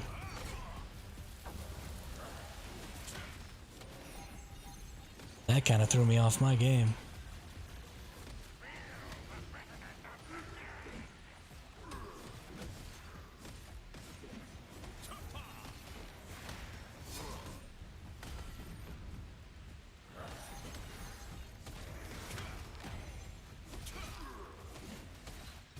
Looks like it might be a health percent thing.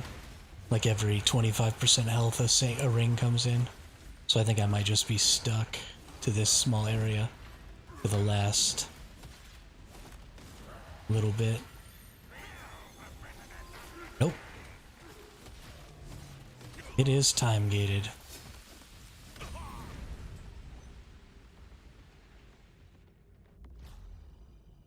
Okay.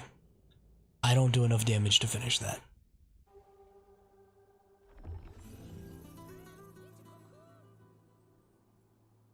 I wasn't playing perfectly. I could have gotten some more damage out there. But I don't think it would have been enough even if I'd hit all the buttons as soon as they came up. And done absolutely maximum damage. And I don't heal enough to try and stay alive through the mechanic there.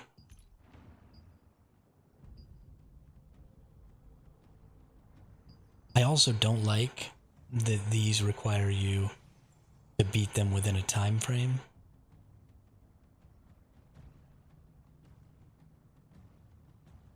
In order to get maximum rewards. This is extremely punishing to people who are playing tanks or healers without having another weapon set up to deal more damage with. Because, I mean, you'd need all new weapons and armor, honestly.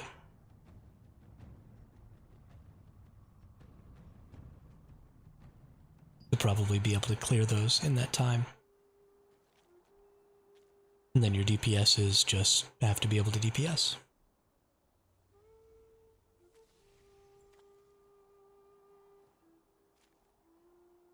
And I don't think I like that.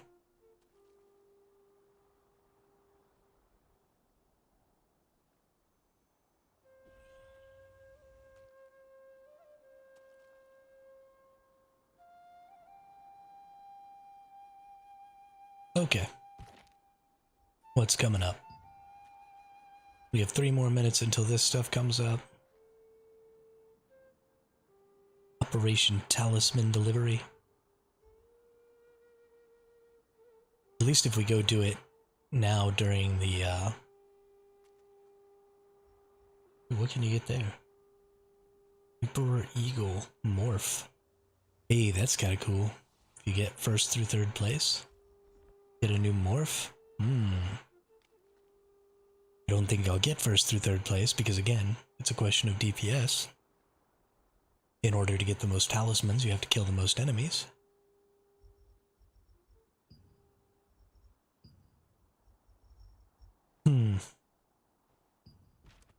Let's see if guild chat is talking at all about...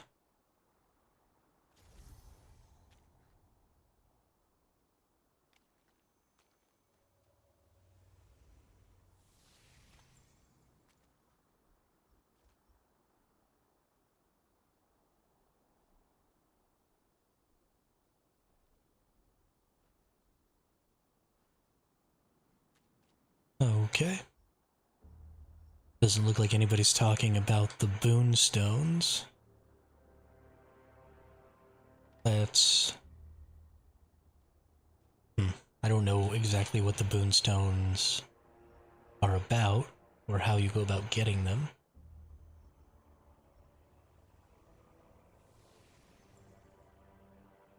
Oh, you know what? One of the quests that I have here is to kill the orcs also, isn't it? Orc Spearmasters? Yeah, so I might as well go do this talisman quest. Because I have a mission to go over there anyway.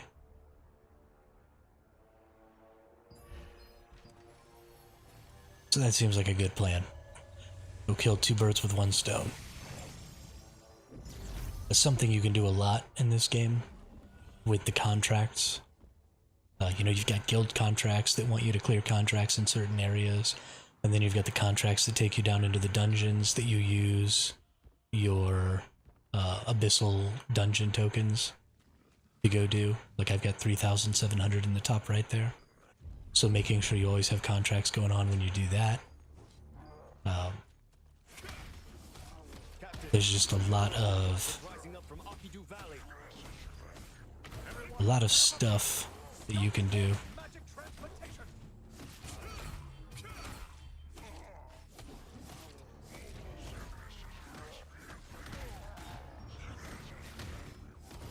To help yourself make the most out of your time in this game.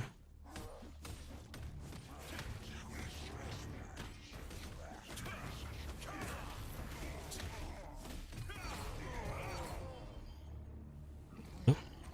It's the big orc. Talisman thing doesn't start for a while, so there's not really any point in me fighting right now. Because we just jump off the edge.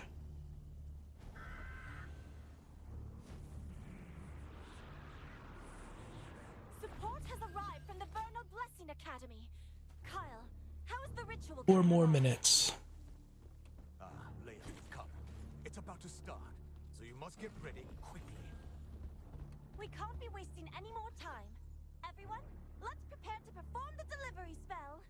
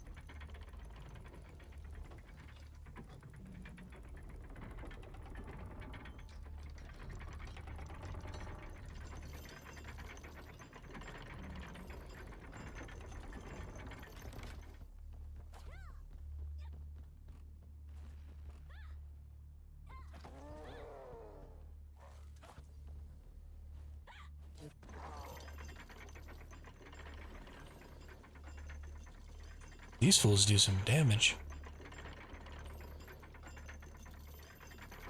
I really need to work on... I need to get a greatsword.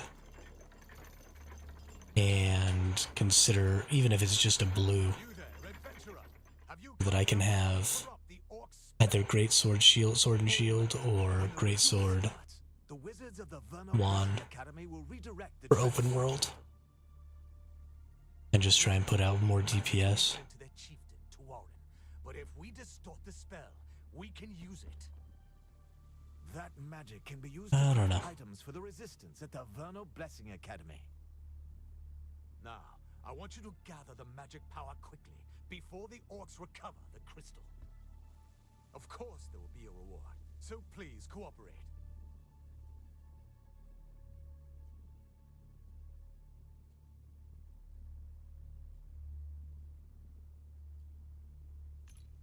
What are our guild contracts looking like? Ecosystems balance, kill wildkin, Twilight Zone's ritual, and Silas's Abyss. I definitely don't want to be going to Silas's Abyss, so... Yo, that chain is actually adding wraps as it pulls it up. That's cool.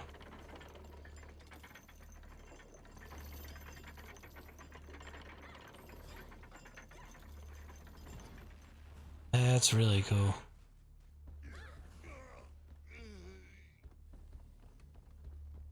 Holy cow. Such a small detail, but... And I mean, the chain itself doesn't move as it goes, it's just adding and removing the wraps. But... still pretty interesting. For the spell are complete. Everyone, begin on my signal. 3, 2, 1, let's go! Oh, don't want to fight there. Alright, I need to kill Spearman anyway. Great work! Adventurer, I need you to defeat those orcs, then gather their talismans imbued with their magic. Leia, sorry to interrupt, but how do you plan to collect the gathered talismans? Now, if you imprint the transport crystal with your magic, we will collect all the talismans you have gathered. It's very important for you to imprint on a transport crystal. If you don't, we can't collect your talismans. Okay, let's go register over here at number 4.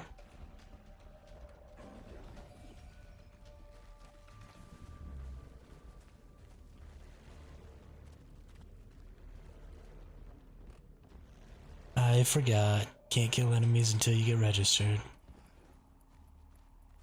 I can't break the spell. I have no intention of letting you take my magic. There we go. Cast a spell on the transport crystal.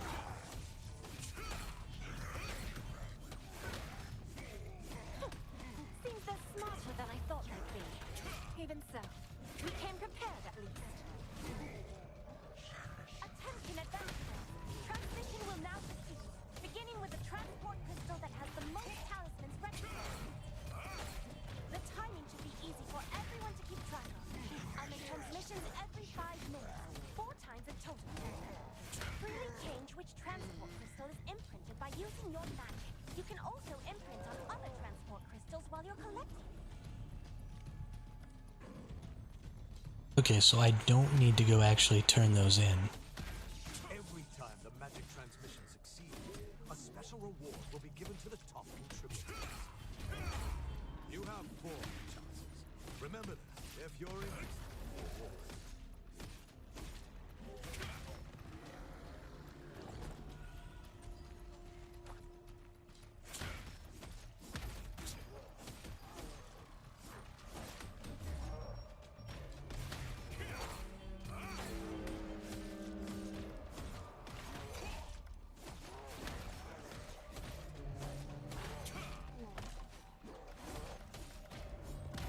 Ooh, I got a sniper longbow.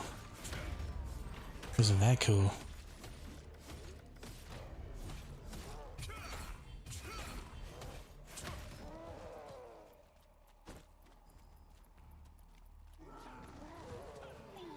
Wow.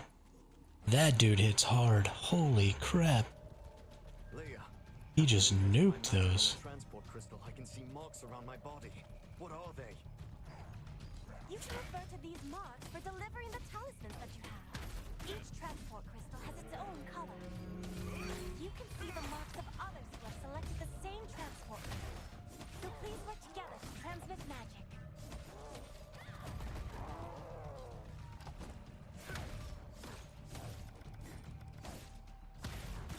Bye-bye.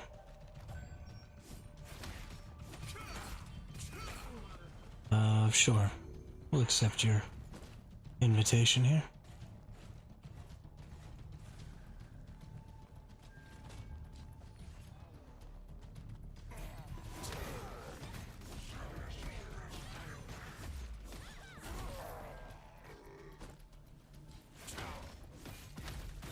But I don't think you have the same transport crystal as I do. 1 minute left before the first transmission. If the situation doesn't change, we'll move the magic from Transport Crystal 1. These are the people who gathered a lot of talismans at Transport Crystal 1. Oh, Transport Crystal 1 is winning.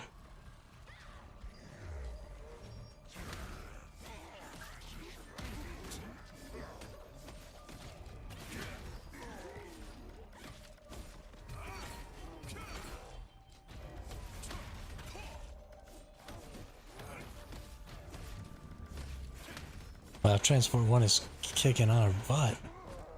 But I think they'll lose all their points. So then we'll maybe have a chance.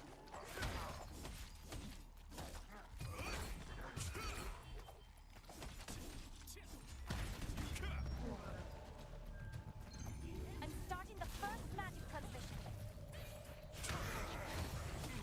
These people helped a lot with the first transmission.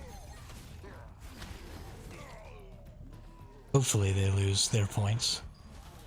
And then we'll get the second transmission. And then maybe we can get the fourth. I wasn't going to do this, but you leave me to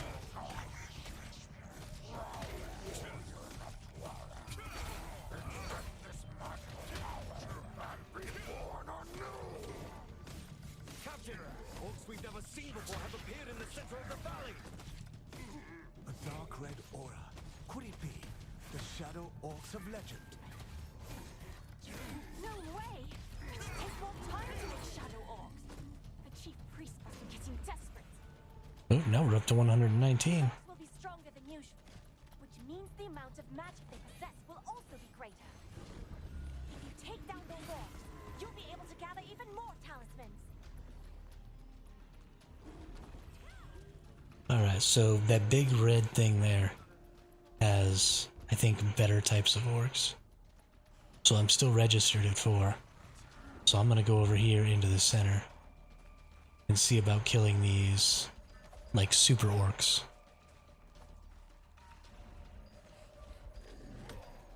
They're called cruel orcs, I think. And hopefully my points will still work. Yeah, there we go. Cruel orc butcher.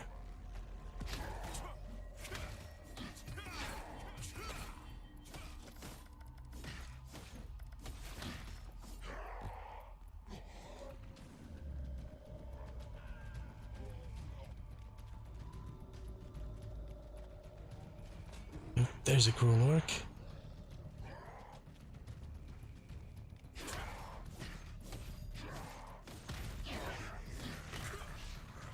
Oops, wrong way.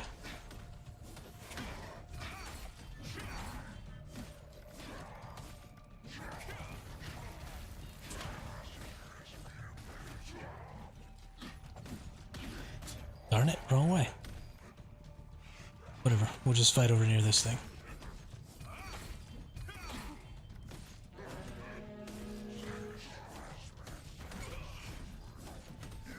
From an incomplete awakening, Radiant's sense power.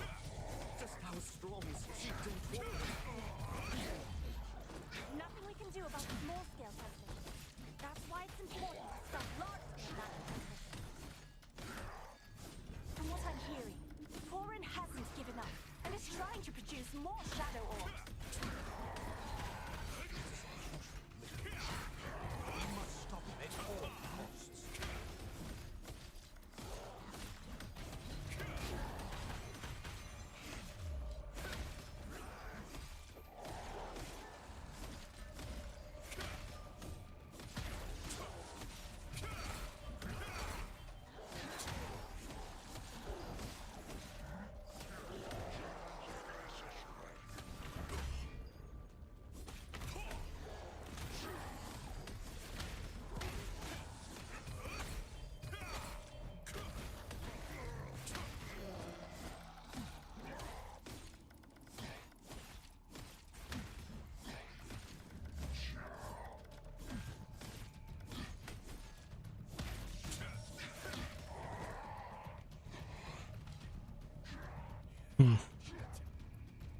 I don't feel like those are doing anything special here.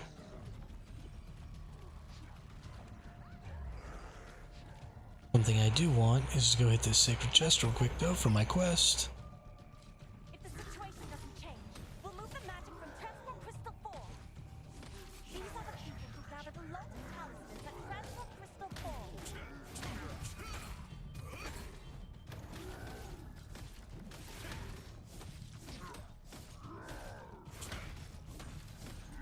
So next we'll need to move to 3. Is where we're getting the most points already. So that'll be the next one that they move crystals from, and I assume that I get some sort of a bonus for being attached to the one that gets the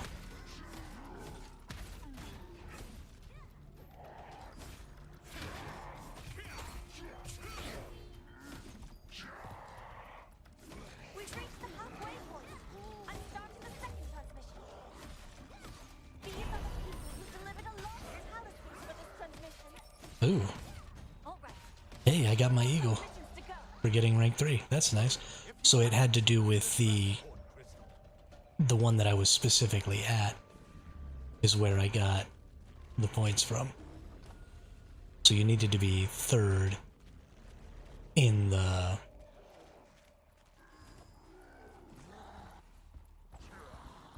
transport that you were working on. Whoops. Well, duty.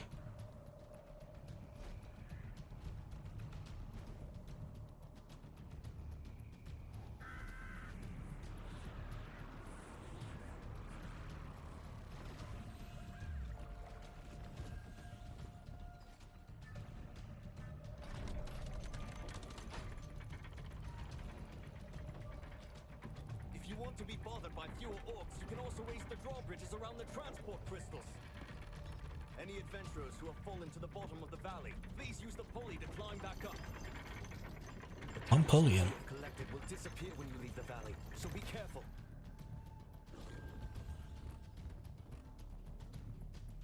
Alright, now how do I get... I think I need to go over here. And go up and around. Man, this is a long way. That's too bad.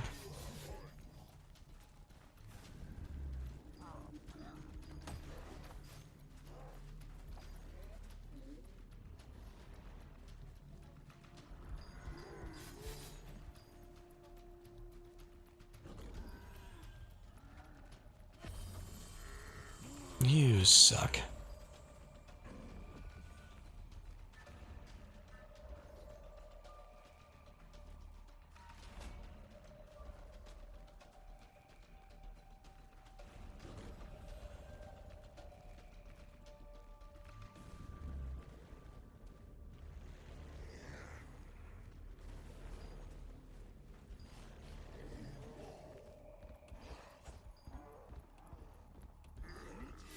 Alright, we made it to 3.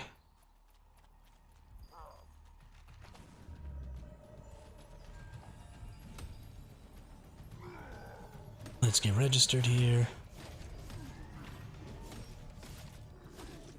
Let's see if we can catch up a little here.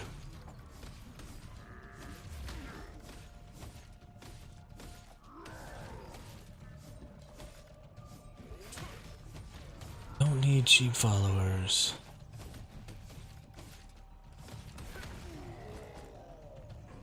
Why is Twitch such a cesspool?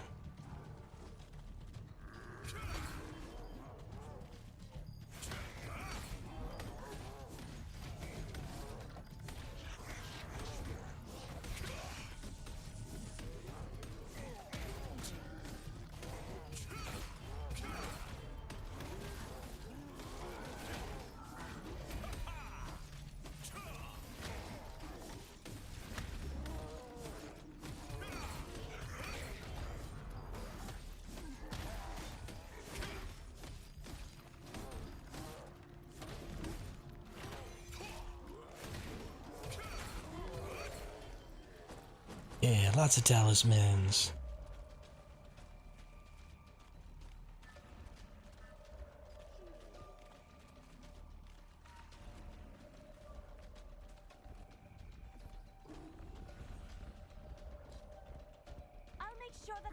transmission gets done in 1 minute. If the situation doesn't change, we'll move the magic from Transport Crystal 2. These are the people who gathered a lot of talismans. Oh no, they went to 2 first. Those nerds. Those nerds. That's okay. I'll be pretty high up in the rankings on 3, I think, too. So maybe that'll help me get more rewards.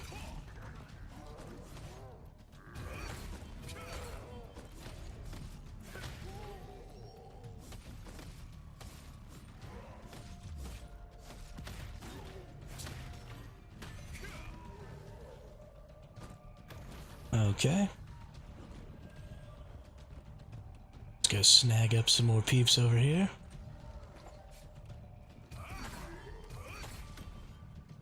It's already time for the 3rd magic transmission.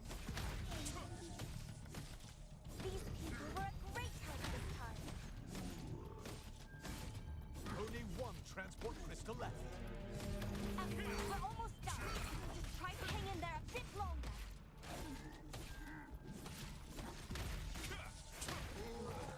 But we're hanging in there alright.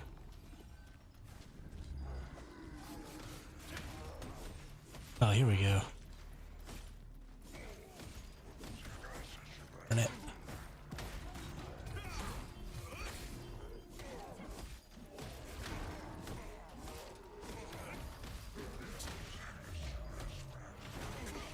I don't think this other person realizes that they also get talismans if they help me kill stuff. Or are they just tagging things and then letting me kill it all for talismans? That might be it.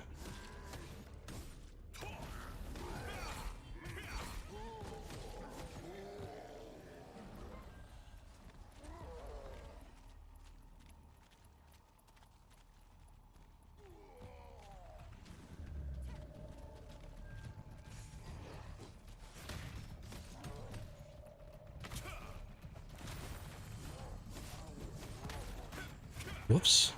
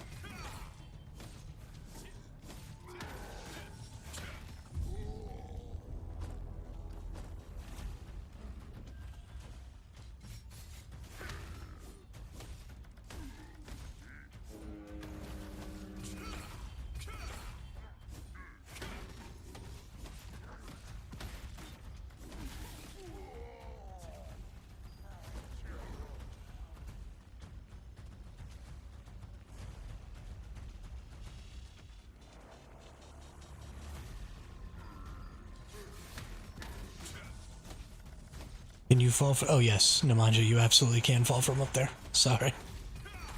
You can fall from up there and you can knock shit off and it dies when it lands on the ground. Because it's so far down. It is pretty hilarious. Here. Let's go knock some shit off, just for fun.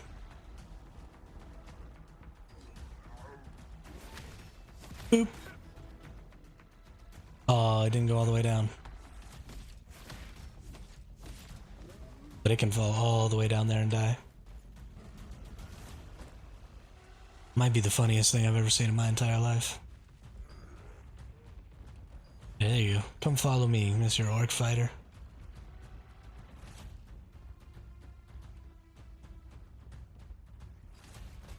Aw, doesn't want to come over here. Bummer. There's so many people over here now that we're on the last one. That's funny.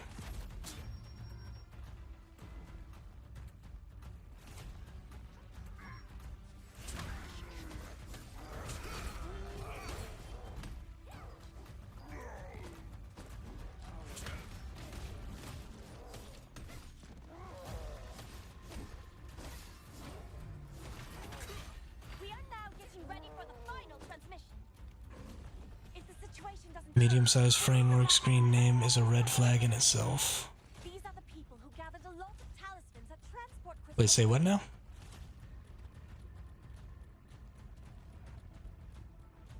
Whose screen name is medium-sized framework?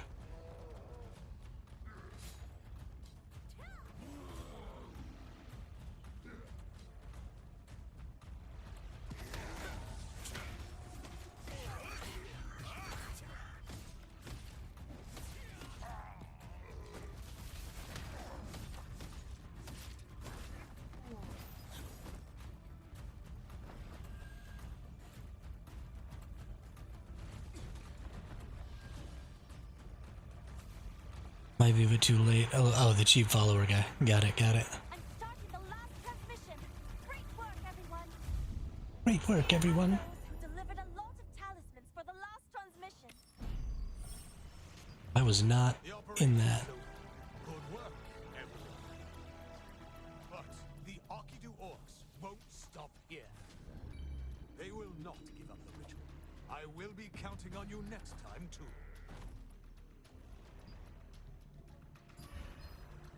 Hey, that was pretty fun, though.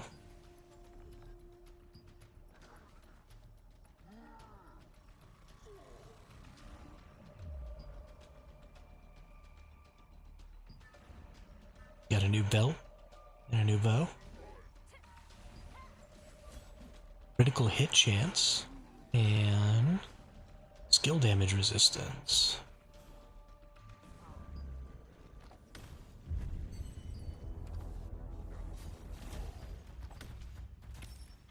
It's time to leave here. I'm just getting punched in the face for no reason. You nerd.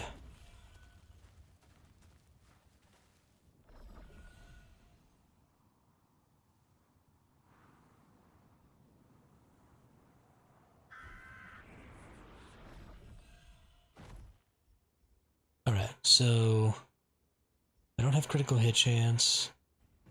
I don't have skill damage resistance. Anywho, how goes it, Hermit? How is Throne and Liberty treating you? It's treating me really well. I'm really, really enjoying it. I don't know if maybe it's just my mentality in the last 3 or 4 months or what, but I have been just enjoying games way more than I've expected to enjoy them. Once Human, you know, I expected to enjoy Once Human, but I didn't expect to get nearly as much entertainment out of it as I have. And Throne and Liberty was kind of the same way. I just kind of expected to get in and it'd be kind of meh, and then, you know, play for a little while and then maybe not play anymore. But I am thoroughly enjoying this game right now. Which is great. Let's go to the lithograph book. We probably want the one that's going to give me the bow. And then the one that's going to give me the belt.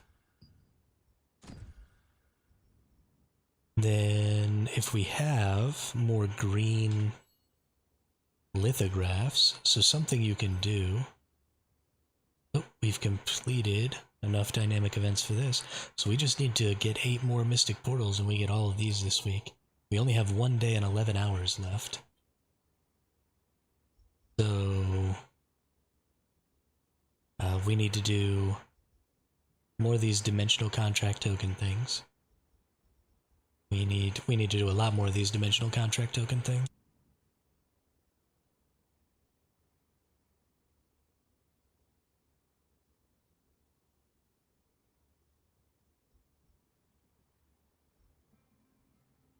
And then I don't really care about the PvP ones, but the trait stones, they've got trait conversion stones that you can get from here.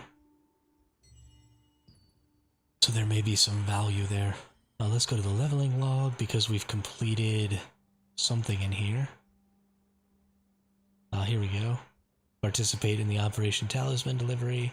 So we can claim that reward. These are really small rewards for your leveling log.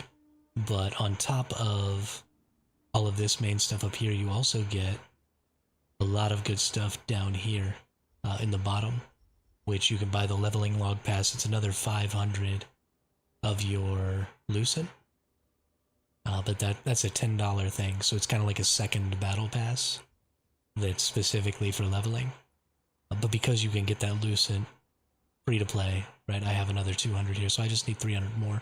And I'm probably going to buy this because all these materials down here are really very valuable, all these skill books and stuff. So that'll be what I do with my first 1,000 lucent. Because I already bought the battle pass, and now I'll buy... Ooh, I got a new glide morph? Oh, that's right. Yeah. Yeah. Who's a boss? I'm a boss. I got the Emperor Eagle. And a new shapeshift. I can be an orc butcher now.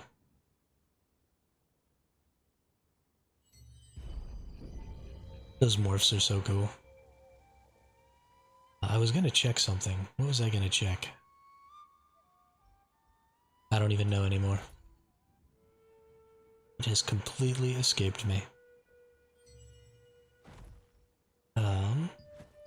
Actually, I know what I need to go look at. I need to go back to Stoneguard Castle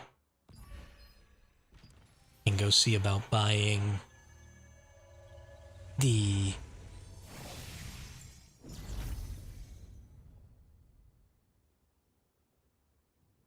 green lithographs so that I can make everything I need for these blue lithographs. So in your weapons here, open up. There's 4 greens in each of these weapon classes, and making all 4 of them, you see that they're part of this lithograph thing, which is that book that I keep going to that you can put things into. It destroys them. And when you put the green ones, specifically when you put all 4, right? So we've got all 4 mask pieces, all 4 boots. When you get all 4 of whatever that is, you get the blue that goes with it.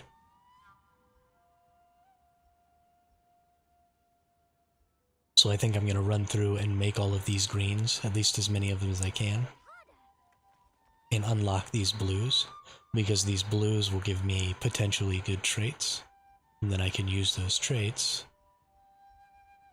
on my gear.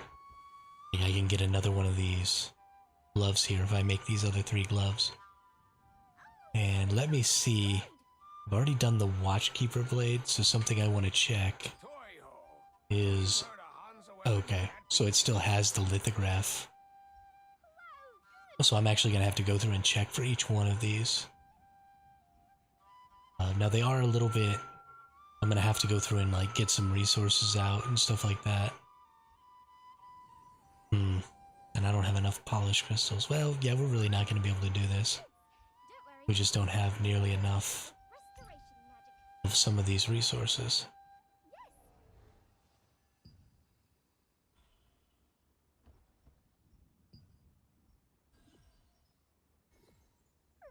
Now you can smash the Archean to bits as you wish. That's too bad. I did already get the sword one, so at least there's that. But honestly, I might want to go ahead and do the ring one, because I still have a blue ring missing. Need to get a blue ring, and I think my bracelet... Yeah, I need a blue bracelet and a blue ring, so maybe that's what we'll do. We'll do the ring and the bracelet one, so we can at least get those. What am I missing? I can get that magic powder pretty easy. And these I can probably get by dissolving the tier above them. No, doesn't look like it.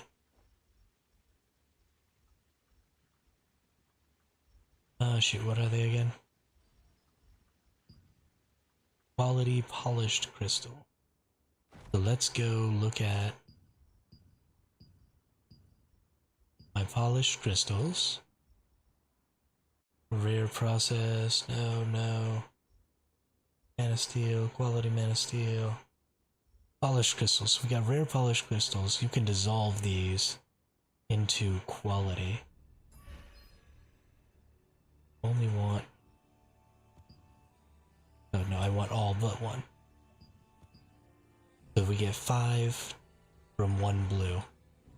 So then if we go look at making... Okay, so it's a 5. So some of these don't translate at a no loss. So I can just turn these into greens, use as many of them as I need. The same thing is true of the magic powders. I can just turn the blue magic powders into green magic powders. And use those for making these. So we're going to do that. Then we want to look at the precious gold, or the gold. So that's a 5. So let's break down a gold. Dissolve. All but 1. Confirm, and we get 5 back. So we can just break all of these down. All of those. Dissolve all of that. We can dissolve all of these rare mana steals if we want. And just get tons of these resources. Okay, yeah, we're definitely going to do this. And we're going to try and go through all of these. Do I have... We got some of these. We got some of these.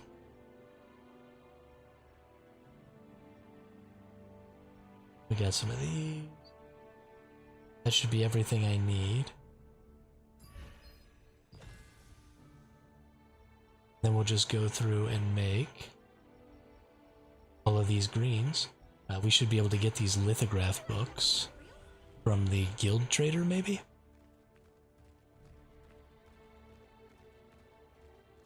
No, it's one of these traders over here. I think it's the guild trader. Although it could be the contract merchant. Of course. I'm in a good mood today. It is the contract merchant. I've got a ton of these. Oh. And I can get... Ooh. That's a tough one. Do I want to open and get a choice? Because this is a selection chest. So I could just get my purple weapon and start working on it. Or do I want to go through and do these blues? Golly gee whiz.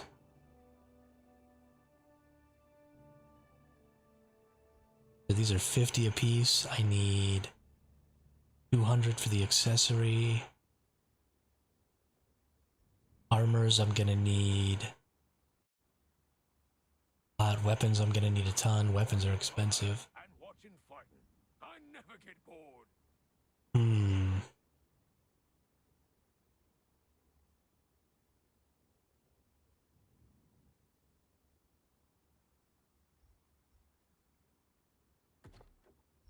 I almost feel like I just want to go ahead and get this instead. And we could just come back to this. But that's not true, because I can get an unlimited number of these. So I'm probably never going to come back to this.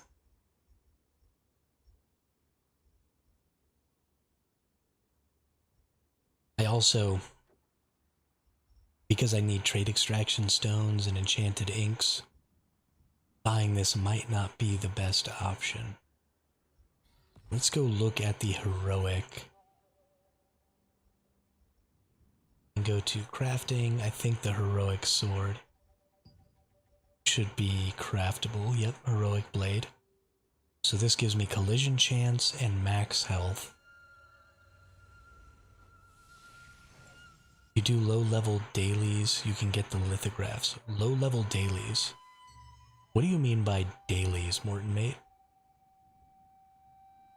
I don't have... Are you talking about the contracts? Is that what you mean?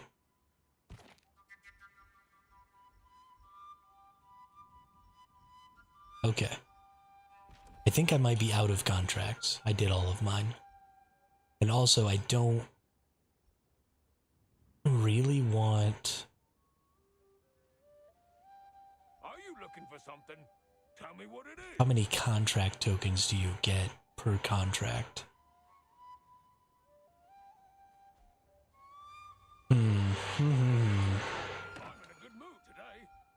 Okay, well we definitely won't buy the lithographs then. If that's a way we can go about getting lithographs, it's probably cheaper that way. So... yeah, we're just gonna buy this.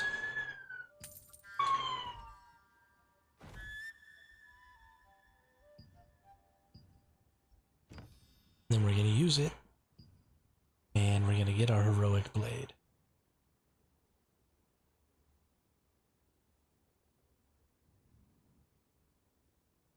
Think.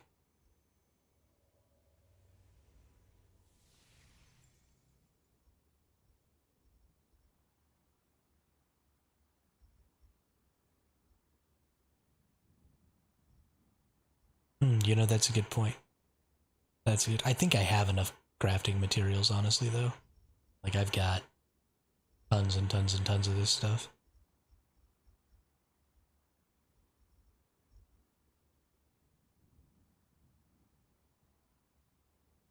Yeah, okay, let's get our purple going here. You collected Oh, did this get humanoid bonus damage? Are you serious? Are you serious? Traits on here. Unlock traits selectively. Okay. Okay. Got that. Convert traits selectively requires these trait unlock stones plus trait conversion stones. Or you can do trait conversion with a chance and then it just requires 100 of these. Okay. So these trait unlock stones are extremely valuable. There was a way that I saw to get some too, like a whole bunch of them. Important to think about what you want to craft yourself and what to trade. Not down here.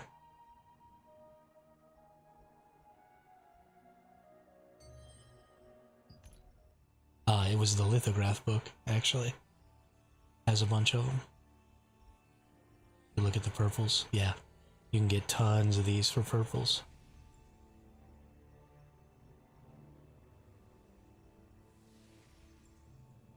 These are going to be a huge benefit to upgrading your traits and getting the traits that you want.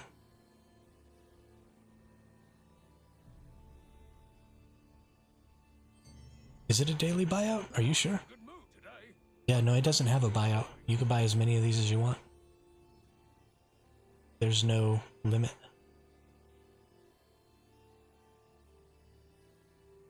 You can only get one blessing pouch each day. But you can buy an infinite number of these. Which is why I'm going to use the heroic blade. Because it's only going to take me a few days to get another 1,500 of these. Well, maybe a week to get another 1,500 of these. And then I can just get another one and get a new trait.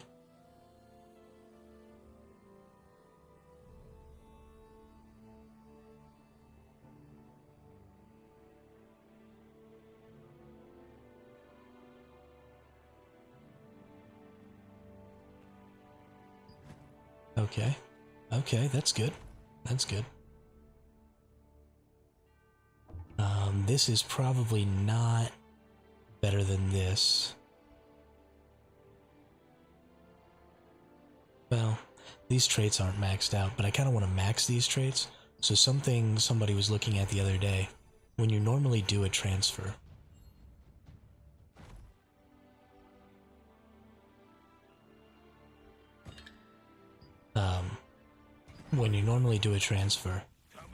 transfer this, then you transfer this, and you get 0 transfer blessings. So you get 600%, you're going to go up to Seer 6. And then normally you would get 0 transfer blessings. But you get, I think it's up to 800. Let's see, 240. Let's assume that's times 3. So that's 6 and 120, so 720. Yeah. So I would get 720 transfer blessings, I think, if I transferred this into this. And those transfer blessings give you a better chance of hitting the upgrade, getting these like special and stuff.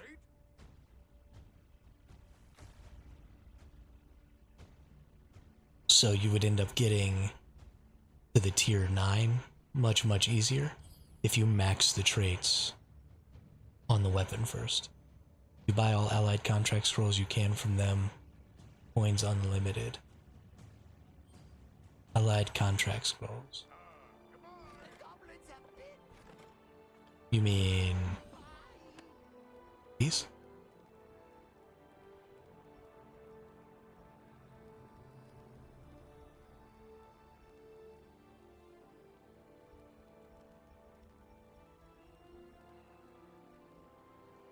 Yeah.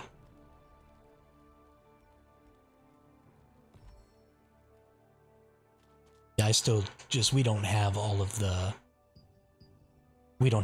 dungeons open yet. I've done almost all the ones I have for Shadowed Crypt, but these other dungeons aren't available yet. Which is why I'm still hanging on to my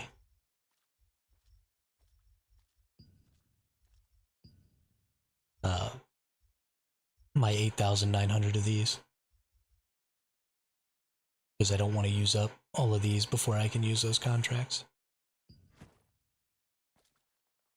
And then we'll get tons of these Abyss coins, and these Abyss currencies can be used to craft gear as well. Hey, there's a guildie. Oops, wrong way.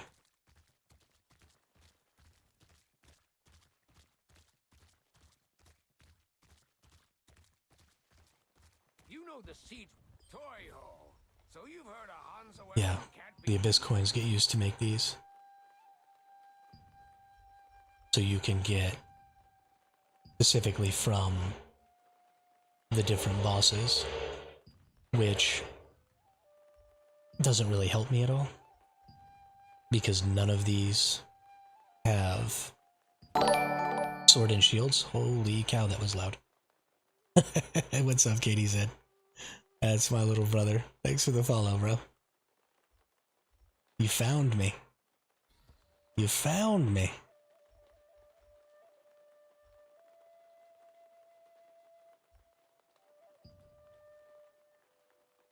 Yeah, but then I can go in here and buy these, but I don't really need any of the equipment from these. Oh, these are from the Abyss dungeons. Okay, not the bosses. But none of these weapons are really valuable for me.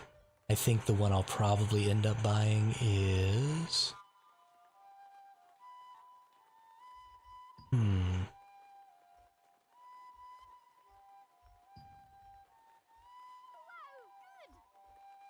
I don't even know. I don't really like any of this stuff.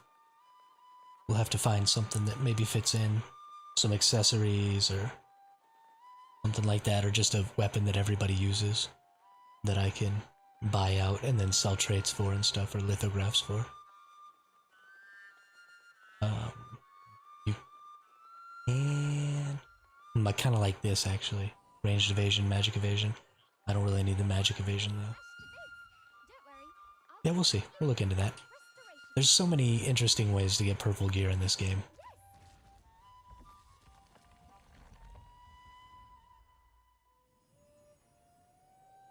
And the trait system is super interesting. Alright, so what are we doing? We just finished up. So in 12 minutes we have the boonstones. And I don't think my guild is going to do anything with them, which is unfortunate. So I would like to go and maybe fight over a boonstone. I don't know what we have to do in order to be able to do that. Maybe we have to reach guild 10, or guild level 10 even, before we can do that. I don't even know.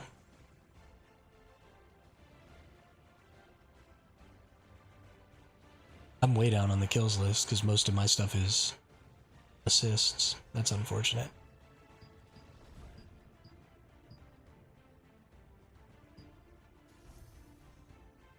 Okay. So we're not going to be doing anything with boomstones. What I really need to be doing, probably, is this stupid dungeon. But I hate that dungeon. I didn't re-equip my weapon. It thinks I want to put my +9 rated weapon in the lithograph book.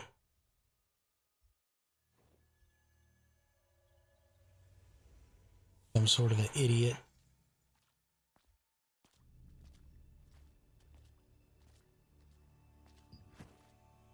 Okay, we do need to go and make all of the rings and all of the bracelets, though, because I do need a blue ring and I do need a blue bracelet. So let's look at our lithograph book. Under greens here. Let's go down to the ring and the bracelet. There's the ring. Gonna give me attack speed and dexterity. Not really something I need. The attack speed will be nice, but gosh, that green ring that I have right now is actually pretty decent. Hit chance and melee evasion. Almost not even worth it. And then this is our bracelet. Max health, silence resist, bind resist. Definitely better than health regen. So we definitely want this. So far we haven't put any of these in here. Conquest, buffering, revitalization, liberation. So we go to bracelets, buffering, revitalization, liberation, conquest. We just need to make each of these. We're going to need one more accessory lithograph. But we're going to start from the bottom here. So we're going to make conquest. We're going to make liberation. We're going to make revitalization. Actually, I might be wearing revitalization. Well, we still need to make it because we need the +6 one we're wearing to tier up this other blue one. So that's fine. And then we'll go over here to the contract coin merchant. And we'll get one more accessory. Actually, we need 5 accessory. Oh, I can only buy 3. Oh, because I don't have enough currency. Okay. Well, then we only need 1. That's fine. And we'll just get our bracelet. Our ring is pretty decent anyway. It has exactly what we need.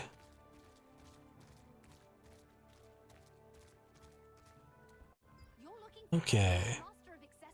Then we make buffering, craft, done. Go into the lithograph book and add all. And we get some stuff for that and our bracelet. So then we can go right in here. We'll unequip this bracelet.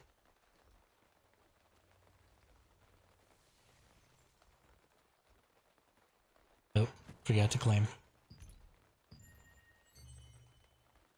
Then we'll equip this bracelet. Then we go to equipment enchanting. We put our new bracelet up there. Transfer. And then we bring that over. Transfer it up. And then we just level it up a couple of times.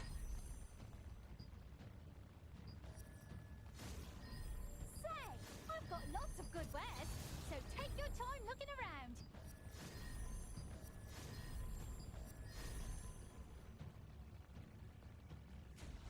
And still plenty of growth materials for leveling up that next ring. And this is the last thing. We just need one more to hit 9 here. Wiggling penguin.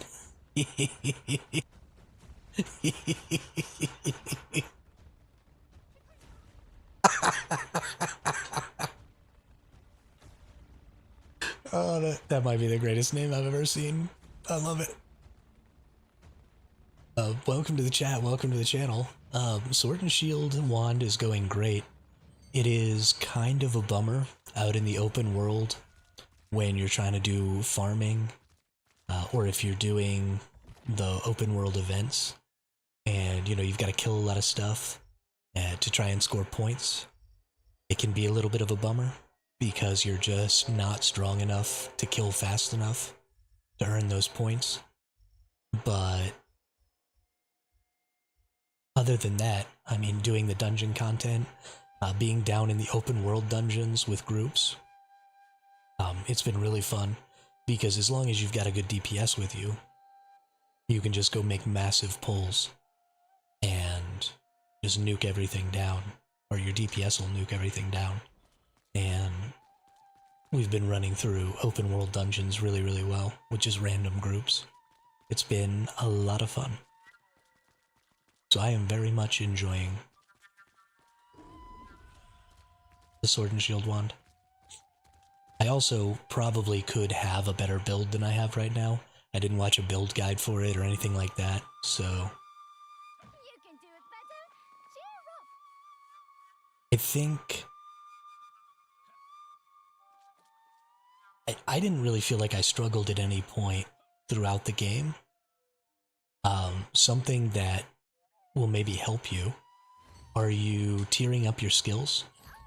So you should be getting lots of these green skill books so that you can actually level up your skills in this screen here. And a lot of your damage and stuff like that, you can see normally this skill only does like 240% of my base damage, plus like 16, but I've tiered it up all the way through to purple tier 1, and now it does 520 plus 96% of my base damage. And the same is true for your defensive skills. Right now my shield block chance, instead of like the 16% or something that it was, it's now 28% when I take it into purple tier 1. So if you're struggling right now trying to clear content, you need to come in here and spend your skill books on skills that you think you're going to be using in the future. You are going to get like 20 something skill transfer items. So if you pick a skill that you end up not using, you will have enough of those skill transfer items to transfer within your build. And what those skill transfer items do is they just let you pick any random skill and then just transfer the levels that you've put into that skill into another. It will lock you into weapons. Well, it'll sort of lock you into weapons. Grossberger, did you take all 16% block from mastery? So far, I've only gotten 8%. I got this +8 here. Is there another +8 in here somewhere?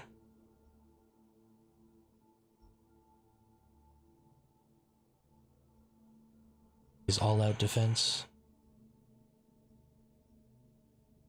I don't see another +8 in here.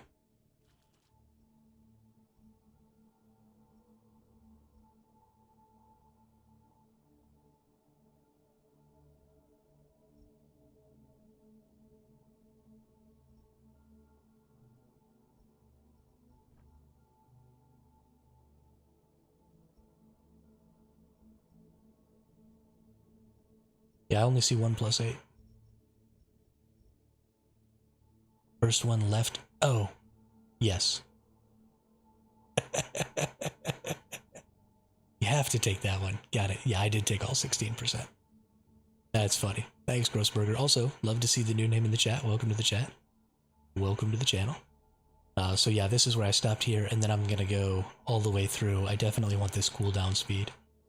So I'm going to go as far in here as I can. What is this? 1, 2, 3, 4, 5. Okay, so I actually don't think I'm going to be able to get all the way to Blade of Rage. That's fine. Or do you get 16 mastery points? I don't even actually know. Oh no, this is only 9. Yeah, so I'll be able to get here. Also, just wanted to say your voice sounds awesome. Thanks, man. I appreciate that. I appreciate that. It was actually the thing I was most concerned about when I started streaming, so I'm really glad that people seem to like it. I was really self-conscious about it when I first started. I really appreciate that compliment. The war will begin. Yeah, the other thing you're going to want to do, I think you get 3 after filling 1 line. Oh, you only get 3 after filling 1 line? I thought it was 15 total. Is it only 12? I think I'll be able to get both of those. Because 1 line is 9, right? Yeah, 1 line is 9. 1, 2, 3, 4, 5, 6, 7, 8, 9. I think you get 15. So I think you can go to the second one in one, and then all the way on another. Is what I feel like I've seen. But I certainly am not an expert yet. But the other thing you're going to want to do, Wiggling Penguin, is... Right. I'm not 100% sure either. We're probably one of us is right, so... but the other thing you're going to want to do is you're going to want to go in and tier up your gear. So... I don't think I have... If you look here, this is a base purple gear. Its base damage is 38 to 70. And this is...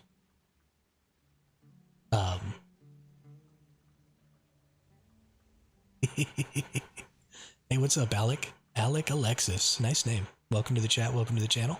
Love to see new folks in the chat. Y'all don't forget to subscribe now.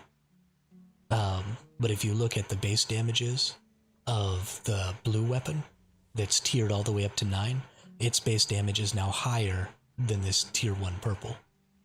Or this tier 0 purple. So, the way these growth stones work is you actually eat your lower tier gear with your higher tier gear. So if I go into, let's unequip this real quick. If I go into here, for example, I can transfer. And so I can pick this tier 0. And then I can actually use my plus 9 blue. And it'll give me plus 6 in my purple tier when I feed it to my purple. I understood what you meant there.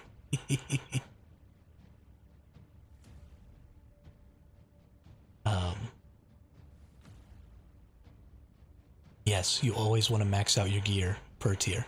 Absolutely, Wiggling Penguin. So if you're not all the way maxed out, it is, again, it's kind of going to lock you into the weapon. Because I don't think, but let's make sure. We'll unequip my other weapon as well, and then we'll go back in here. I don't think I can transfer... Oh no, I can. So this doesn't lock you into weapon. Because I can transfer my plus 9 wand into my plus 0 sword, or into my sword. So this is not...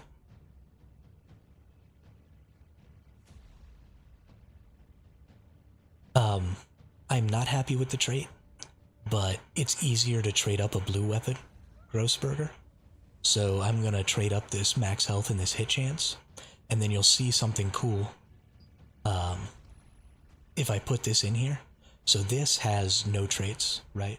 So when I put it in there, you don't get any blessing. But if you put a traded weapon in here, then you get transfer blessing. So these blessings give you a better chance to get the higher tier bonuses when you actually do the level up.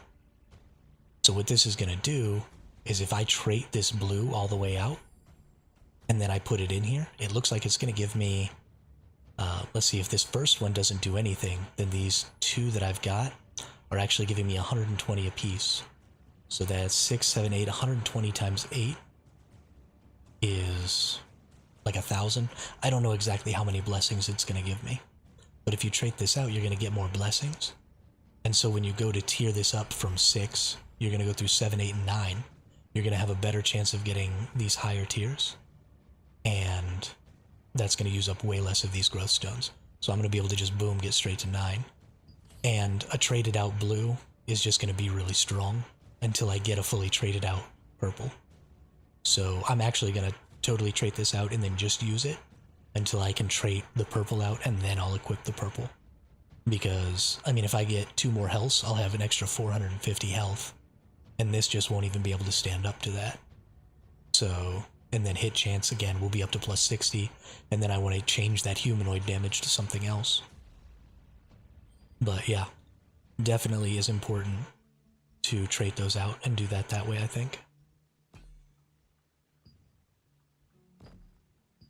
The traits do not transfer, Penguin, but they give you those blessings so that you can at least get up to tier 9. So I will have to completely retrait the weapons, or actually all of the gear that I'll be trading.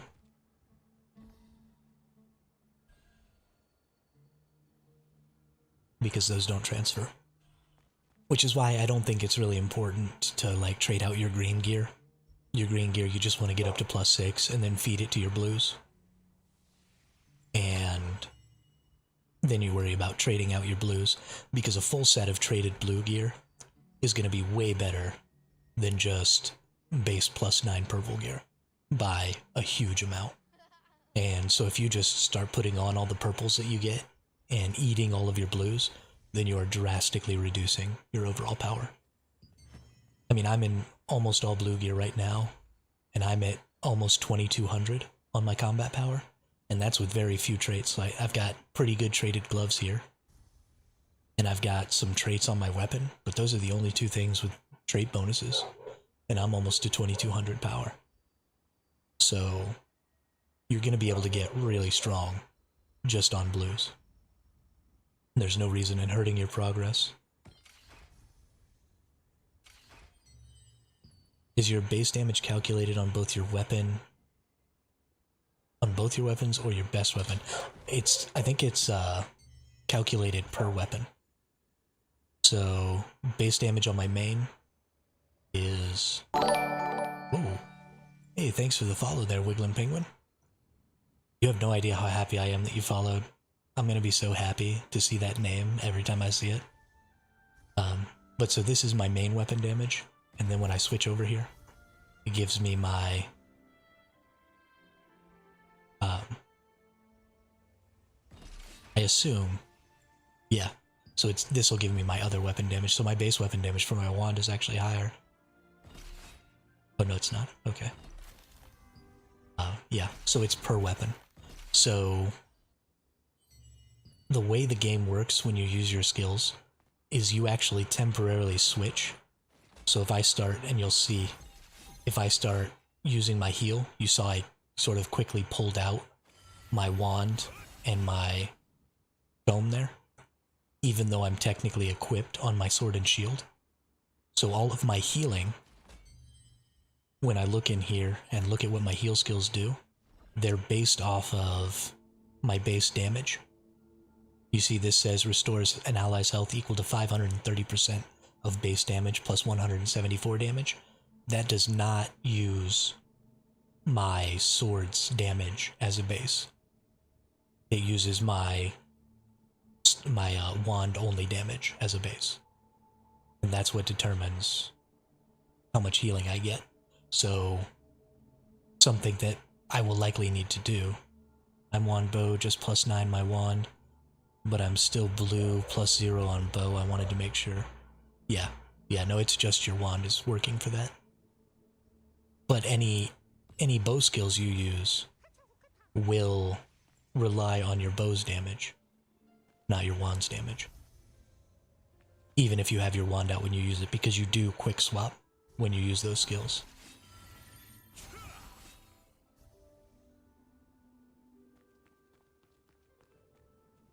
It will be important to have both up.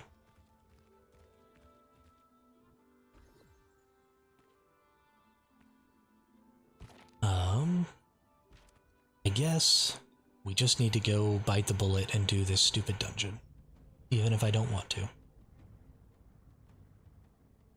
I have 7 dungeons to do today.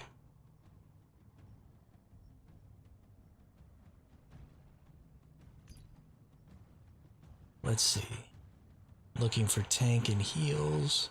Did they get a tank? They got a tank. This is a tank. That has a tank. So when I'm looking here to see who's got the tank, if you see the middle guy, Stale Durag, on the far right, his secondary weapon is the sword shield. He's using greatsword sword shield. So I know he's a tank. Basically anybody with a sword shield is a tank, so I'm just looking for that icon. These guys have a full healer, but it doesn't look like they have a tank.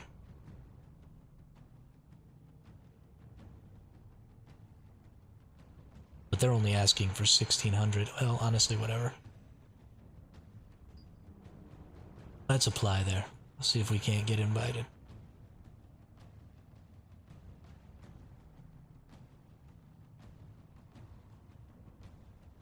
These dudes have 3 backslash healers. I think the roles should be displayed too. I agree. But then you would get, I have 2 healing weapons and prefer to DPS. I mean, I will help heal, but I hate being pigeonholed. I can agree with that, but I also kind of have to say, if I was running a dungeon and I had a wand bow player and I had no heals, I'd probably be a little disappointed. Unless that person told me, like, hey, I know I'm playing bow wand, but I'm full DPS. Like, that's fine. But I need to know if you're going to play something super off meta like that, because it's just going to have such a huge impact on my ability to do what I'm doing. I think off meta is super fun, and I think if you can come up with a good build that's off meta, you should absolutely do that. But I will heal, I just don't want to be the main healer, and that's understandable. And having backslash healers is really nice.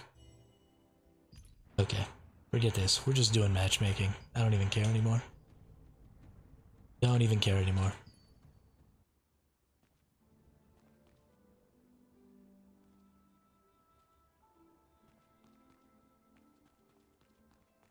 Gonna take a million years. Plus I never ever die unless it's to one-shot mechanics. Yeah. Yeah, I feel the same way, but I die to one-shot mechanics a lot because I'm bad.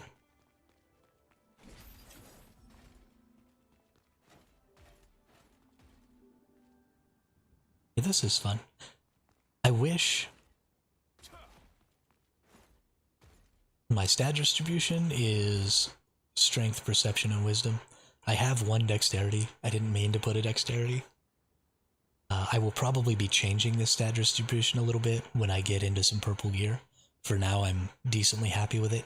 I want more wisdom, though, because I want to get to the 50 wisdom cooldown speed breakpoint.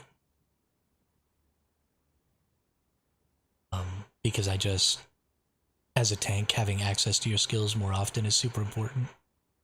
And then the 40-point buff duration here, I think, is pretty important. And honestly, I'd go all the way on perception. I went for strength and dex, so maybe that's why it feels off. Dex, I mean, getting bonuses to your hit chance, your crit chance. No, sorry. Perception is hit chance. Dex is crit chance.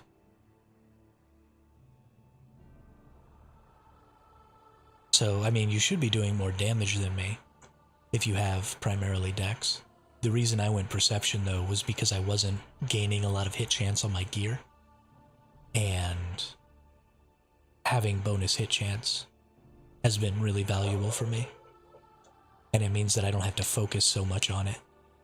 And then, of course, bonus, like chance to CC and stuff like that is all part of the perception. So I didn't even put wisdom in for a long time. And the only reason I'm worried about wisdom is that cooldown speed. But I think... Ooh, wow, we got a group fast. Heyo.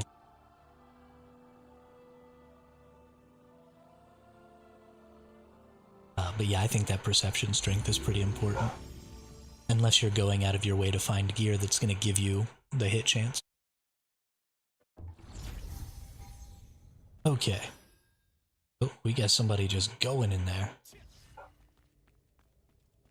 Oh. This group is already through some of this. They must have lost their tank to people being crybabies. Alright, we're gonna try and get these arbiters first. Let's come back here, y'all. Let's come back here. Because these arbiters are tough.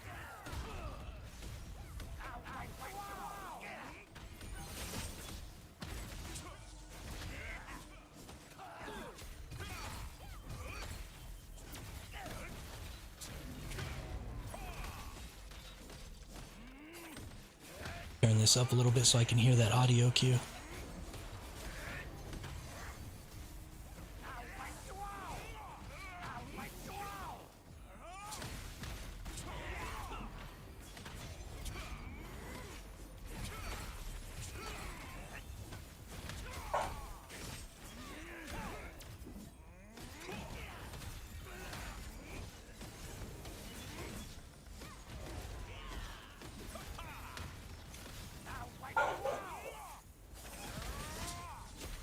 Alright, there we go. That was good.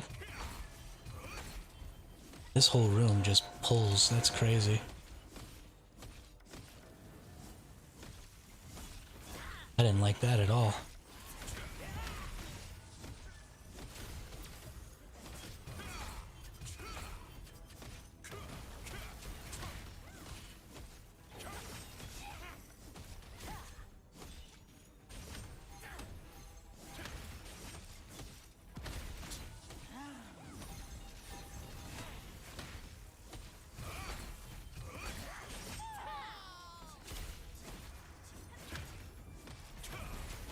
The cooldown speed seems good too. Dex because of the evasion. Yeah, the evasion is a good idea. I think because your block chance is so high, especially if you get some weapon mastery on the sword, and you can get that bonus 8 block chance, you can have, I mean, I have like 28% block chance, I think, right now. Nope, 36% block chance.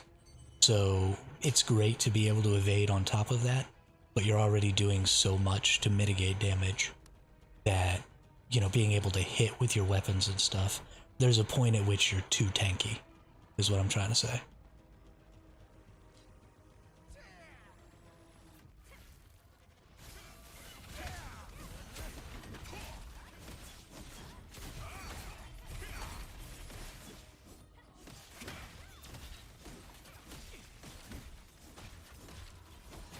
These fellas put down a whole lot of damage.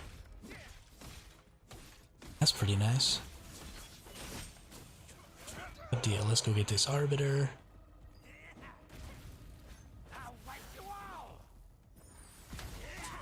No, you won't. So, you all hear when he says, "I'll fight you all," he's going into like a big AoE nuke mechanic. And if you don't hit him with a collision move and cause a stun to take him out of that, he says, "I'll wipe you all," I guess, not "I'll fight you all." But if you don't take him out of that, then your whole group will just get nuked down. And that's probably why they got wiped. They were fighting those 2 arbiters, and they probably didn't get the stun off on both of them. I only just discovered today that you can craft gear and have set effects, and I'm freaking out. Set effects are huge. Absolutely. Absolutely. Somebody die? Alright, let's go get both of these soldiers. Please don't hit things until I've actually pulled the aggro. Holy crap, y'all. That is MMORPG 101. Always let the tank pull aggro. Now everything's all cluster-fucked.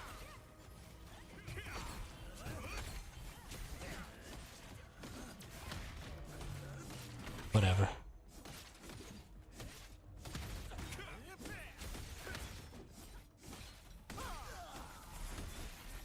2% healing and 7.5% cooldown just for my wand is crazy. I bet the tank gear would have block. The tank set stuff has damage reduction, not block.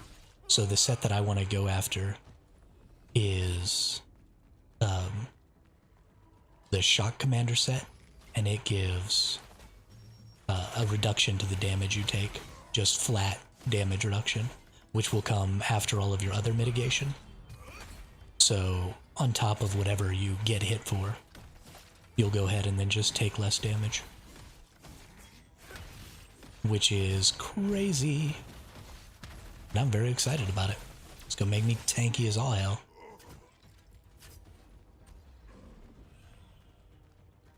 Alright, we've got an Arbiter there. We got Wizard Healer here. I want to bring these two back towards my allies over here, back towards the door.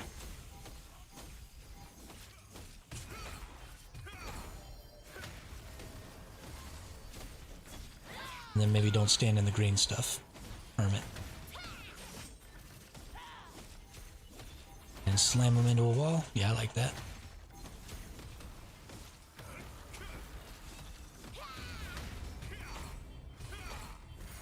And we're just gonna wait for this Arbiter so that we don't have to worry.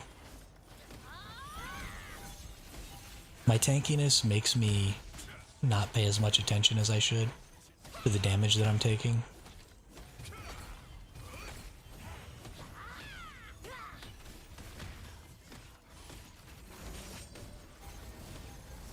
Alright, I'm not going to use my slam again because I want it for the Arbiter. About to pull him. I'm going to step over here just a little so I'm the first one he sees. And he already did his little shout. Let's hold him. And then we'll suck everybody in together. That's nice. Very nice.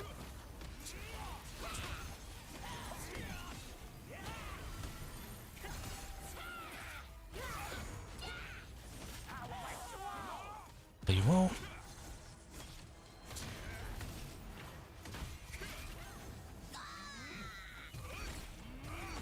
Alright, very well done.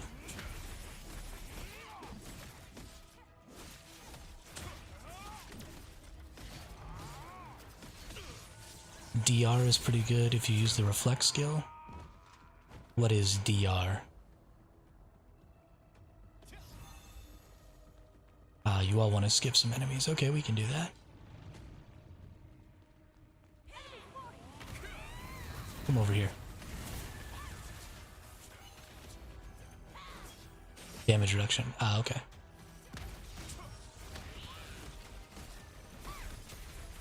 There's a reflect skill?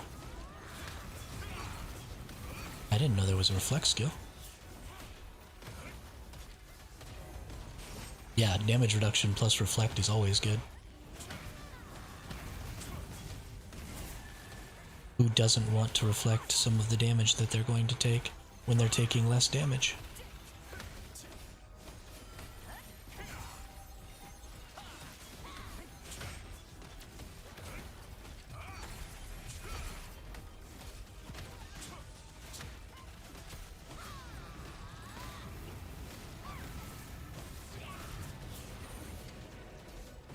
I threw that block out way early, holy cow.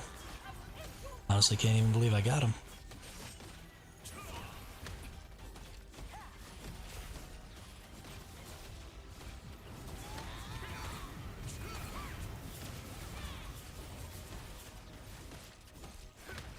I have a really bad habit of clicking my left click a lot, and it causes me to target my allies, and then I go to try and heal myself, and I end up healing an ally.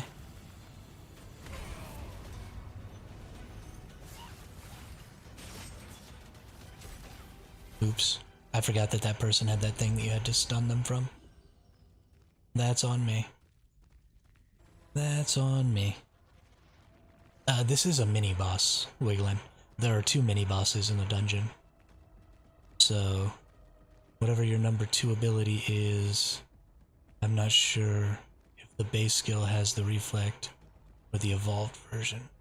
Oh, okay. Okay. Got it. My shield skill. Oh, they're getting nuked over there. Oops. Well, it looks like the character or the enemy's still same health. That's nice. Get in there. Get the stun. There we go. Sorry, y'all. That's on me. I wasn't paying attention because I was talking.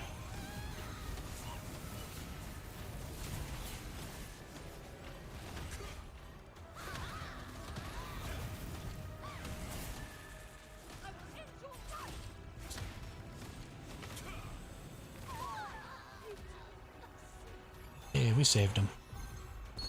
Good deal, everyone. Good job.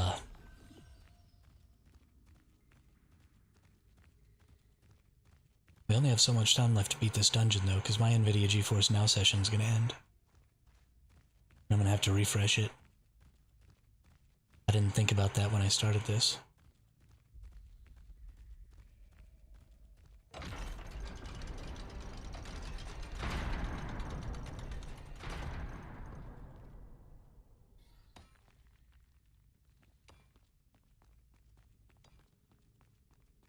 We've got soldiers.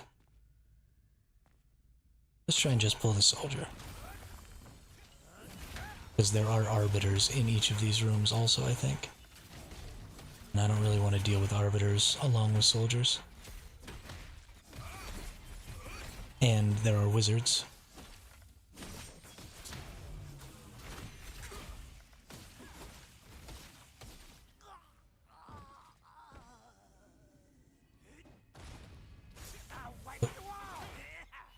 They won't. Okay, I think we just need to kill this enemy and then we can get in and get the switch.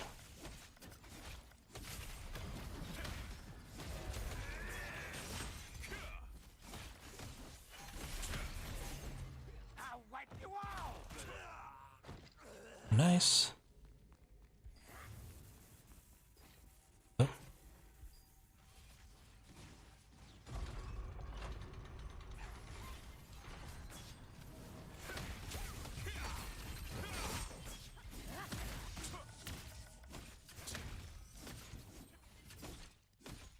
Nice work, everyone.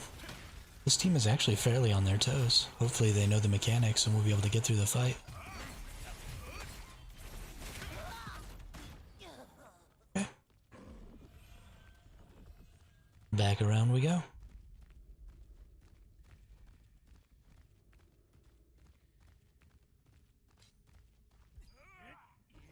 Oh. Oh, I can't get over to him. I hope we don't die. Yep, we died. I don't think they know about that mechanic.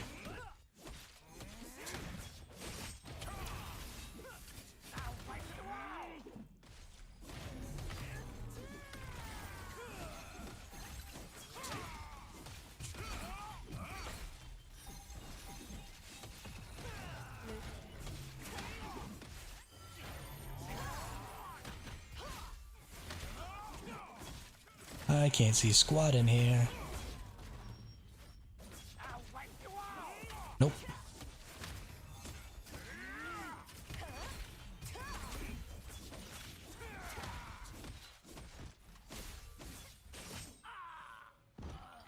Okay, we got him.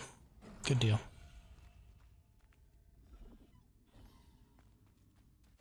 I guess we're actually gonna have to kill this wizard anyway, so we can go through this door. That's fine. Nobody pulled the other wizard, did they? No, we're good. Good deal. Oh, but that door is open. Let's step back.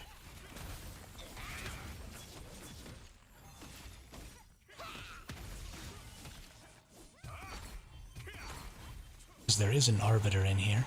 There's an arbiter, an archer, and a soldier, I believe.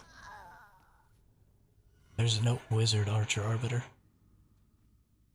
And I just don't like having the arbiters with other stuff because they have that huge wipe mechanic. It is gruesome.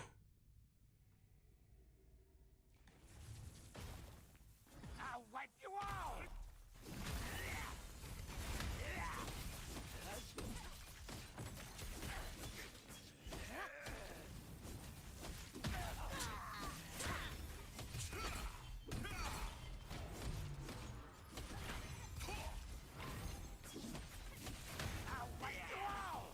Oh, 3, 2, 1. Got it. Whew, that was close.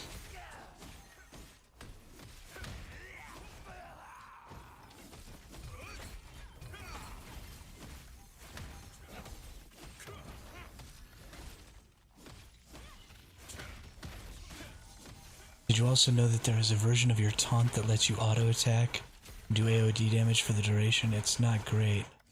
It's not terrible either. You know, I did not know that. I haven't looked really into the taunt all that terribly much. I have a version that it's the cleaving taunt. And it does...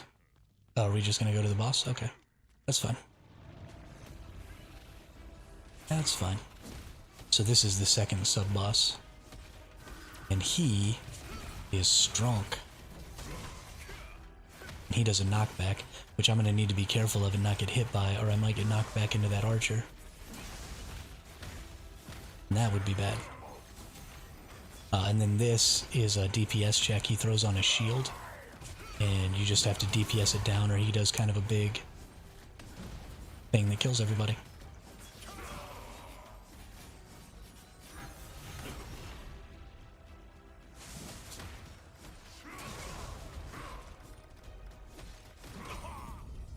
Well, that was interesting. Or maybe you're supposed to not attack him during that. But I feel like you're supposed to kill him before he does that. I don't know, I've never died to that.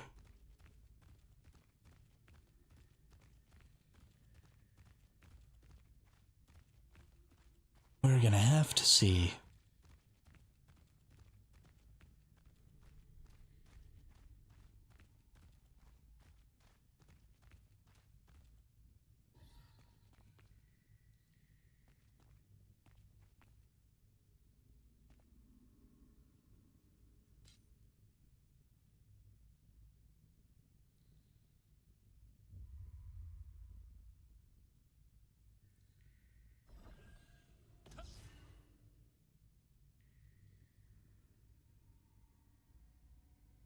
Everybody here? 1, 2, 3, 4, 5? Nope.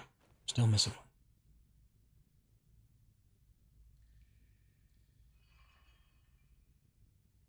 There we are. Clutch muffin. Okay. Let's get this thing.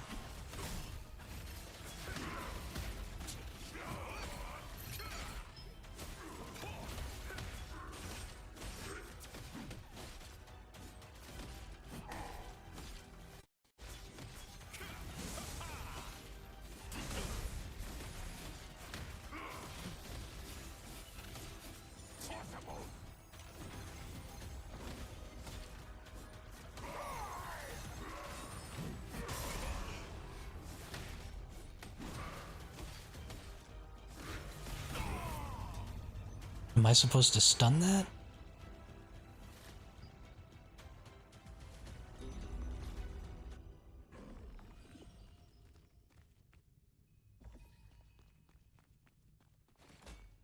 Are we doing too much damage?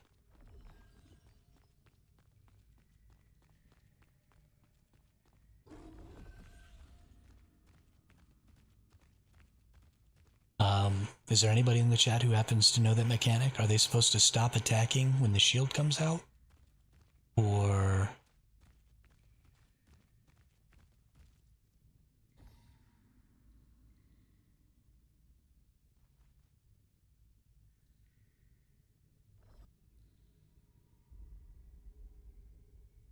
Oh, gotta go back up to our global here. And go down here again.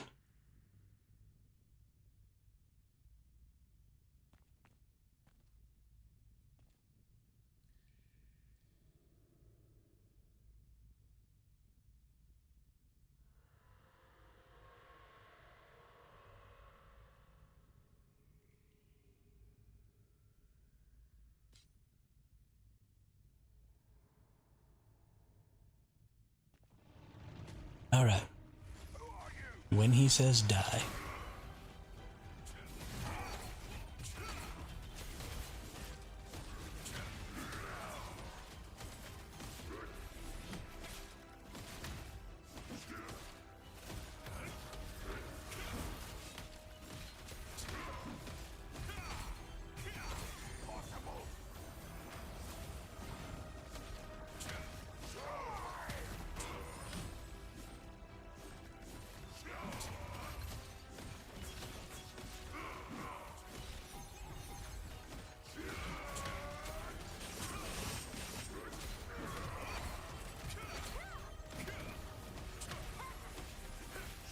Okay, cool, we got it.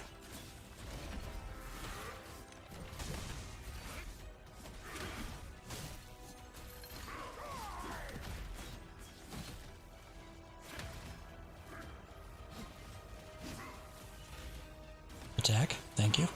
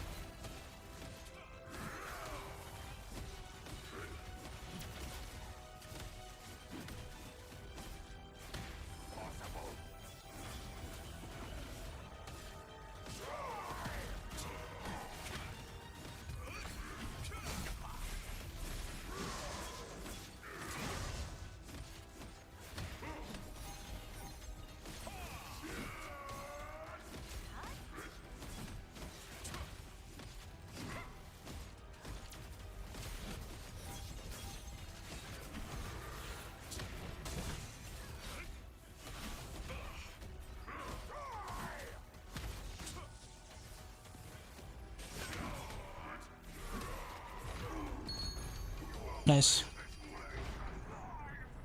That's how you get stuff done right there. Alright, we got 15 minutes to beat this boss.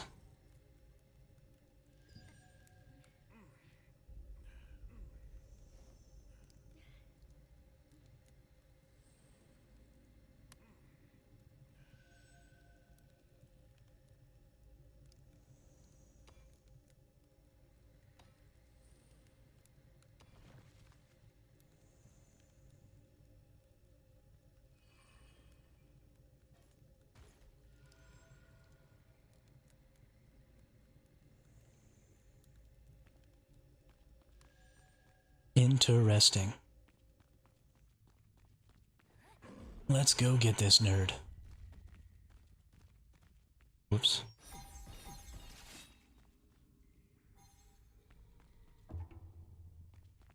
Let's open him up. This boss is rough. It definitely doesn't take more than 15 minutes. Man, is it hard not to die.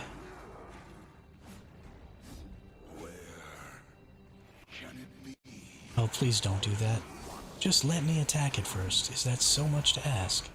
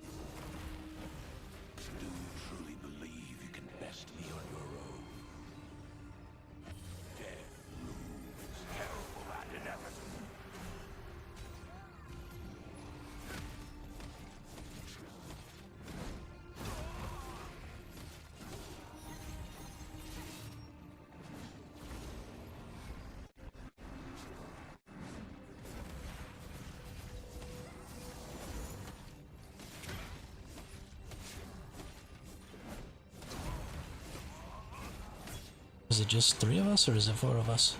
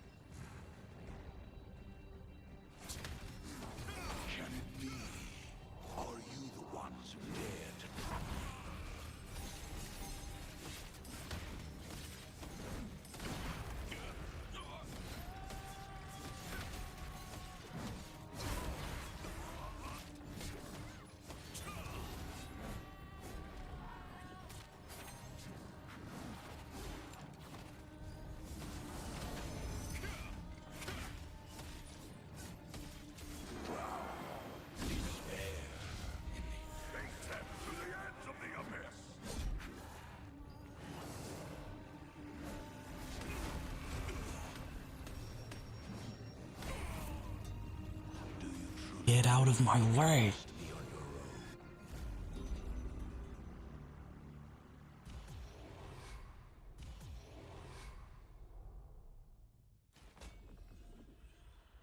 What gear build did you go for? I'm also playing Sword and Shield 1. So far, I don't have like a real gear build because I'm not wearing endgame gear yet. I'm going to wear the Shock Commander gear set though for my armor. And then I'm not really set on a weapon yet. But I think the Shock Commander gear is going to be really good.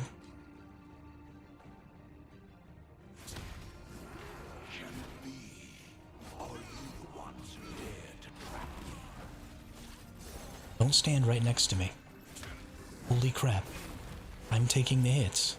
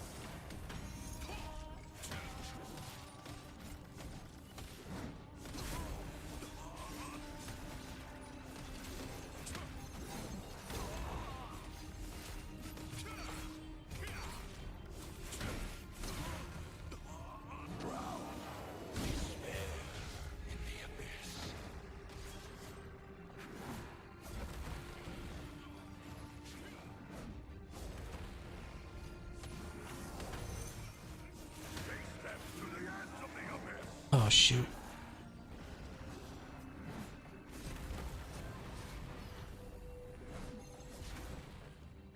Do you truly believe you can best me on your own?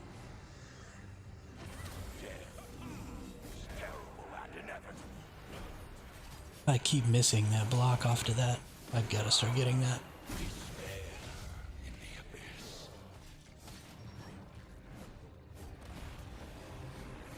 Okay, we're doing alright. Darn it, he got me with a stun there. Not that it actually matters, that stun's not all that strong.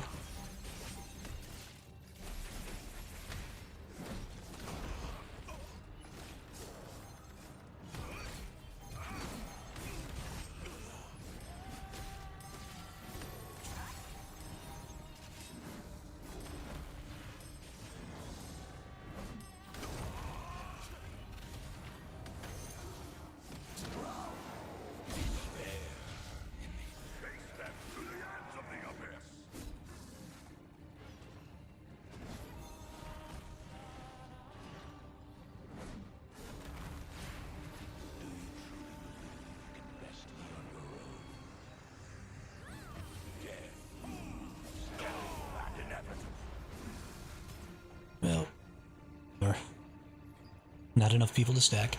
I have no clue what's going on, but I love seeing that perfect pop-up on screen.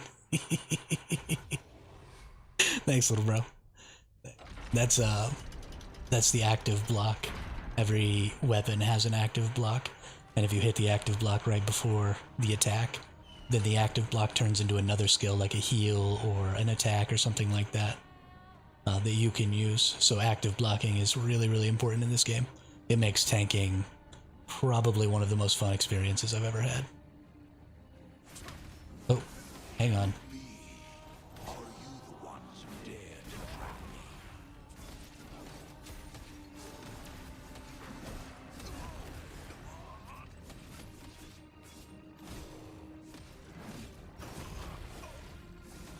I don't know why that person was just standing up there.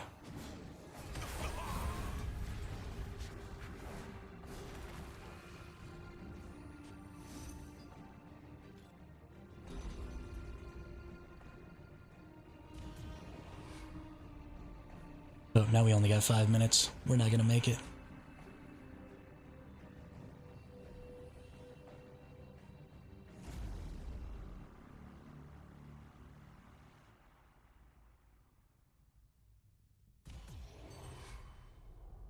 Alright. Gotta put you all on a black screen for just 1 second. Hopefully my team doesn't abandon me. Yeah, it is a super cool mechanic. It is a super cool mechanic. And, I mean, like all of your ranged classes use attacks like that. They're called Fury attacks. And then there are also Wrath attacks that instead of... It's that purple circle that you see shrinking when I hit the block. So when that purple circle shrinks to the bottom, that's when they activate the Fury attack, and that's what you defend. There are also enemies later on that will have Wrath attacks, and they're a diamond. And instead of blocking them, you have to hold a direction key and hit your block, and you'll do a dodge. And then some of the blocks have other skills that become triggered by using that dodge on a Wrath attack. So very, very active with the dodging and the doing things.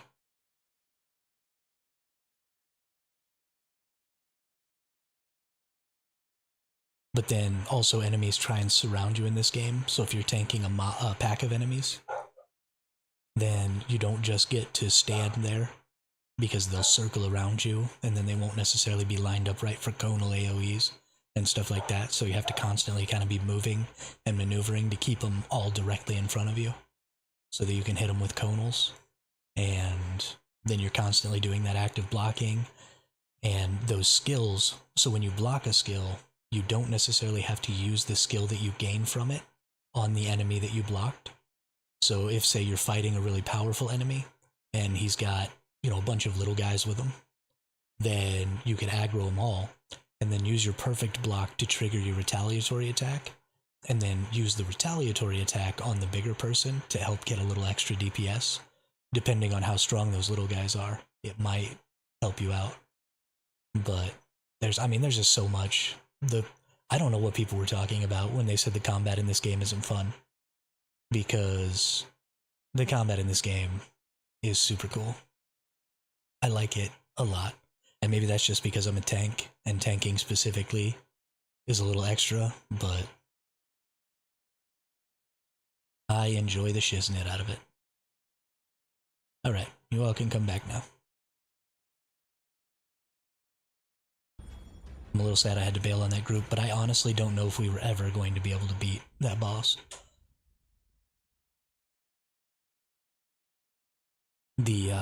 That big slam that the boss was doing, everybody was getting hit by it, including me, pretty much every time. But, oh, I'm still in, nope, not in the dungeon anymore.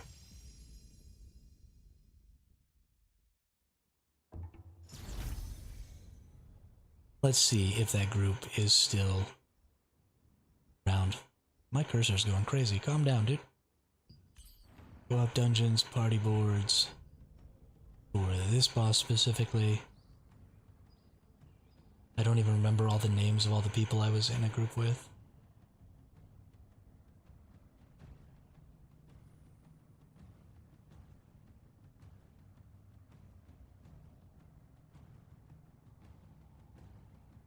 Yeah, I don't see the group in here.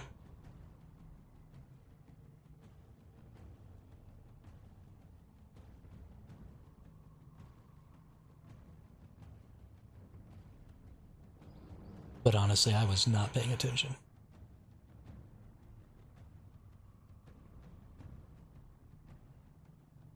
That's too bad. Oh well. Oh well. What do we got coming up on the calendar here? Ooh, 10 more minutes until we get boss fights again. Might want to go do Cornelius. Perception, collision chance. This is actually Katago. You were asking about builds in the future. I'm definitely using 4P Shock Commander, and I'm definitely going to use this Cornelius Animated Edge. Because super increase the collision chance, that's all your stuns, that's all your pulls, all that stuff. And I do a lot of that. And then Perception for the extra hit chance and stuff like that. And also CC chance. So this is a really good CC weapon if you plan on doing a lot of CC and PvP. So definitely want to do that boss. And then I'll be taking 4-piece. Where is Malakar? Here we go. Malakar drops the Shock Commander helm, but the rest of the Shock Commander pieces aren't out yet. But the 2-piece effect is damage reduction, and then the 4-piece effect is shield block chance 10%, which will bring me up to almost 50% shield block chance, which is going to be insane. The only piece I don't like is the gloves here, because I don't like the dex and the crit chance. So I won't be wearing the gloves, but I will be wearing the other 4 pieces, because we've got strength, some more damage reduction, movement speed, strength, collision chance, strength damage reduction, and then strength cooldown speed on the other 4 pieces. Those are all really valuable to my build. So I'll be running the 4-piece Shock Commander, the Cornelius Blade, and then I think these gloves, attack speed, strength, collision chance. So another piece from Malakar. These Ebon Roar gauntlets will probably be my gloves. And then I don't really know about the purple accessories yet. I haven't really looked in, and I haven't looked at a cloak. So I'm a little behind on that, but definitely for my primary pieces, that's what I'll be running. I think it's going to work out really, really good. But we've got 10 minutes before the boss fight starts. I think I could probably, 8 minutes now, I think I could probably make some food before that happens. I haven't eaten in almost 6 hours, so I'm pretty hungry. So if y'all give me a minute, I'm gonna go get some food, get something to drink, and then we'll be back for that boss fight.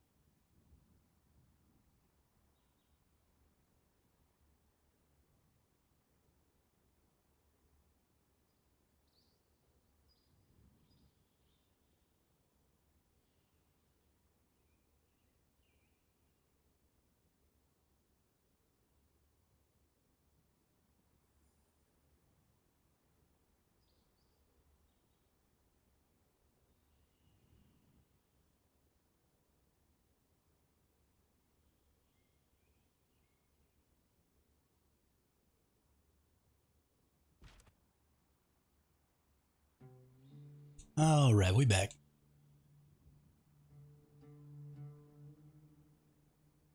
How much time we got? 3 minutes? I can eat in 3 minutes.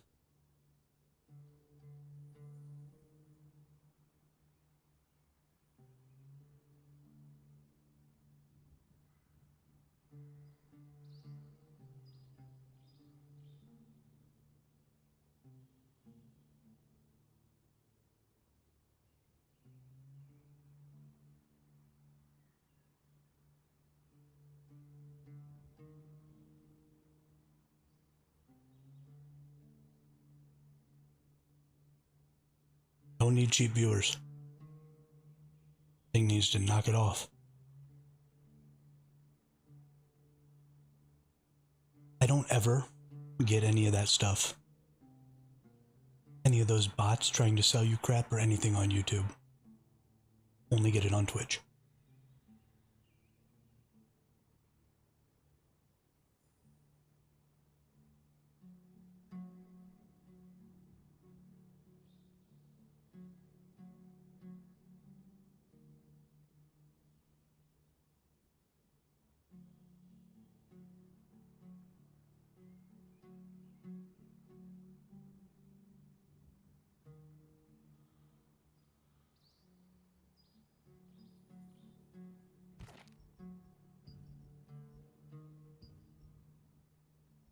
Oh no. This dude's all the way down on the basement of that. Oh shoot. I gotta go over there.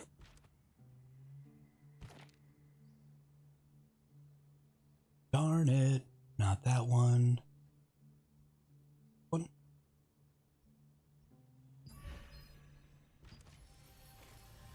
Gotta go all the way down to floor 3 of this zone to get to this boss.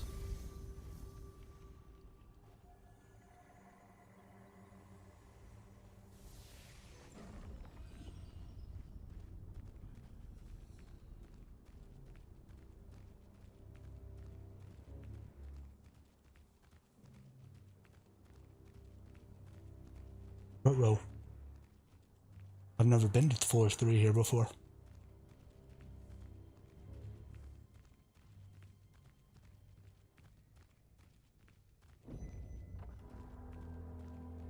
Alright, well there's a down over here it looks like.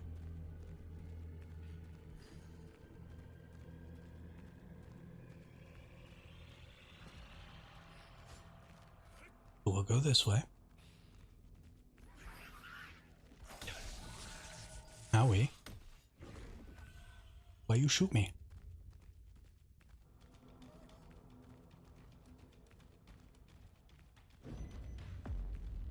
Alright, now we're on floor 2. Looks like there's a down this way. Nice.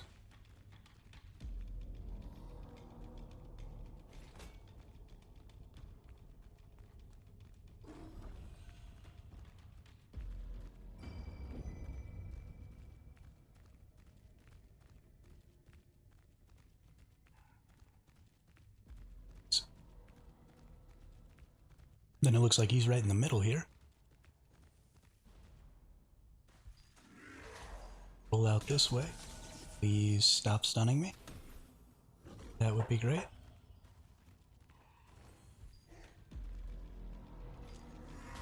You can see the portals are already there. You have to get up into the middle. Oh no, down into the middle. Nice. I don't have any stam. Okay, so then when you look here, you'll see it kind of tells you how many people there are at each one. So this says full. Maybe I'll still be able to get in. Yeah, I can still get in.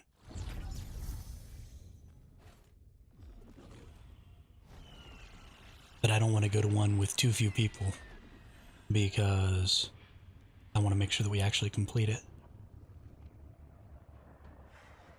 Although, if I knew a group of like 5 or 10 people that we for sure could beat it, then going to one that's empty would be a good idea because you would end up getting a higher drop chance, I'm sure.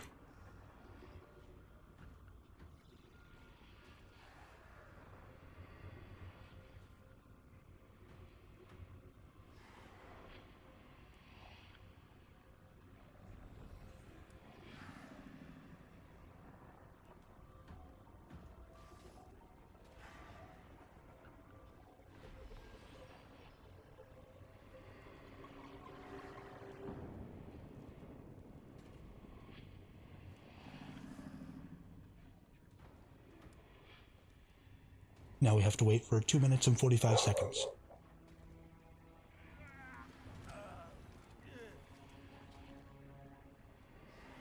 Those portals open and then they stay open for 5 minutes to give people time to come in.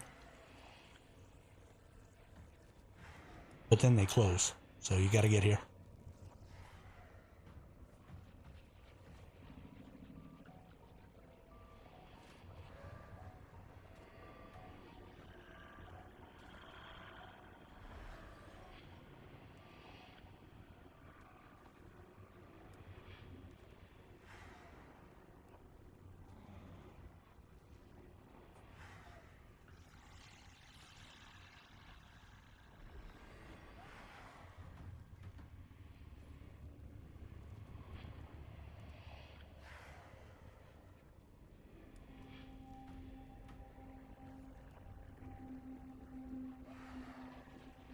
Alright, I'm excited to see this boss.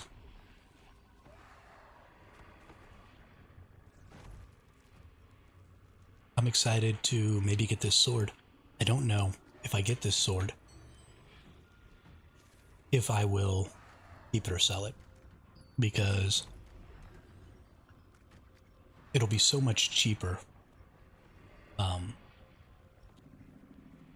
like in-game cost-wise, for me to level up this heroic blade, because I can just keep getting these for my contracts. And so it'll be super easy to get 3 of these that have traits that I want to unlock my new traits on the heroic blade, which would mean I would get to keep more of my trait unlock stones so that I could unlock traits that I want on other gear. But this Cornelius blade is definitely better than the heroic blade. The heroic blade just does hit chance and health, and while that's great, and I absolutely need those 2. And honestly, that's probably better for PvE than the Cornelius blade. That extra collision chance is just so good for PvP that I just don't see any way around using it if I'm going to PvP at all in this game. You have to be able to stun and push and pull and move your enemies in a PvP situation. But trying to get 3 Cornelius blades that have the traits that I want is either A, going to cost a lot of lucent, or B, going to take a lot of time to go through and get these. So I really just don't know. Oh, I forgot to join a team. Whoops. Oh well. Maybe the teams are what have been holding me back. Maybe that's why I haven't got any of the good stuff yet.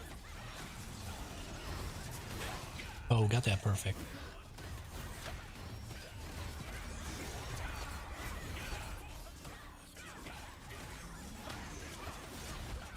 Also, Cornelius looks pretty cool.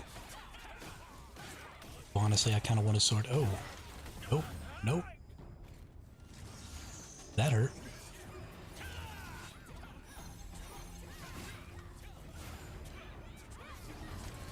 Why are you so mean, Cornelius?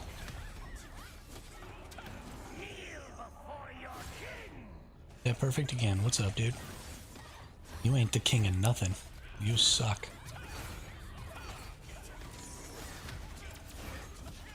You can't hit nothing. You can't see nothing. You're an undead lich, so you ugly.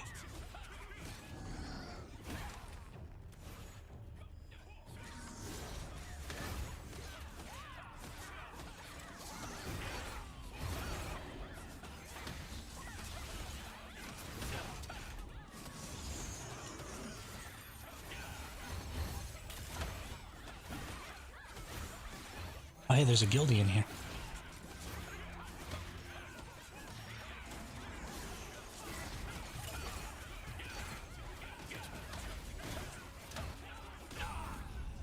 Oh, I see now. There's little blue things on the ground, like the red circles, and you shouldn't stand on those.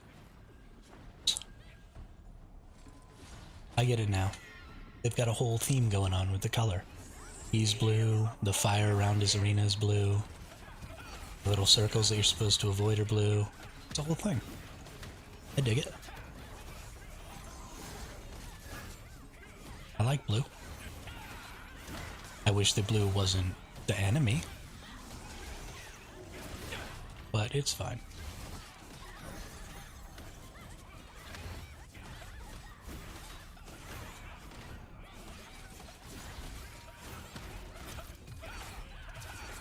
We gotta get a little higher so we can see these ground effects a little better.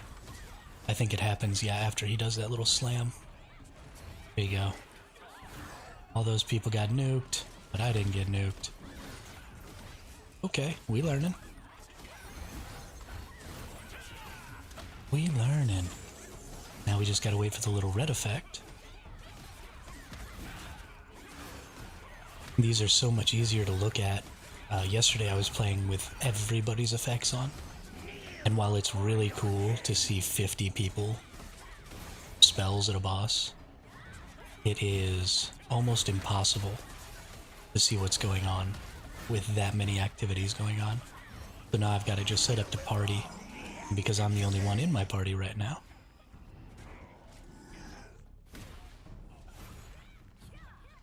It's just my effects, and my effects are super chill.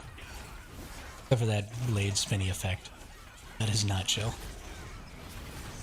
Oh, got another perfect. That even heals me when I do it. I love it. If you want to be up to date on the play, you need to do PvP. Yeah. I agree. I agree. And I mean, the game is just a PvP-centric game.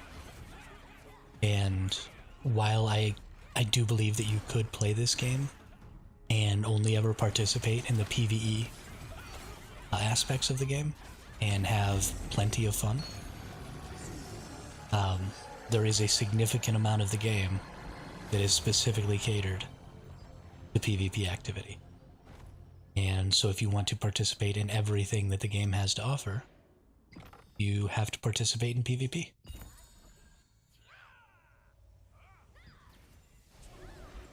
And I want to participate in everything the game has to offer. There's going to be at some point cross-server PvP activities. So big guilds from different servers are going to end up fighting each other and stuff. And I think it'd be super fun to get to be a part of some of that. It will require me to have to join one of the top guilds. But, and you know, they have silly requirements and stuff like that for how often you're online, but I mean, I'm online every day, so I'm sure I can meet those requirements.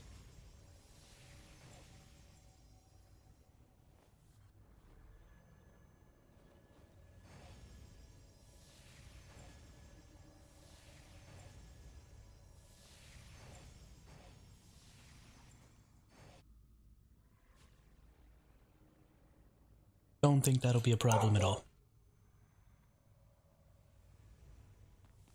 Mordecai's Great Blade of Corruption. Somebody got Mordecai's. Did any of the guildies get any purples? Let's see. Nope, no guildies got purples. I've been doing a whole heck of a lot of these bosses, and I haven't gotten squat yet. I've only gotten one purple so far since I've been playing.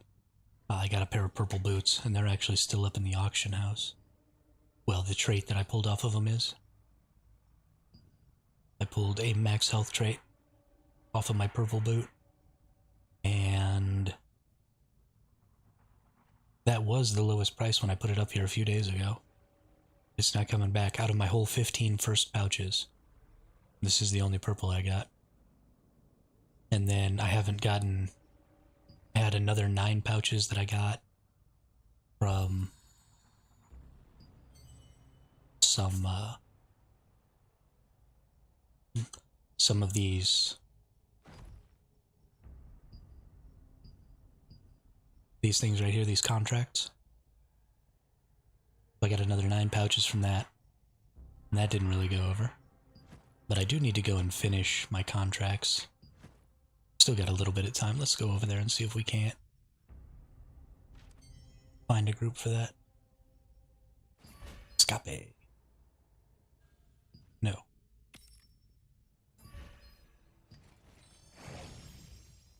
Leave this.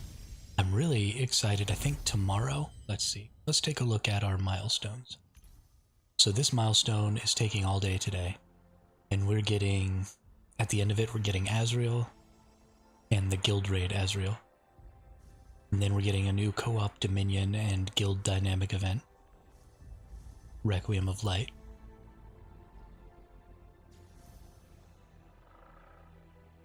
So that's just another one of those open world events. So I'm excited to see that, because I imagine that'll be the first level 50 event that we have.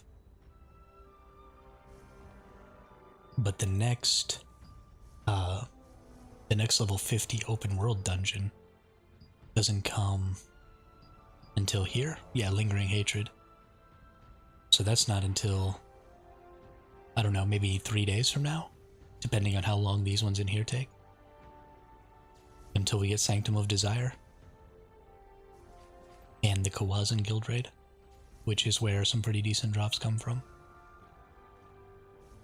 So I don't want to do the Guild Raid that we have available right now, because it doesn't really fit. Oh, did I get a new Undying? Ooh. Must be for defeating Cornelius.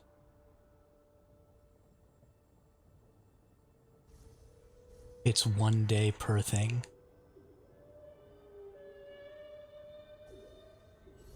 One day per milestone, like subcategory, or 1 day per whole thing. Because the other day, let's see, we did this one 2 days ago, and then we got both of these the next day. I don't think they're a standardized amount of time. 3, 4, 5. Huh, I didn't realize that. I don't like that. Gonna take too long.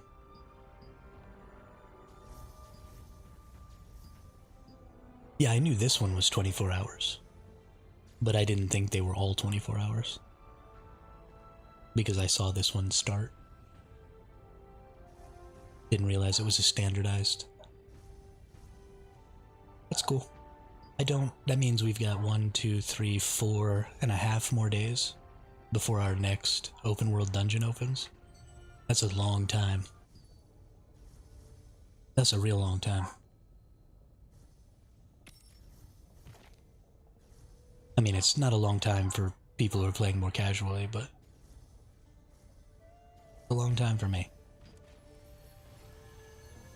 Server is on the 5 tomorrow. Yeah, you started on one of the early access servers. I almost jumped on an early access server just for the sake of playing with the early access peeps. But then I thought, meh, I don't want to be 4 or 5 days behind or whatever. So I'll just start. Oh, somebody did get a purple. The Abyssal Grace Pendant. So the way gear works in this game is a little weird. If you're in a guild and you get there's items acquired by guild members after defeating a boss are stored in the guild. Items that have been stored can be sold or transferred by the guild leader or guild advisor. Items will be acquired by the guild leader once the storage period elapses. You can change the grade of items stored in the guild or distribute them to guild members immediately in guild management. So when you fight those world bosses... Okay, well, I hope so. So when you fight those world bosses and you're in a guild, when you get some gear, depending on what your guild has it set up as, it goes into this guild storage. And there's a thing in here where you can manage settings for your guild, where when you have boss loot, it says guild acquires after 5 minutes, goes to guild, or goes to guild members. And I think the one that says goes to guild just makes it so the leader can determine who it goes to, and goes to guild members, I think, means that people can just claim it, but I'm not 100% sure. What I do know is guild acquires after 5 minutes, means that if you do get a purple, then you'll be able to just go in here and say, this is mine, and then just claim it or give it to the guild. So if you don't really know the people that you're guilding with very well, then I recommend making sure you join a guild that has that 5-minute grace period in there, so that if you do get something that you really want, then you can go ahead and just say, oh, okay, this is mine and I'm taking it, and not potentially lose it to somebody in the guild. I imagine that is something that a lot of people do to take advantage of new players. Just like Albion Online having like 100% tax on your guild, so that people who join your guild don't get any money and have to end up giving all of their world drop gold to you. Because, you know, people are shiesty. And that's just the way it goes.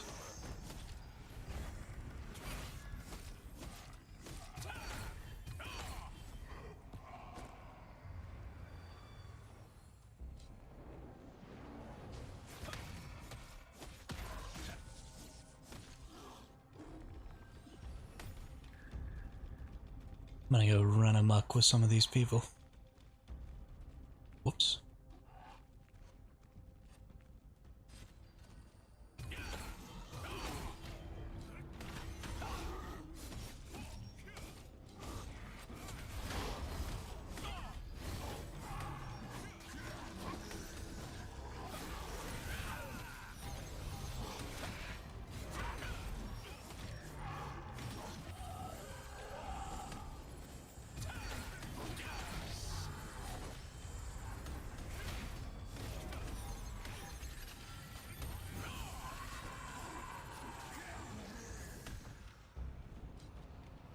Just gonna come in here and tag a bunch of stuff with all these peeps. This Urel dude's almost dead. You need to watch out, buddy.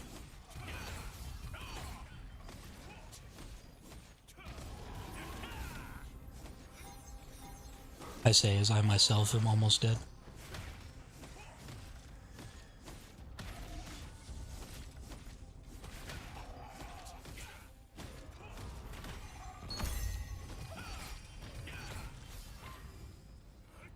So for those of you who don't know, when you come into these open world dungeons, if you see in the top left of my screen here, you have these abyssal contract tokens.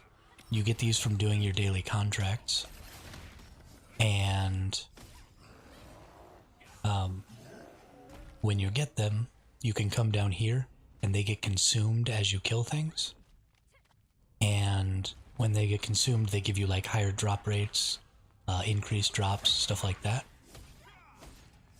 So you want to have those so that you get lots of different stuff from your drops in here. But that's how you get, you know, like your purples and stuff in here. And lots of parchments so that you can make skill books so you can upgrade your skills, which is super important. Personally, I would hang on to your Abyssal Contract tokens until you get to a level 50 dungeon, because you're going to want to be able to drop, you know, some of that blue and purple gear instead of only being able to drop... Whoops. I jacked that up. Instead of only being able to drop, like, the green gear in the super early dungeon. The super early green gear just isn't what you're looking for, and it's not going to end up being of very much value to you.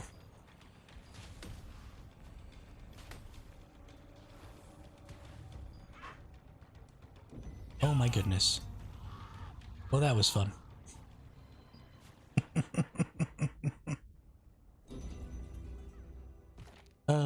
Stupid laggy garbage. Will surely be with you, even in this Making me look stupid.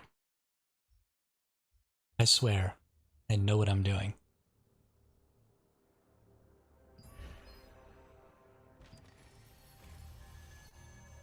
I need to try and get into a guild with one of those rift stones, because I think that's how you do the guild bosses, is the rift stones.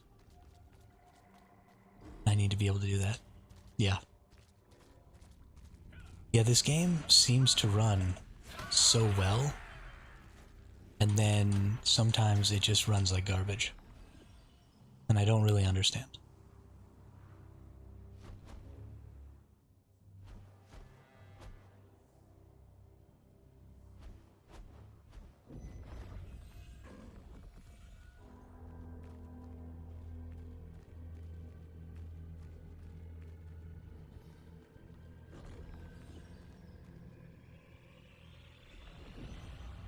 Where the heck did I just go?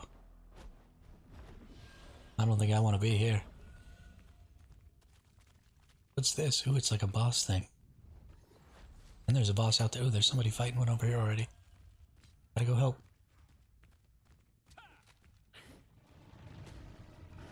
No! Oh, it's this. Okay.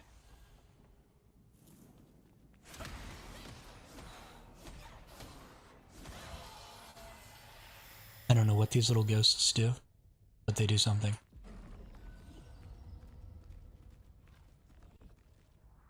I want to be involved. Paul Sanford, hey, thanks for the sub. Over on YouTube. Really appreciate that. Welcome to the chat, welcome to the channel. How are you doing today? Are you enjoying yourself some Throne and Liberty? Whew, I got to hit that one. I didn't get to hit the other one. I don't know what I'm doing. Or even if this is at all beneficial. I've definitely never been in this room before, though. And I've definitely never been down here. Oh, this is the wrong... Working on it. Good deal. Good deal. Yeah, this is the wrong dungeon. Because I'm an idiot.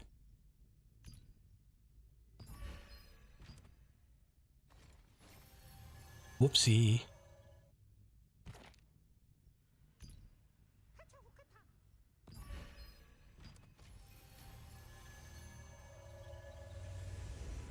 Working on it. Awesome. What build are you thinking you're gonna play? What weapons do you think you want?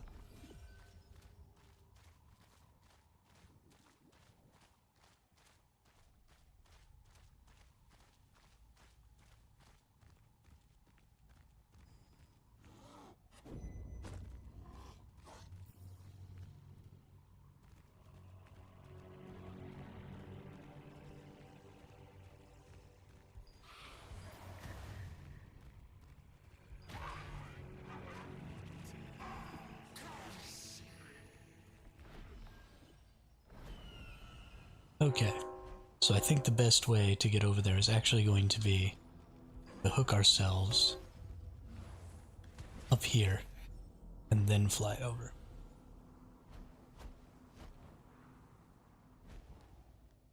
That was definitely the answer. Fantastic. I knew I was going to figure it out eventually. I just got SnS Ward Wand 250. Oh, okay, nice. Nice. That is also what I'm playing, is Short Sword and Shield Wand. I don't necessarily know the best possible build for that. What, do you have like a gear set that you're looking into? Or, what are you thinking as far as your build? I was thinking 4-piece Shock Commander was looking pretty tasty. And that Cornelius Blade was looking pretty good.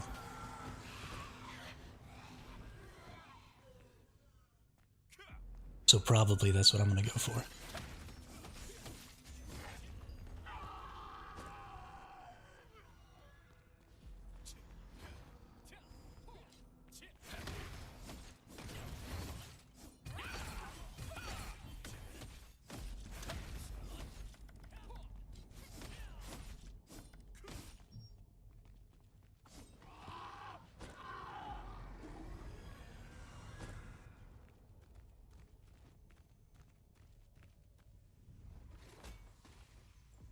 There's only 5 of you. Invite me. I'll just invite myself. I just follow y'all around.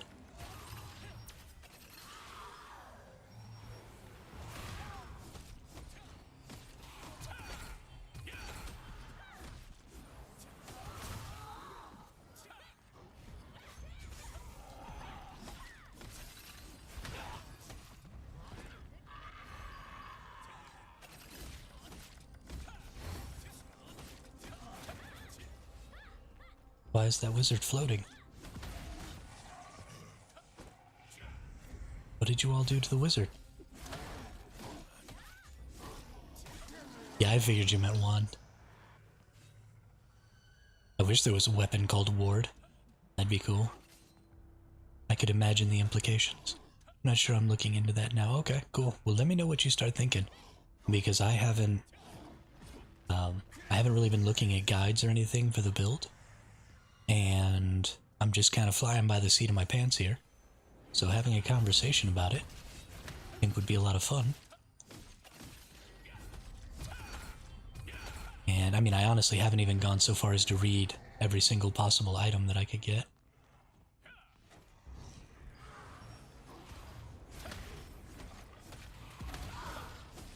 Yeah, I mean, it's so much fun to not know, you know, what the meta is, and to not just follow a build guide and go in there and think of it for yourself. And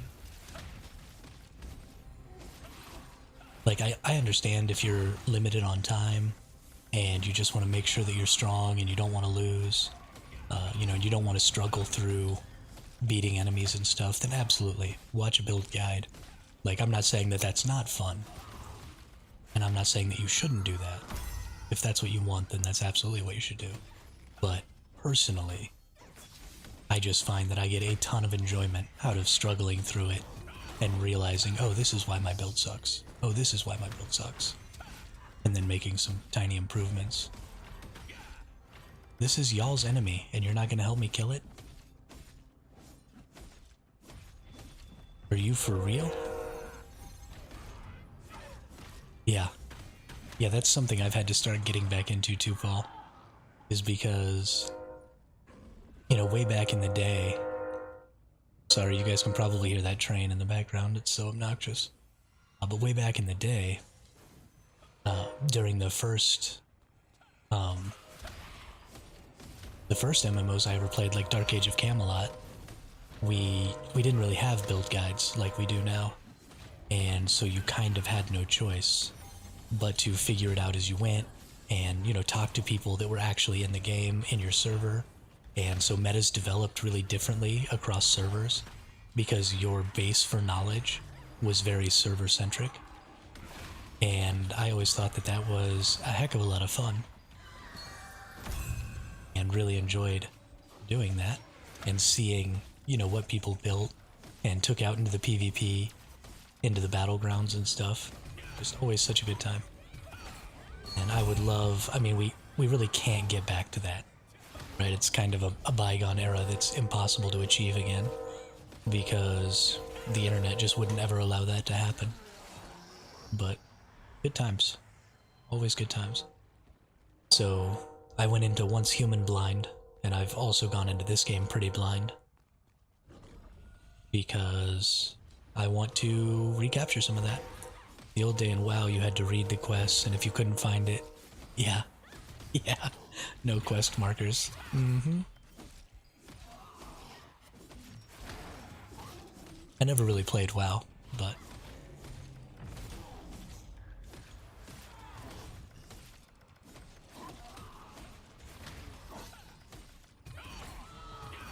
I mean, if y'all just bring them over here, I can get them all aggroed.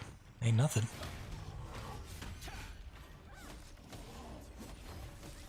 Over here and aggro these two.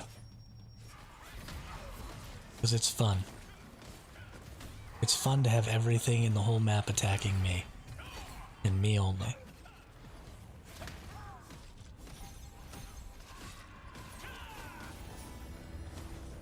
Hey, gotta press a blessing pouch. So this is something I want to show some of y'all. I don't know how much content you all consume. Them were the good old days, Paul. Absolutely. Flying by the seat of your pants. People helping you out. I still remember the first person I ever met in an MMO game. Their player name was Linkin Park. And I had just started, and I was only like level 5. And I had just kind of cleared the quests in the first area and didn't know exactly where to go. And they were like level 17, they were an enchanter. And I didn't know where to go next, and I thought level 17 was just this incredible level, because it took me like an hour to get to level 5, because leveling was so much slower and stuff back then. And so I didn't know where I was going, and this Linkin Park person took me over to where the next area was, and helped me kill a couple of mobs, and like showed me what was going on. And it was, I mean, over 20 years ago, and I still remember the name of the character of that first person who ever helped me in an MMO. And that was, I didn't even know Linkin Park was a band at that time. I had never heard any of their music.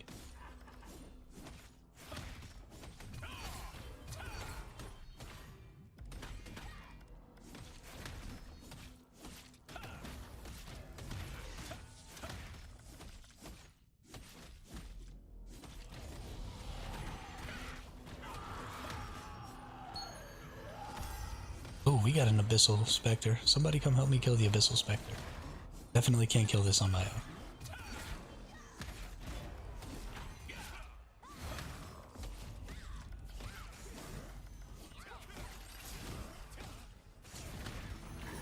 Oh yeah, there we go.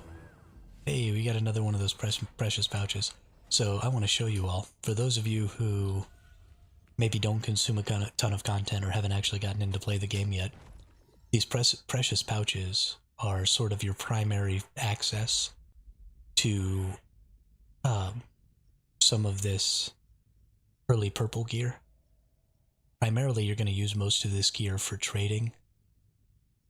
Not a lot of this stuff is really useful on its own, so you might not end up actually using any of this, but using it for alternate traits so that you can put it into your other gear is going to be a good thing. So you just use these, you get these from these contracts, and you can also buy 15 of them from a shop. Okay, and then we just get randomly something in here. Okay, and all I got was growth stones, which, I mean, is great. Love growth stones, not scoffing at that. But I still haven't gotten another piece of purple. Sort of upsetting. But then you also get these abyss currencies, which you'll use to buy purple gear. But the way you get these pouches primarily is in the cash shop. There's a spot where you can use ornate coins, which are these right here. You get them from Twitch drops. So if you're watching on Twitch, you probably want to go ahead and connect your account so you can get your abyss coins from Twitch drops. And then there are various other ways that you get them as well. And you can buy 15 of these pouches every month. And they cost 45, so you need a total of 600. And that's how you get some of your purple gear. These pouches, the Precious Blessing pouches, look like they give a lot different purple gear than the ones that I just opened. These are of much greater value. Do you?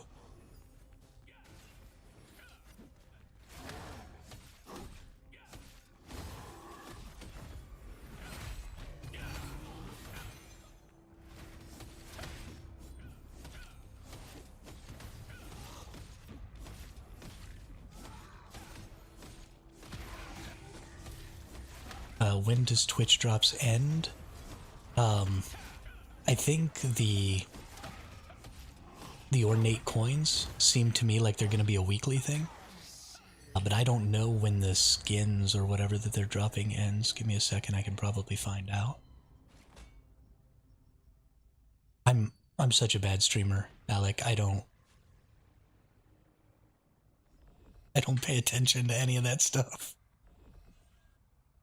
I basically have no idea what's going on. I just press the little button that puts me online, and then I talk at the microphone and play video games. But let's go see.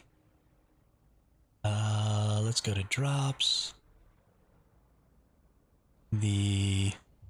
Okay, so Throne and Liberty launch ends Tuesday, October 15th at 11:59 Central. 11:59 a.m. Central. Or CDT, I think that's Central. And yeah. So during that time, if you watch a total of 12 hours, you will get 3, 4, 500 ornate coins. You will get a thank you very much for the follow over on Twitch. Appreciate it. Hold on. All out Evo 9. Okay. It took me a minute to figure out where the letter or where the word breaks in there were. All out evil. Evo. Haven't for my console to play the game yet. Yeah, so it looks like the 15th is when that ends. You're able to get a form for your glider. It looks like one of the little Ematoys, and then a rare Imperial bracelet and a title. I don't know if the bracelet is like an actual item or if it's just a skin. I'm not entirely sure. I got it, but it hasn't been in my inventory yet, so I haven't got a chance to look at it. But yeah, you get a glider skin, an Amatoy,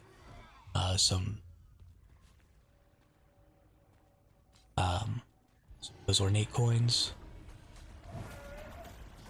and a title. Ooh, Berserk Dark Enforcer. This is one of the, like, mini boss enemies in here.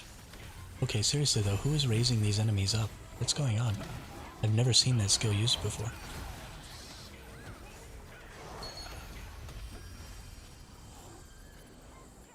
Wow, that poor dude got nuked. And I just need one more Dark Wizard. Okay.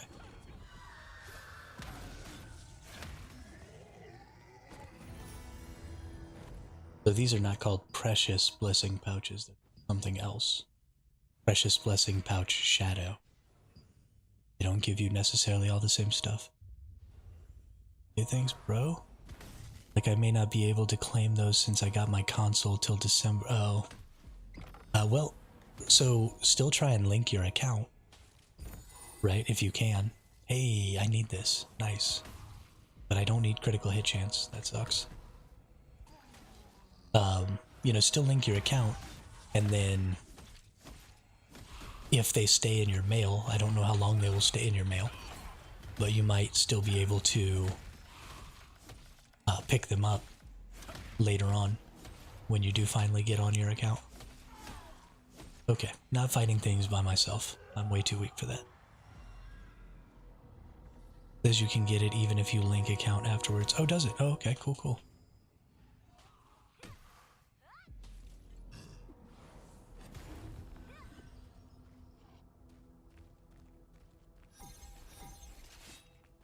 I'm dying over here. Okay. Need to go in to my inventory. Why is the shaman chasing me? Somebody save me.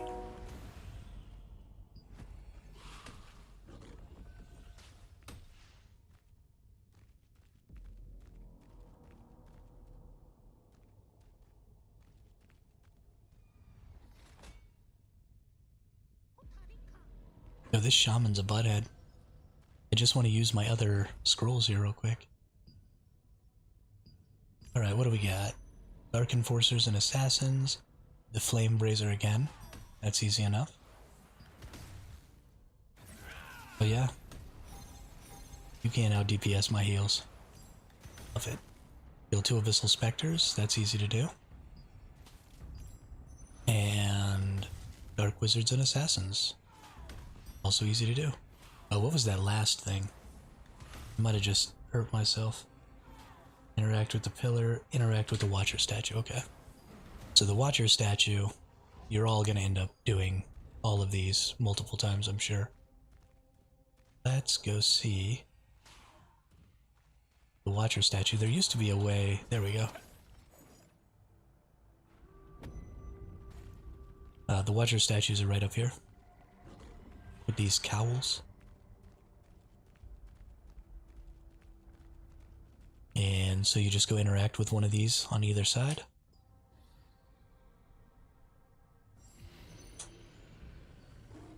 And then the same thing, the mana braziers are on each side.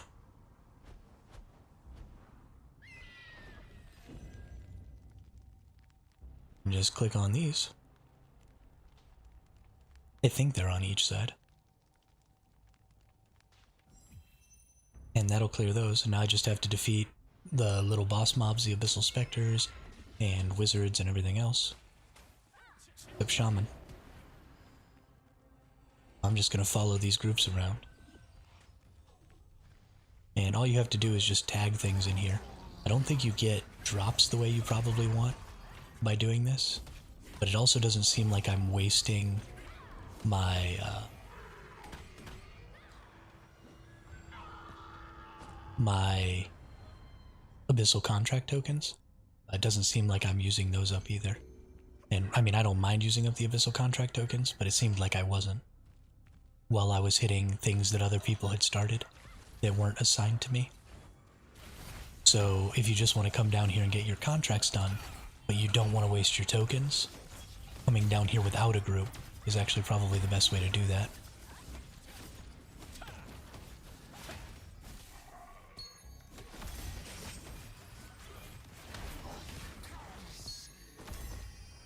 And then of course you just get way more drops and stuff when you are in a group. You're fighting things that are assigned to you and using up those contract tokens.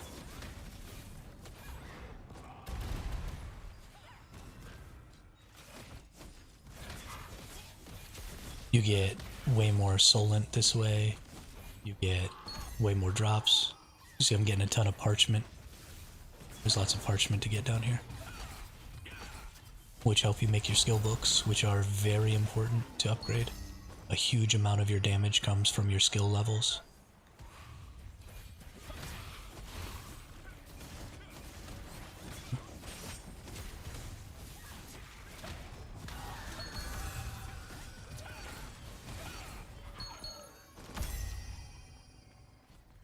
But now you see I'm just getting tons and tons of drops that I wasn't getting before.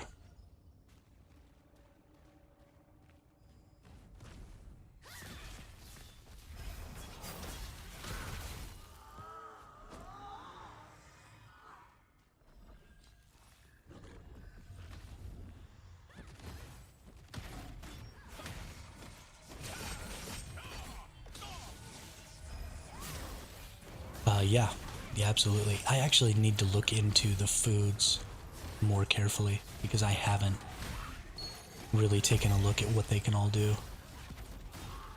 And more Solent is going to be huge. You saw maybe when we were talking about upgrading gear earlier, when I was talking about feeding gear into other gear, feeding my tier 9 blue into my purple weapon is going to cost me 1,000,000 Solent, and I only have 7 right now. So at the amount of Solent I currently have, I can't even upgrade a full set of purple gear right now. So really need to maximize your Solent production, especially in the late game.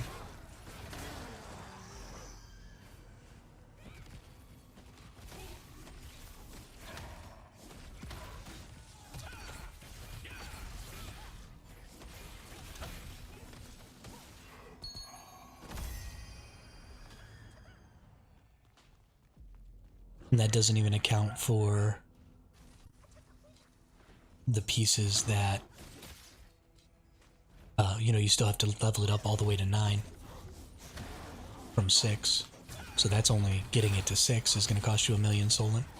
To get it all to level 9 is going to cost you even more, which is crazy.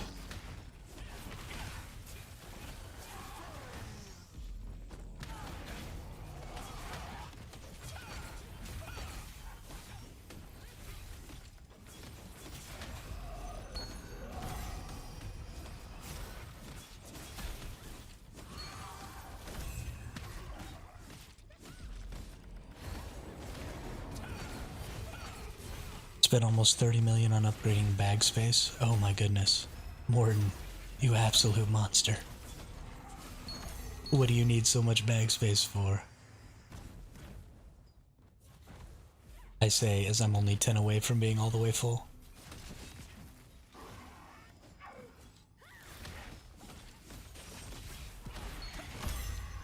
I think I've spent 500k on bag space. I bought twice.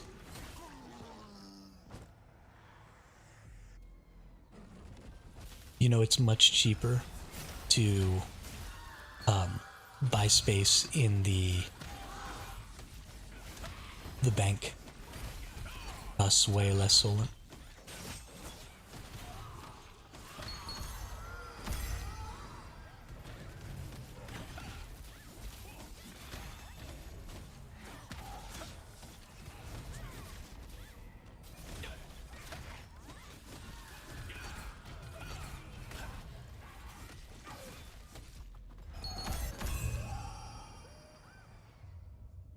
Yeah, it's super cheap.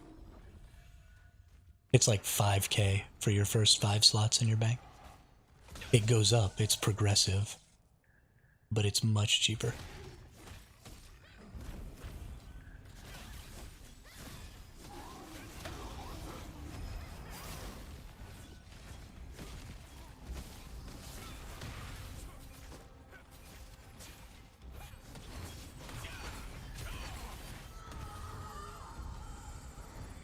Yeah, could have saved a whole lot.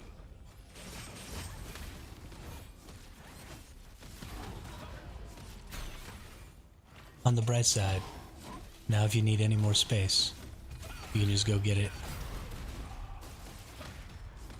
in the bank.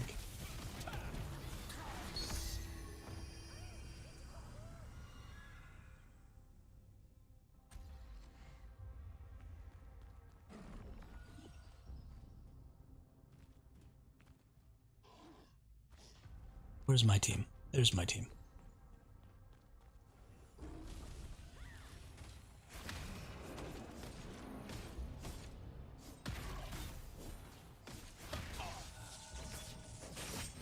Bring it over here.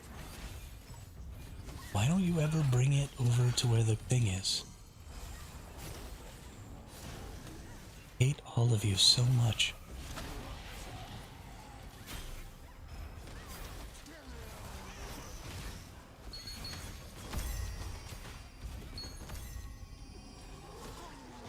We haven't gotten any Abyssal Specters. That's so sad.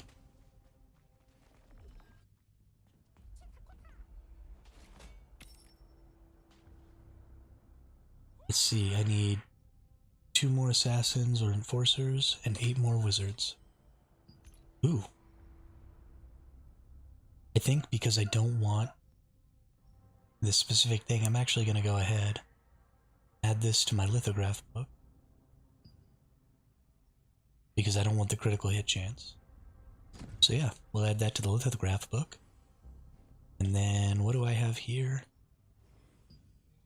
X mana 150, hit chance, critical hit chance. I think that's the cloak I'm wearing. I'm not 100% sure though.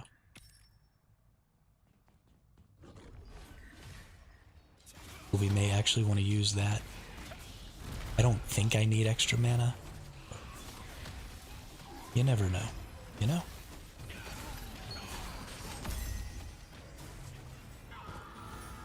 Alright, finish that one up. Just need some wizards.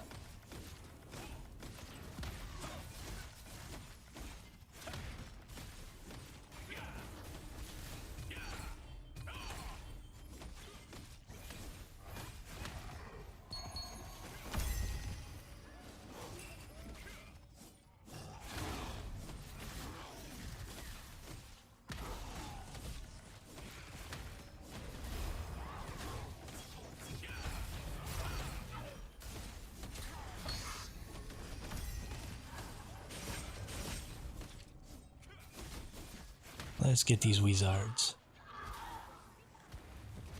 No wizards.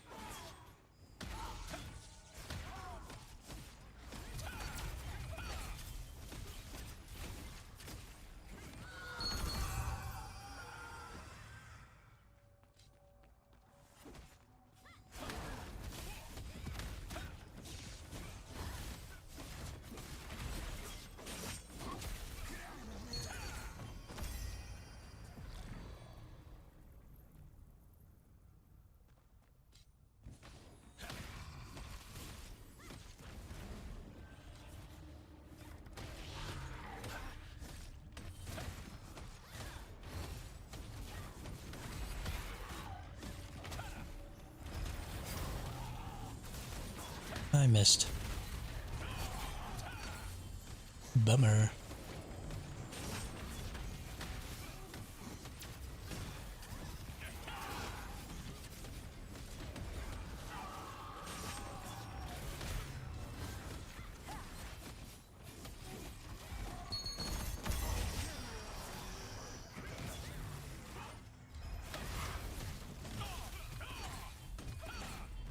Linked my account to Twitch for the drops, thanks a lot. Yeah, of course. Of course, yeah, thank you, Morton. Tons of valuable information coming out of Morton. Which is great, because I'm still pretty newbie at this game. And I don't necessarily know everything.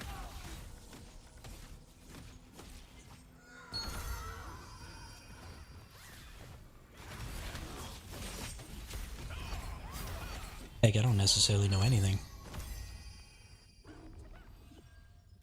Probably like farming the wrong bosses.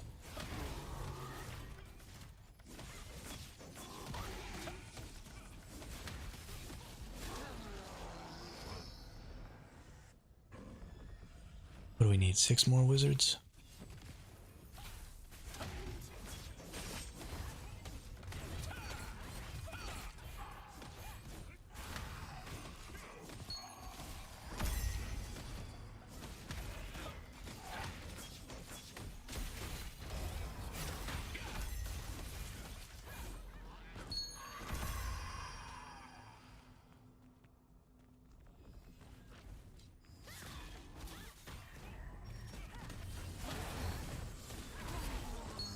I've been going after max health, mana, and on my traits melee endurance.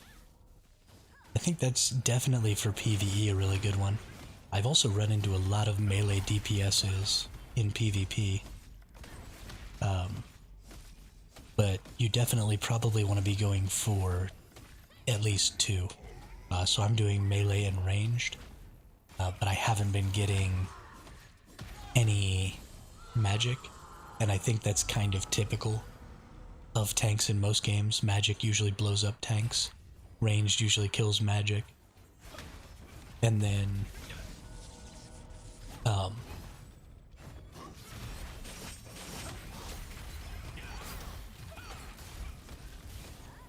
and then tanks usually kill ranged. Because they can just eat all the arrows and stuff. And so I think naturally they just kind of lead us into ranged and melee defense.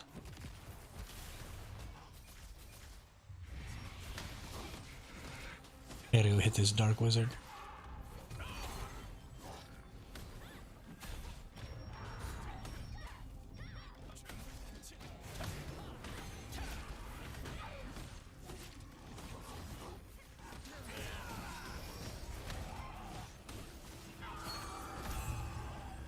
Yeah, precious parchment. Let's go see, do we got dark wizards over here? Nope, I don't see any dark wizards.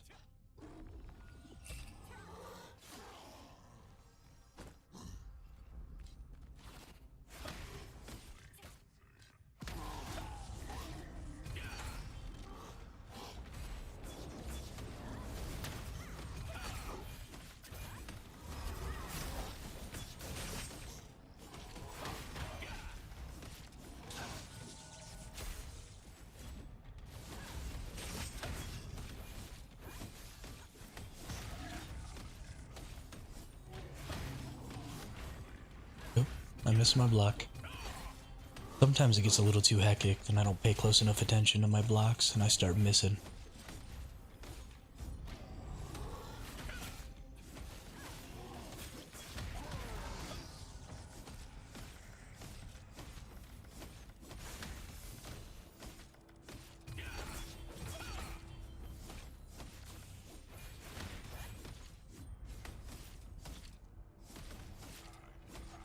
Been getting a lot of magic nerds? That's weird.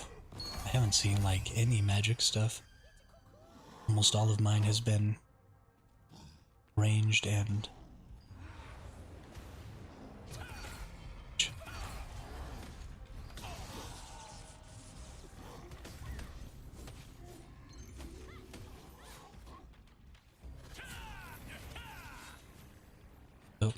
I'm not targeted on me.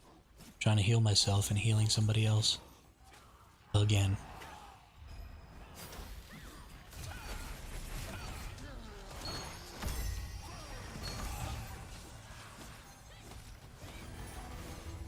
He completed another one. Let's see, all I need now is to defeat 2 Abyssal Specters. And then I'll be all done with all of these. Open up these pouches just for fun. Just because I wanna. Give me a purple. Come on. Really? Really? Are you joking me? Stellarite element? This game hates me. I have the worst luck of literally any person.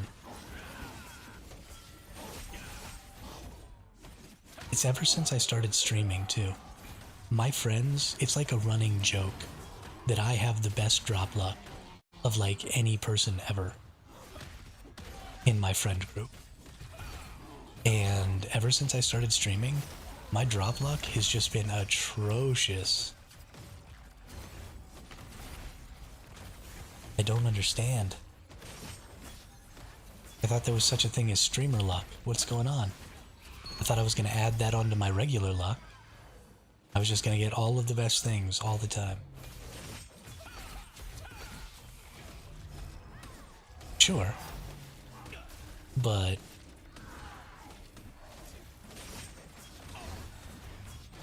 I need my gears.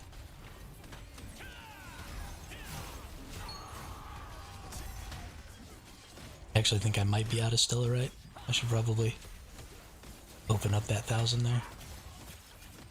You run through Stellarite like hard. Yeah, I mean it's the gear chase, you know? It's why you play loot games. You want to see them purples and them golds.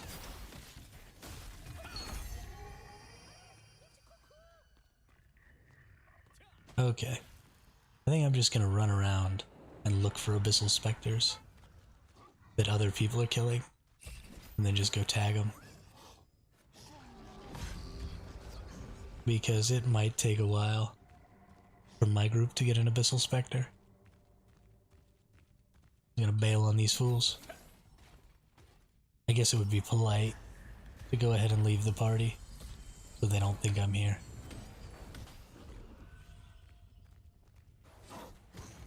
Is there nobody else in here?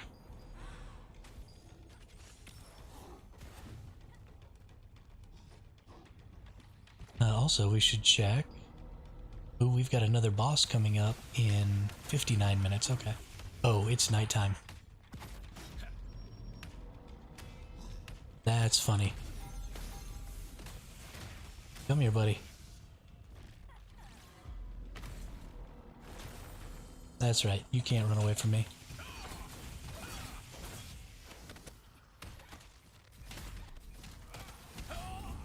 Oh, sure, 3 of you. That's fine.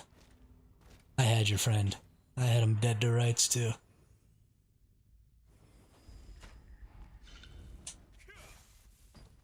I didn't realize it was nighttime, and then it was PvP time. That's funny. I'm sure that's what those people live for, is going in there right at the switch when people weren't paying attention. Did I go over and try and do this real quick? It just started. It's only been going... Oh no, it hasn't even really started yet. I should definitely go do this. I'm pretty freaking tanky, Morton. All of my stats are tank stats. Let's see if I can get...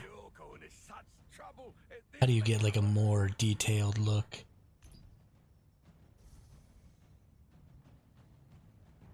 Let's see. Yeah, when it comes to melee especially, I'm just super tanky.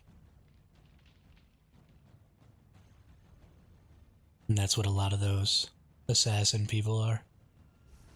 I mean, obviously not compared to like an endgame build, but for where I'm at, I think I'm pretty good. I couldn't even hit myself. my hit chance is lower than my evasion.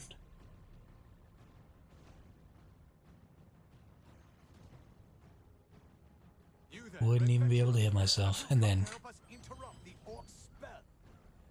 All right. When the ritual starts, the wizards of the Vernal Blessing Academy will redirect the transport crystal. yeah, well, that's what happens to me when I fight The magic magic people. will be sent to their chieftain. I mean, you look at my stats for magic. Distort the spell. I have We can no evasion, no nothing. I thought I had more ranged craft evasion than items this. for the resistance at the Vernal Blessing Academy. Now, I want you to gather the magic power quickly. What the heck? Orcs recover the crystal. Oh, it's a guild. That's right, this is a guild event. This time, so you have to do it in guilds. Are any of my guildies at this event? Any guildies at World event? Nobody in my guild comes to this stuff. It happened one time yesterday, and I haven't seen anybody here since.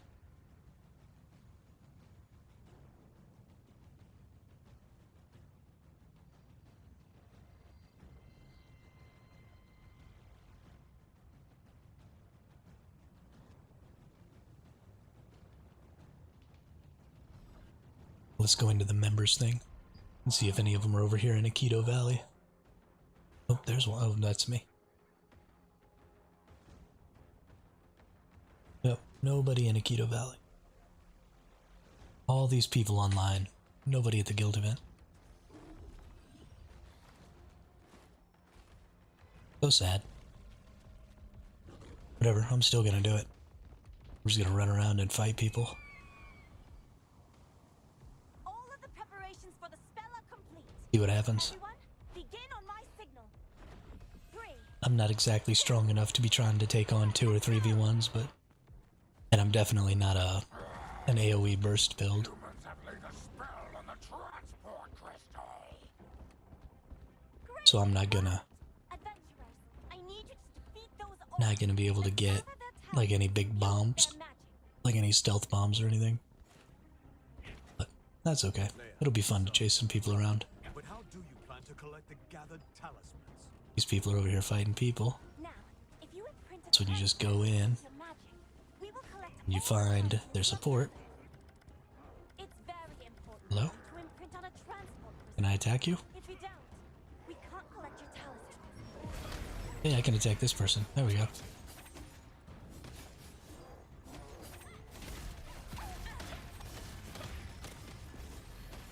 Oof. They hurt.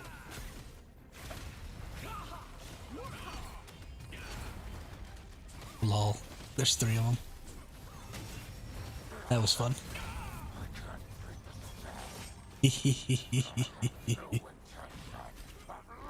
Okay, maybe I can find like some single people to fight. Cast a spell on the transport. It seems unlikely, but maybe. Seems they're smarter than I thought they'd be. Even so, we came prepared at least. Attention, adventurers! Transmission will now proceed, beginning with the transport crystal that has the most. Oh, there we go. talismans This registered. person's like The time almost is dead. easy for everyone to keep track of. I'll make transmissions every 5 minutes, 4 times in total. Freely change which transport crystal is implemented by using your magic. You can also implement on other transport crystals while you're collecting. nice. Yoink. Thanks for the talismans, brother. I need to go register Magic transmission succeeds. A special if I'm gonna do reward will be this. given to the top contributors. You have 4 chances. Remember that. That's what we're gonna do. We're gonna find people who are almost dead, and then we're gonna kill them. That sounds like fun.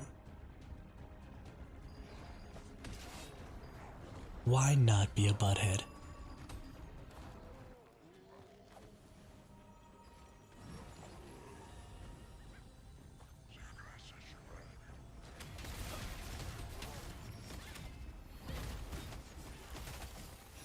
Oof. That's hurty.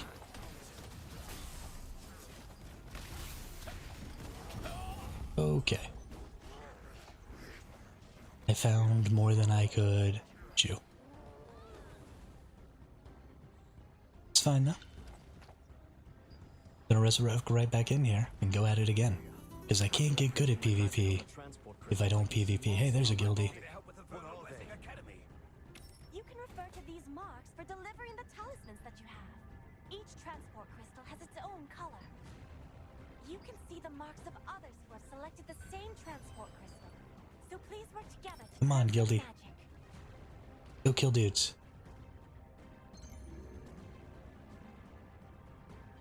You know you want to.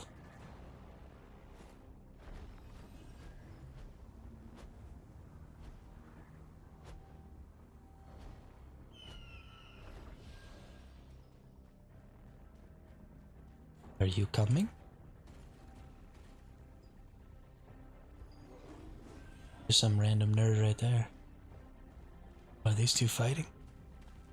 They are fighting. Let's see if I can save this person. Nope. They died. 1 minute left for the first transmission. If the situation doesn't change, we'll move the match to transport crystal 1. This guild gathered a lot of talismans at transport crystal 1.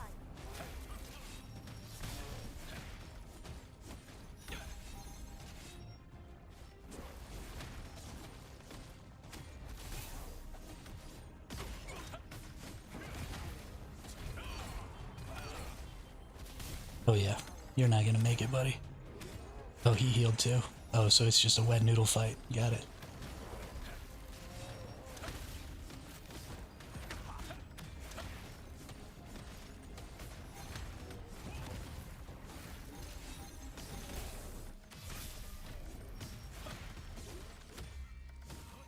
I'm starting the first magic transmission. These guilds helped a lot with the first transmission.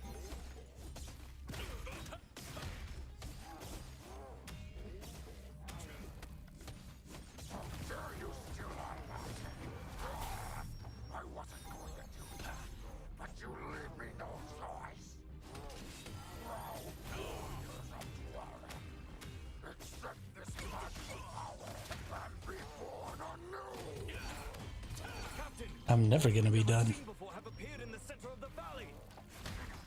A dark red aura. Could it be the Shadow Orcs of legend? No way! I don't think this person's very happy about the fact that I just keep fighting them. Getting desperate. These orcs will be stronger than usual. Which means the amount of magic they possess will also be greater. If you take down those orcs, you'll be able to gather even more talismans.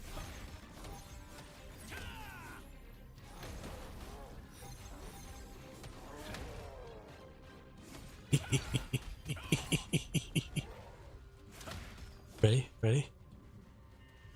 Oh, come on. Don't. Darn it, I was gonna try and push him off the cliff. He got a little too far away. Actually, I should keep chasing him around. And if he gets to a place where I can actually push him off the cliff, I can push him off. Come on. You know you want to.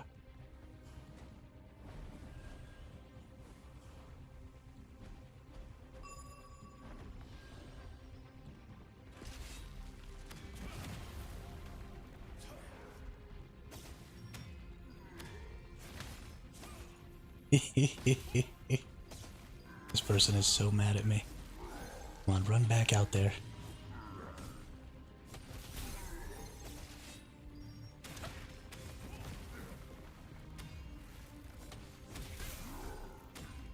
Maybe I can entice him if I like pretend like I'm running away. Come on, buddy.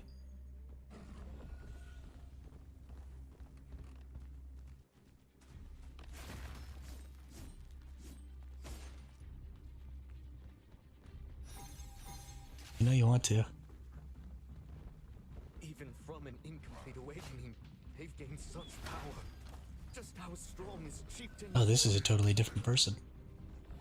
Nothing we can do about small-scale transmissions. That's why it's important to stop large-scale transmissions. From what I hear, Thorin hasn't given up and is trying to produce Oh, and this person is much stronger too. We must stop them at all costs.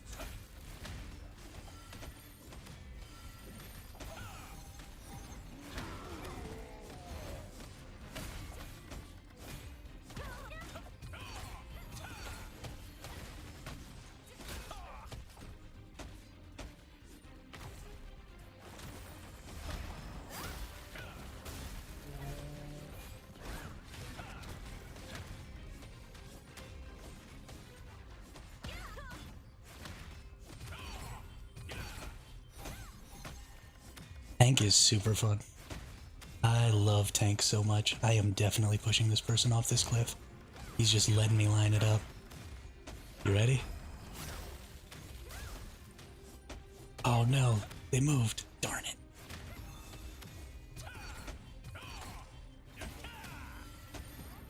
In one-on-ones, I mean, you're almost immortal. Unless somebody's just got some real good DPS. Let's get ready for the second transmission. If the situation doesn't change, we'll move the magic from Transport Crystal 3. It makes the fights take a really long time, and that's kind of unfortunate.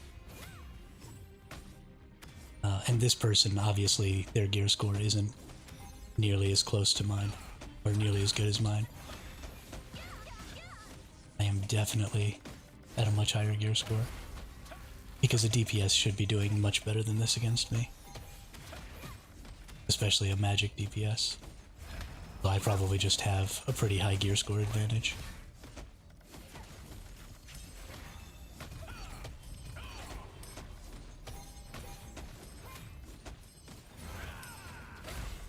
Oh, and now there's another one. I wonder if they're allies. It appears like they are not. We've reached the halfway point. Don't just try and kill the person who was losing the fight. That's not cool. That delivered a lot of talismans for this transmission. Alright, just 2 more transmissions. You just wanted to try and get some of my kill glory. Big nerd. Okay, come out here. Oh, I was trying to line it up so I could try and knock him off the edge.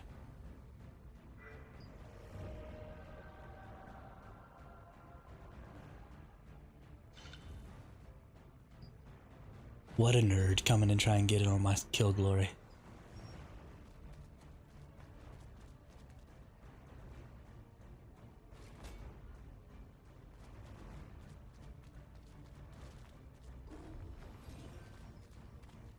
To try and help the person who's losing, not the person who's winning.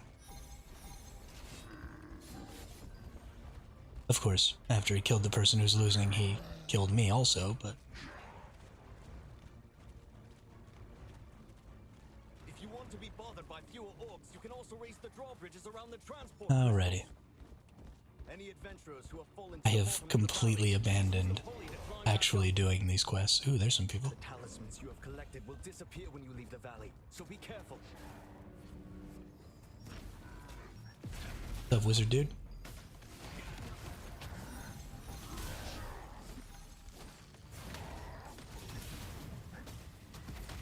Climb me onto a wall.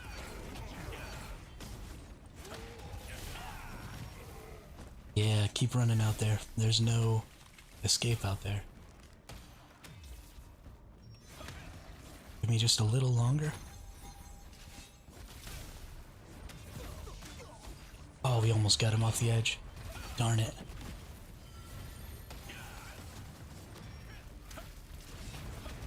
Yeah, this guy is much closer to my gear score, or maybe even higher than me. He is doing a much better job than that last person. I wish there was a way that I could, like, inspect their gear. So I could see how bad, am I at a deficit, or am I at a gear score advantage? What am I losing? Why am I losing? You know, because if I'm at a huge gear score disadvantage, then losing doesn't make me feel like I need to change my build. But if I'm at a gear score advantage and still losing, I would really like to know. Because then that means I need to do something. Something is obviously wrong, or I'm losing the rock, scissors, paper, or something like that. something needs to be looked at.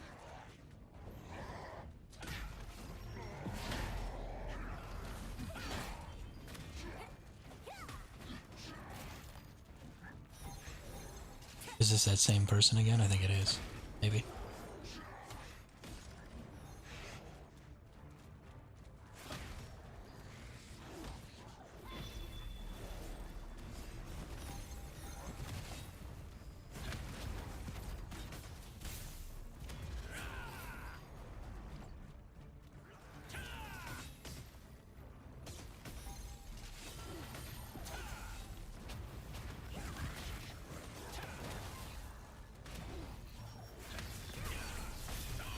Ooh, I got nuked hard something there. Ouch. You definitely, unless you have a build built specifically for it, and a pretty significant gear score advantage, you're definitely going to have a hard time trying to fight multiple people.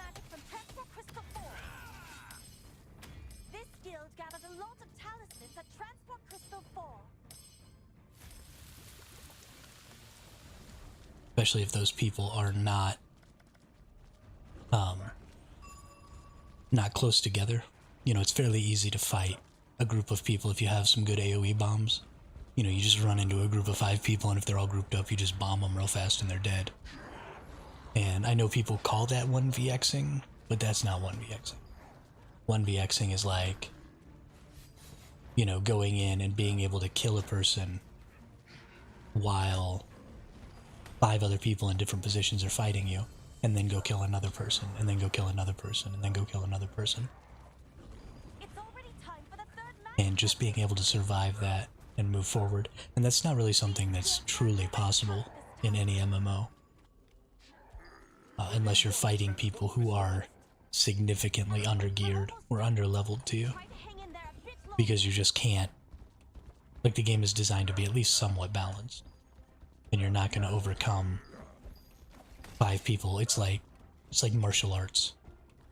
You know, no matter how good you are at martial arts, unless you're going up against people who are significantly worse at martial arts than you, then you're not taking on 2 or 3 people all at once. That's just the way it is. Hey, there's a person. Come back here. Don't you want to be my friend?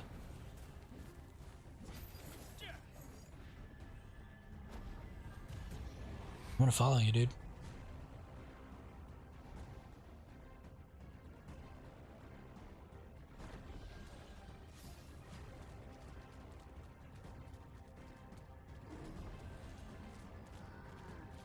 Come back over here. You get your butt back over here. I'm gonna fight you.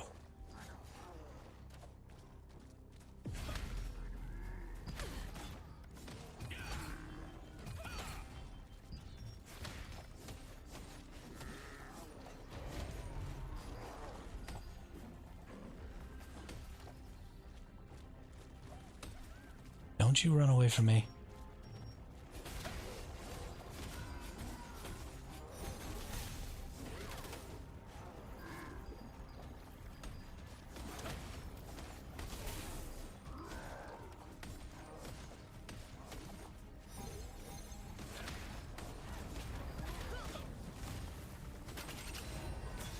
Oh, what just happened?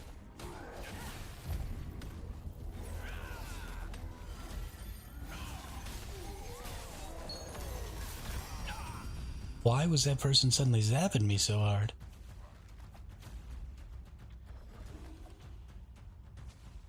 I don't know what just happened to me, but that hurt. A lot.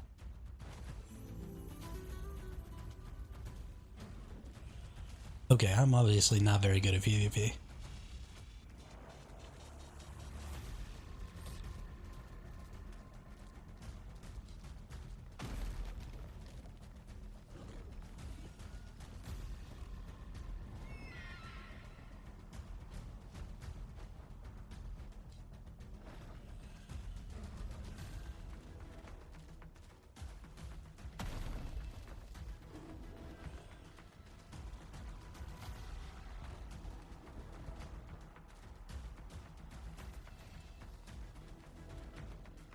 everybody is obviously at number 2.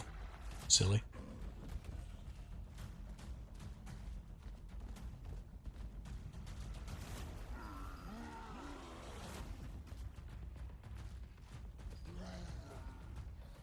Silly me.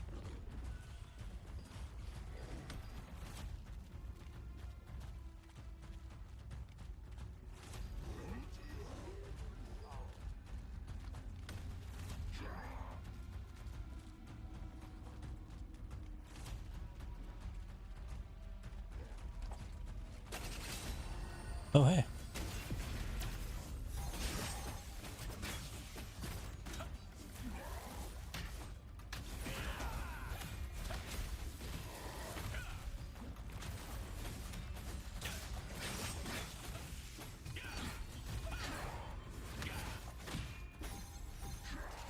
We are now getting ready for the final transmission.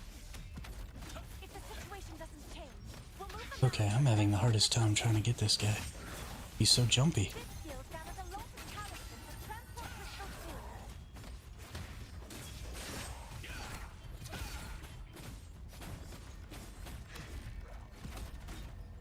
Oh, no way he got away.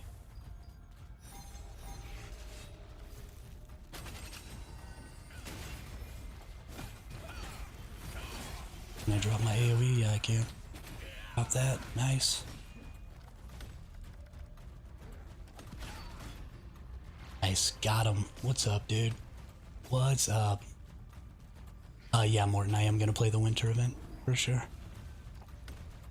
Unless something changes with this game, and I end up, like, in a really good guild with a bunch of guild responsibilities or something like that, which Everyone, I don't here are the assume guilds will that happen. delivered a lot of talismans for the last transmission. The operation. That last fight with that DPS, that assassin, was super fun. Stop here. They will not give up the ritual. I will be counting on you next time too. Yeah, I think Once Humans PvE is just super good. So I see no reason not to participate in the next season.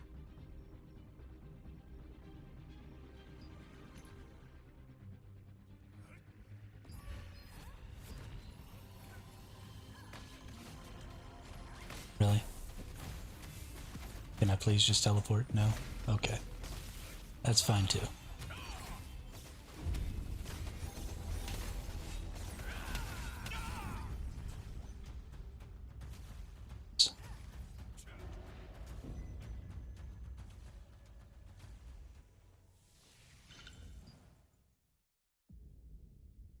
All the new free-to-play games are so good and fun nowadays. Seriously, I don't even understand how this happened. Because we've just been getting dumpstered by free-to-play games for like a decade. They've just almost all been garbage. And now, in the past 4 months, we've gotten 2 really good ones. I mean, especially Once Human, because, you know, Throne and Liberty's got some pretty severe pay-to-win aspects to it. So I don't really put it in the same category as Once Human, because Once Human is just straight up free-to-play. You can't do anything in that game with money that in any way really benefits you. And I really appreciate that about that game. I think it's a silly amount of fun. Okay, so we've gotten all of these done. Hey, we picked up some gear down in there. Okay. What do we got? Magic Endurance. Magic Evasion. Don't think I want either of those. And then Max Mana and Mana Regen. I don't think I want either of those. And I don't think either of them would sell well. So I think we'll just go over to the lithograph book. Go ahead and add those. Go ahead and add those. And I need to lock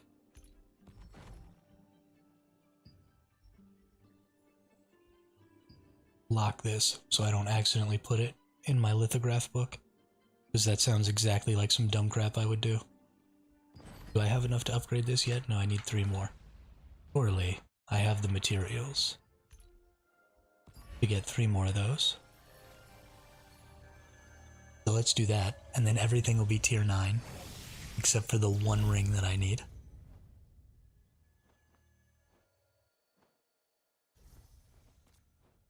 If you go to, when you click on it here, there's a lock unlock button, second from the bottom here. Just click it. And I'm pretty sure that'll keep me from lithographing it. Let's see. Yep. Does keep me from lithographing it. Yeah. Super helpful. Honestly, if you don't have a lock unlock in your inventory management nowadays, in a game where you can, you know, sell inventory items and stuff, like what are you even doing with yourself? Let's go down here, and we need 3 more of these. Only make 1, really? Really? And I can't make any out of... Oh, it's because I don't have enough rare magic powder. Okay. So I just need 2 more rare magic powder. Ammo. And then we go over here and we make 3 of these. And hopefully that'll be enough. We can take this right here. And level it up. Ammo. Oh no, are you kidding me?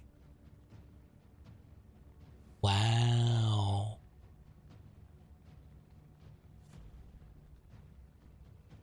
Wow.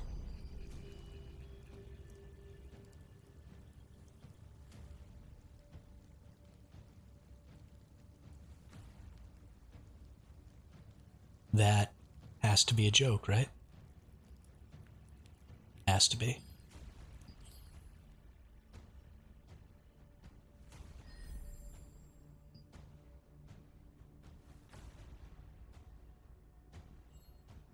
I feel like the game is playing tricks on me.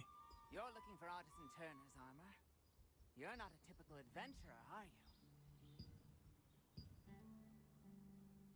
you? Okay, so we need 6 crystals, 9 magic powders. We're gonna do this. I don't think y'all understand. Can I make 6 crystals? Yes, I can. 9 magic powders. So 10 reduced 2.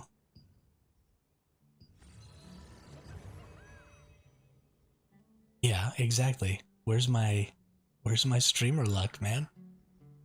This is BS.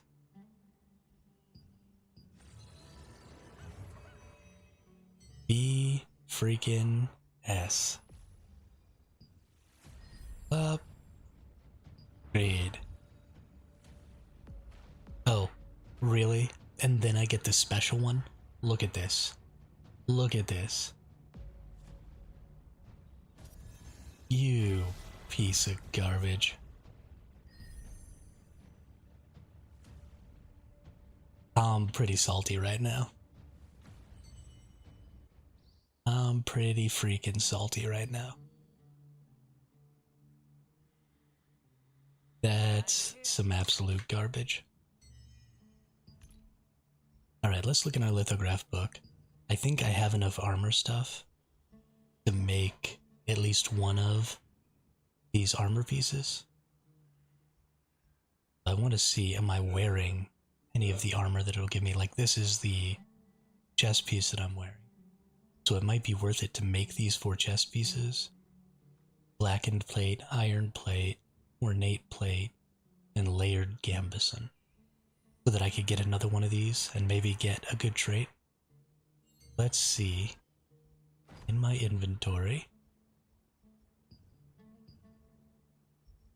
how many armors? I do have 4. Okay.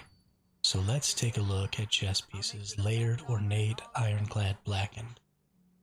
So these 4 right here. And I can make them all. Let's craft. Starting from the top.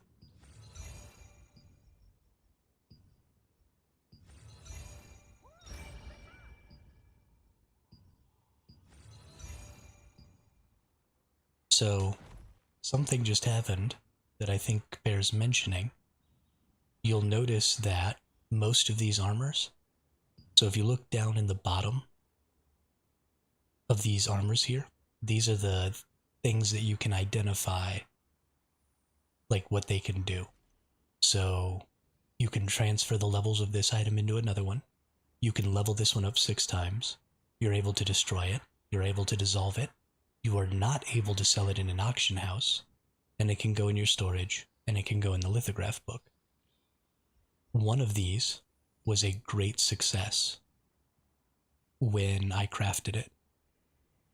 This one right here was a great success, and you'll notice, because there's kind of that faint brown border around it, instead of the rest of them just have regular borders. When you get a great success, and you get that faint brown border, you can actually put that item up on the auction house.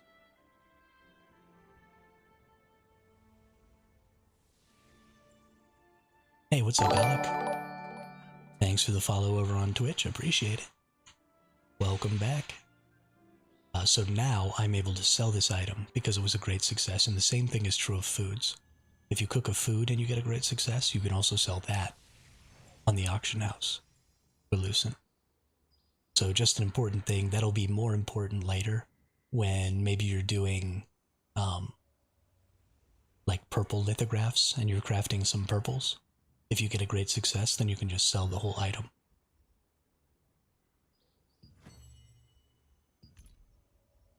And then we add all 4 of these here. And then we claim our rewards. And then we go check it out. We got max health. Heck yes. That is exactly what we want on this piece. So then we go over to our level up.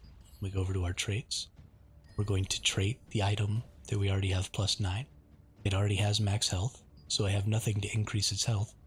To unlock a new trait, you have to have the exact same piece.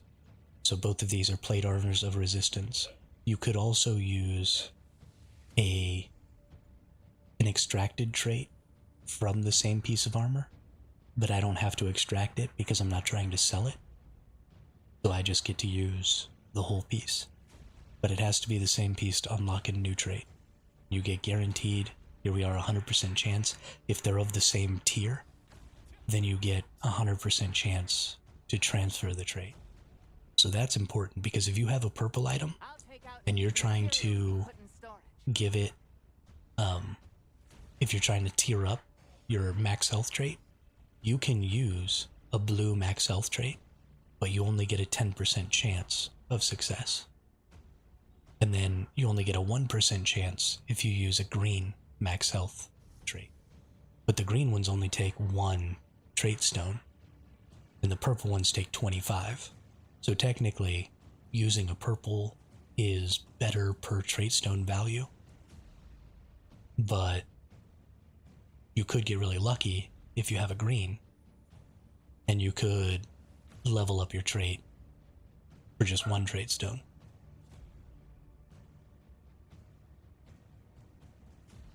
And depending how expensive the traits are, you might be able to buy 100 greens for the price that you would, for less than the price that you would get a purple, depending on, auction house prices. And gambling 100 times with the greens might be worth it. You never know. You never know. But anyway, we're going to unlock this trait. And now we have a bonus 150 health on here, which can be leveled up 2 more times. And we just need to get a new trait here. And start leveling those up. That's great. That lithograph book is turning out to be way more valuable than I had previously given it credit for.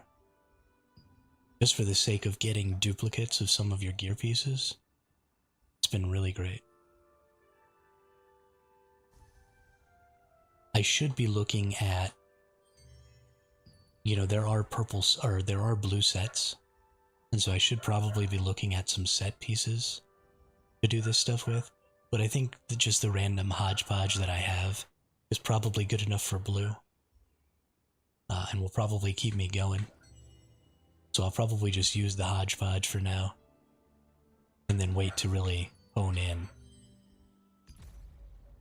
Kill records. Hey, I got another kill. Hey, and I got some this in there. Very nice. Take out and use the materials you put in storage.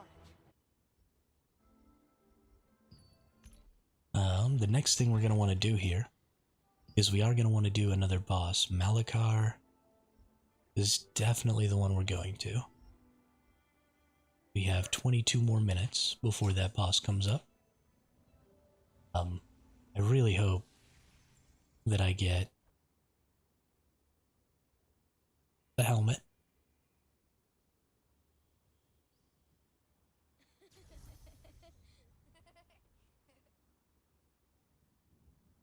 Really hope. Maybe for those 22 minutes, we need to get more.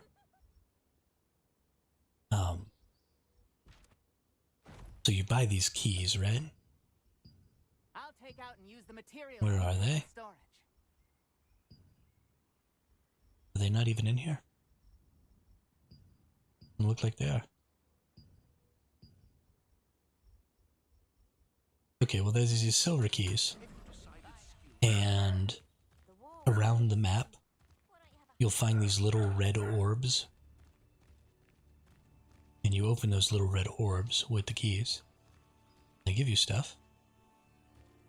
And sometimes you'll find a big area of it. And there's lots of them. Buy them with these, the mystic keys. And you can find mystic orb zones. They'll cover up like a whole big ol' area. The ones that I found previously were over in the desert. Yeah, they were like over here. And they just had a bunch of these little red orbs, and they're like little treasure chests. And you can get all kinds of good stuff from them. Like abyss coins. You can get abyss coins at them. Which is super cool. I got 7, I think. From the one that I opened. I'm in a good mood today. Let's spend all these coins. Good stuff.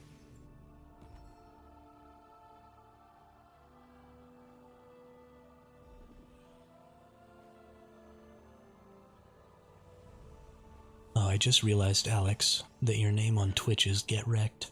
Took me a little while to decipher that. That X really messed me up. Really messed me up. Let's see. Mystic key locations. I'm gonna look this up on the internet. Mystic key locations. Not in Final Fantasy 1.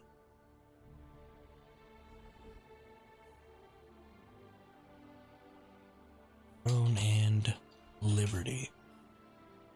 Mystic keys, how to get and use. What do you got for me here? How to get mystic keys, mystic globe locations.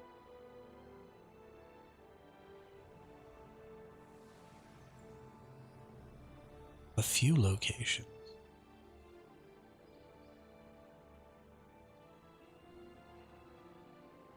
Well, this isn't useful at all.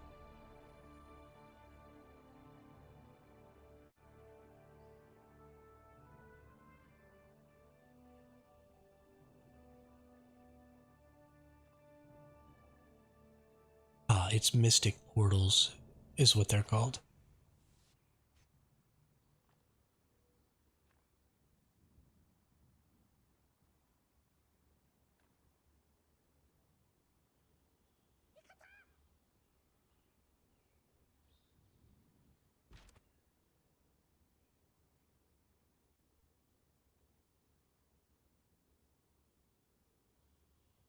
Hmm.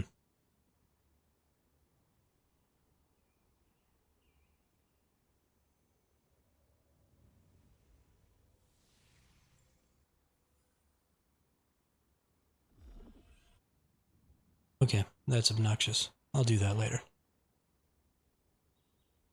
That is obnoxious.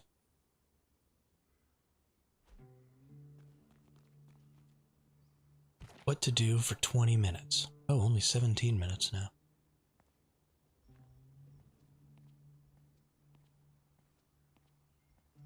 I want to go see what this is. Okay. Mordecai Riftstone. Occupation effects. Wind. Evasion up 50. Mordecai Dimension entrance. Inter-server. Mordecai. Must complete milestone. Chapter 6. The boundary between courage and coward. Resource production per hour. Build activity points per minute. Okay. And these are rift stones?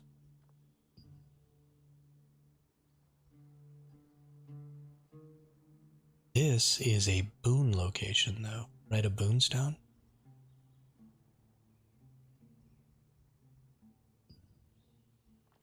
Or is this also? No, these look different.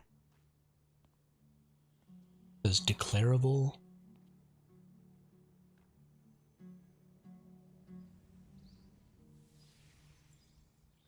I'm gonna have to look up some information on this guild stuff.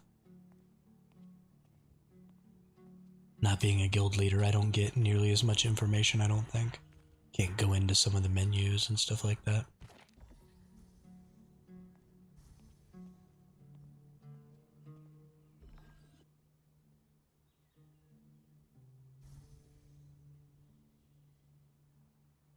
And I need to learn that information. Because you never know.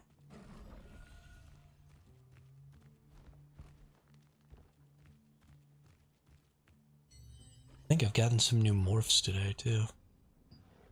Got here. The Proud. And this came from the Battle Pass. It's not actually that cool.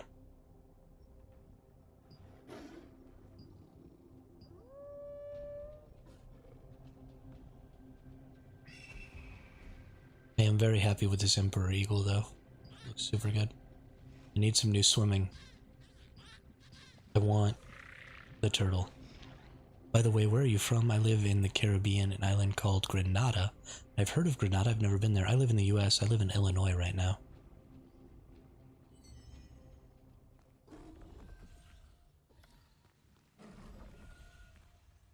It would be my dream to own a sailboat and, you know, go tour the Caribbean and take it across the Atlantic, maybe take it across the Pacific. Nothing would make me happier than to be able to spend time on a boat in the middle of the ocean with no other people around.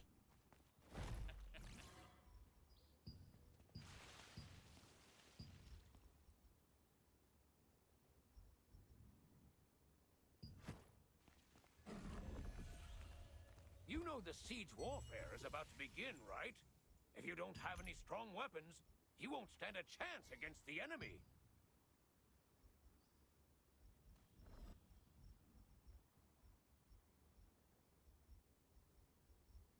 Is this the same? No, I'm using the Wand of Skyward Blessing. Unfortunate. So even if I get this, it won't give me... I am using these leggings, though.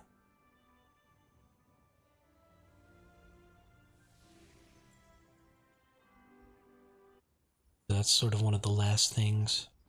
Let's go see if we can buy 4 of those.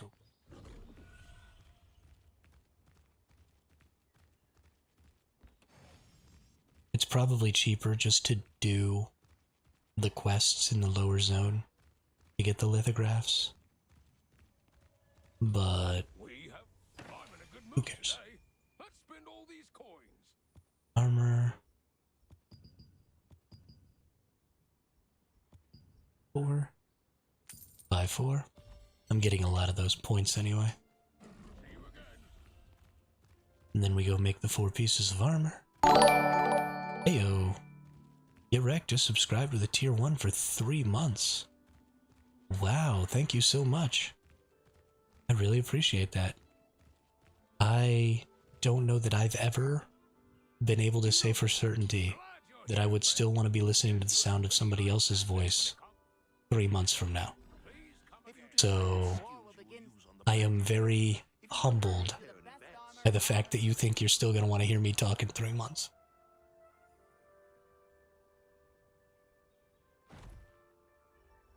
Grateful? Maybe humbled wasn't the right word. But you know, something.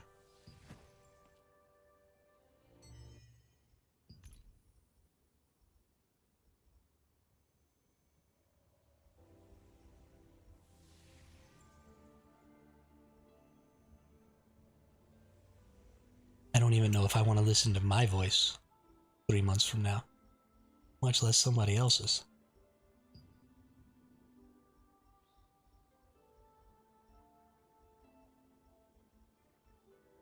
Where is my leggings? There we go. We need layered greaves, ornate, ironclad, and blackened. Oh, it's the same. Well, that's kind of cool. I'll make you the best Layered. armor in all of Silesium. Craft them. Ornate. Craft them. Ironclad. Craft them. Blackened. I didn't get any great successes that time. That's interesting. We'll go to our lithograph book here. And we had all right here.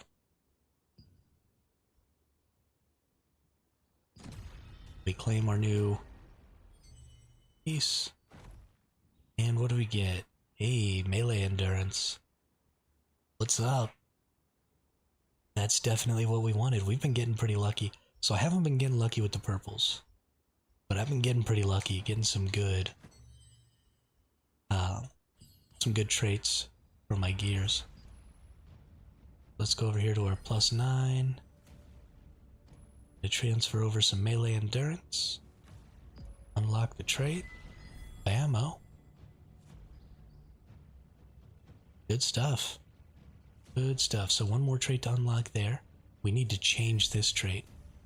So I am going to use some of these trait conversion stones. I need to get a whole bunch more. Once my guild gets to level 10, I'll be able to buy a bunch for guild coins. So I'm going to get a random new trait, because humanoid bonus damage can absolutely suck it. Something else I need to learn though. Can you tier up this humanoid bonus damage and then convert the trait to something else? So could I be a cheapskate and get humanoid bonus damages that are really cheap and go all the way up to +4 or +3, and then gamble it with the trait conversion and get a tier 3 of something else? Or will it take me back to tier 1 of the new trait? Or will it even let me do it? Actually, that's something I can check. Right now, I have gloves, have tier 2s, so you can convert. Excluding the current trait, one trait from the selected equipment's trait list will be selected when converting trait. Converting trait will be applied as tier 1. The equipment will become untradeable. Never mind. Question answered. It takes it back to tier 1. It says right down here in the bottom right.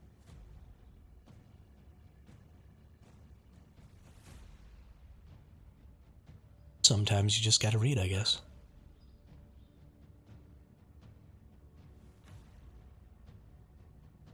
So that's kind of interesting too, though, is it looks like it excludes traits that you already have. So I have a 33% chance to get the rest of these. So if there were traits that I didn't want, like health regen, you could... So there's 6 possible traits here, right? So say I had a piece that had health regen, and I really wanted melee endurance and melee evasion, but I didn't want any ranged.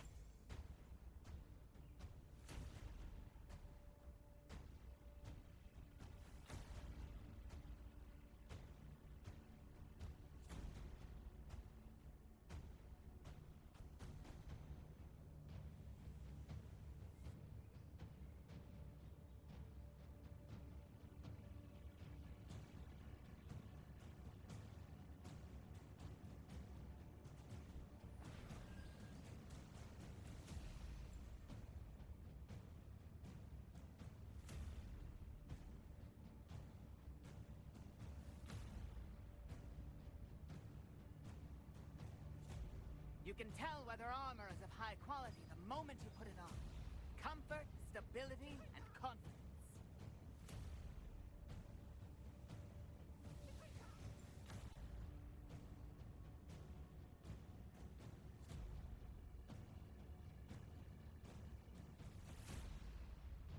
Oops, I was just talking into a muted microphone. So I was talking a little bit about trying to manipulate this system. When you get into the purple traits, some of these traits can be really, really expensive, right? But some of them can be really cheap.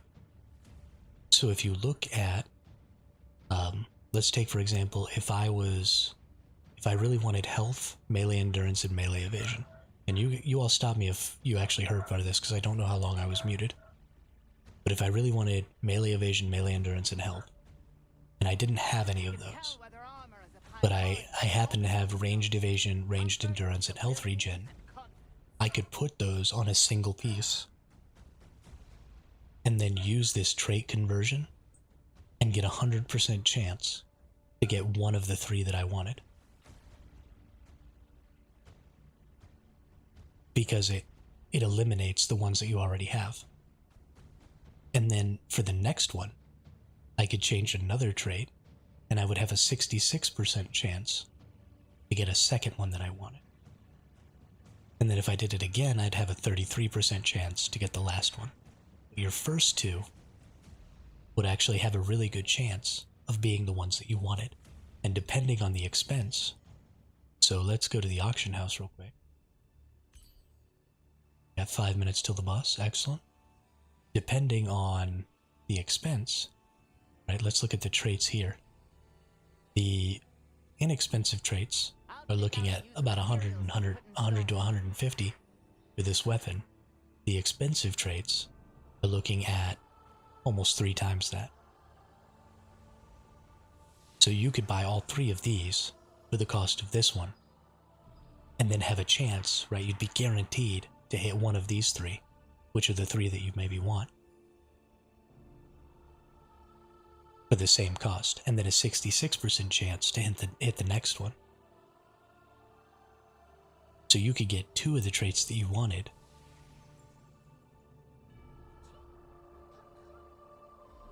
for half the price. And if you just happen to have these,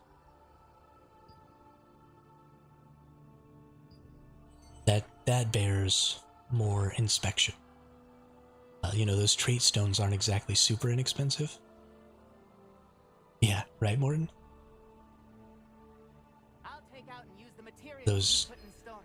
Those trait conversion stones aren't necessarily the cheapest thing, but guild coins are pretty easy to come by, and you can just buy them out of your guild shop. So, yeah. I mean, especially that one that I just showed wasn't necessarily one of the best ones to be looking at, because the cost of those wasn't nearly as high as, or wasn't nearly as high as some of them, because some of them, the cost of those traits can be thousands of lucent, and giving myself, you know, a 33% chance to hit a trait that's worth 1500 lucent on a really high tier weapon seems totally worth it. Especially if the other ones are only, you know, maybe a couple hundred. But then there's also the possibility, right, not every piece of gear is only going to have 6. I don't know. We go into this and we look at traits. We look at this one. The trait conversion. Okay, this one only has 6 too.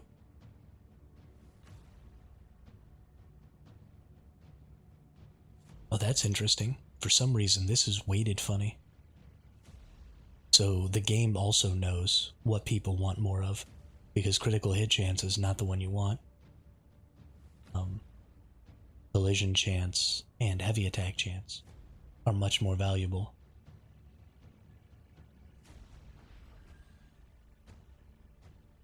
And so they're weighted the same, and the critical hit chance is getting the higher weight.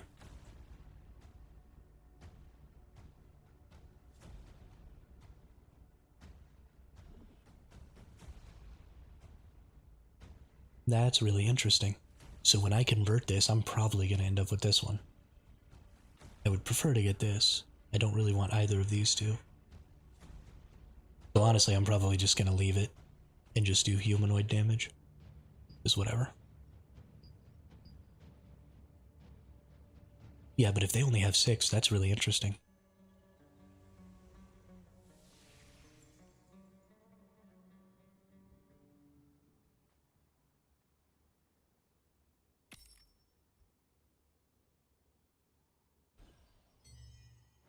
My Amatoys just finished too, and I have to go say what's up to them.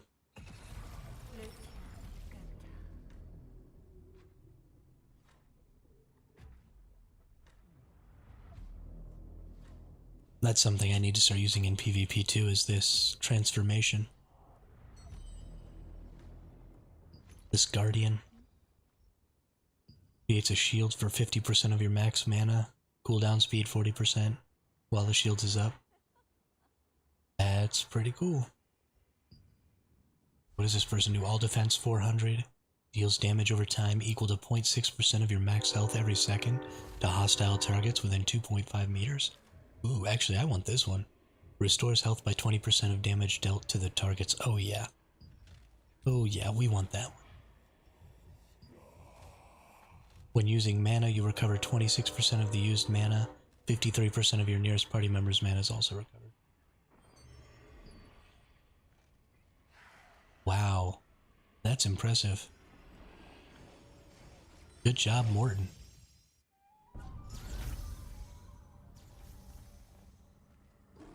How do you even grind those?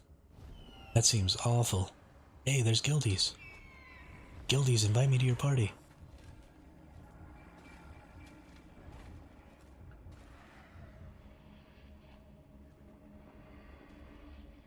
Come on, guildies, invite me.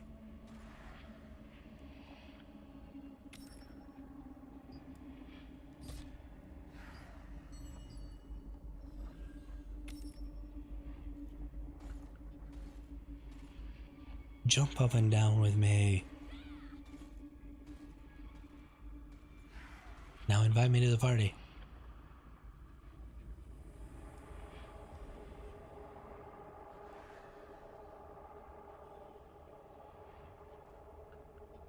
Exploration quests, and that's so it's pretty easy.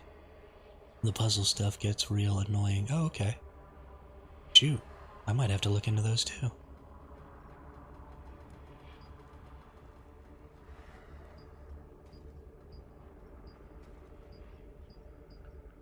Are these what you mean by expedition quests?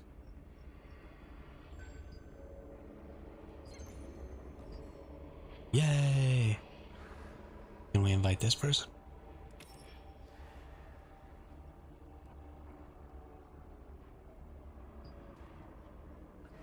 Invite the other guildie.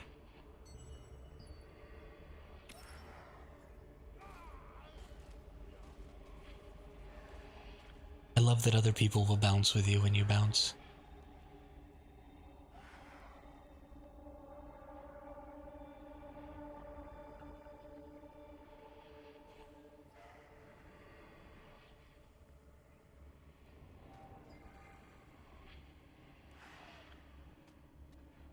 They were, yeah, doing exactly this the other day, but there were way more of them last time.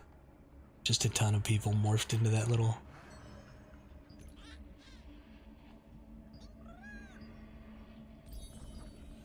Morphed into the little guy just jumping around like idiots. Because why not? Oh, that's cool. You like fall out of your helmet when you jump. And there's like a little... Oh, that's totally cool. So when you go up, your face is like a normal face. And then as you fall down, it turns to a skeleton face. I love it. It's great.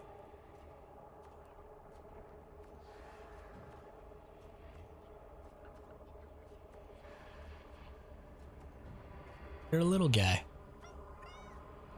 That's awesome. I wonder if female characters have a female face under there. Or if it's always the same mustachioed man.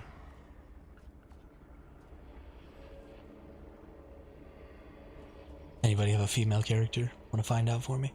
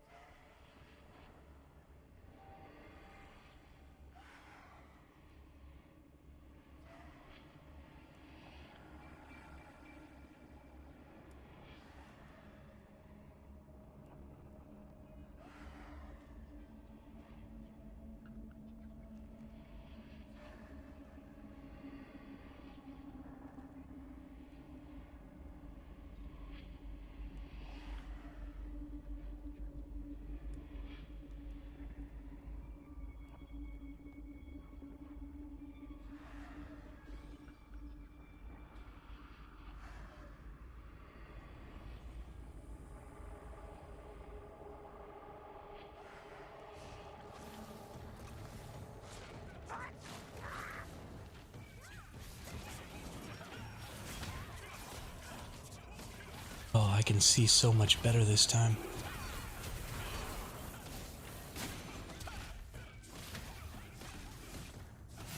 Scroll out a little bit.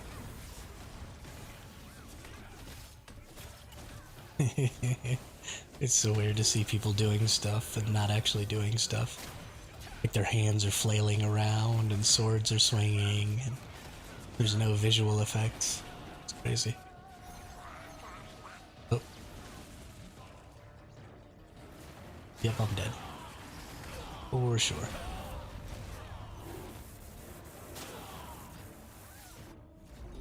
That's funny.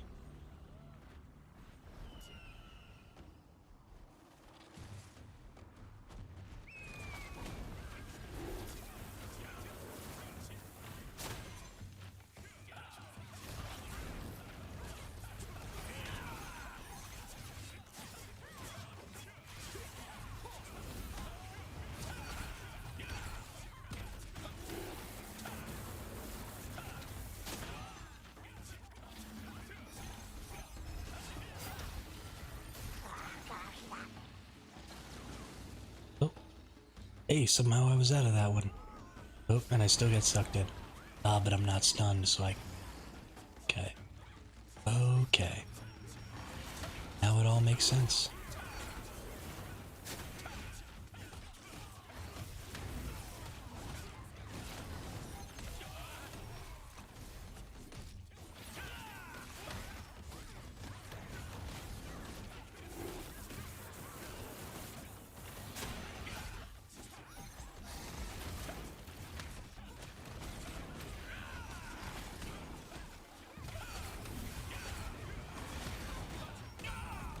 Okay. Not sure what got me that time.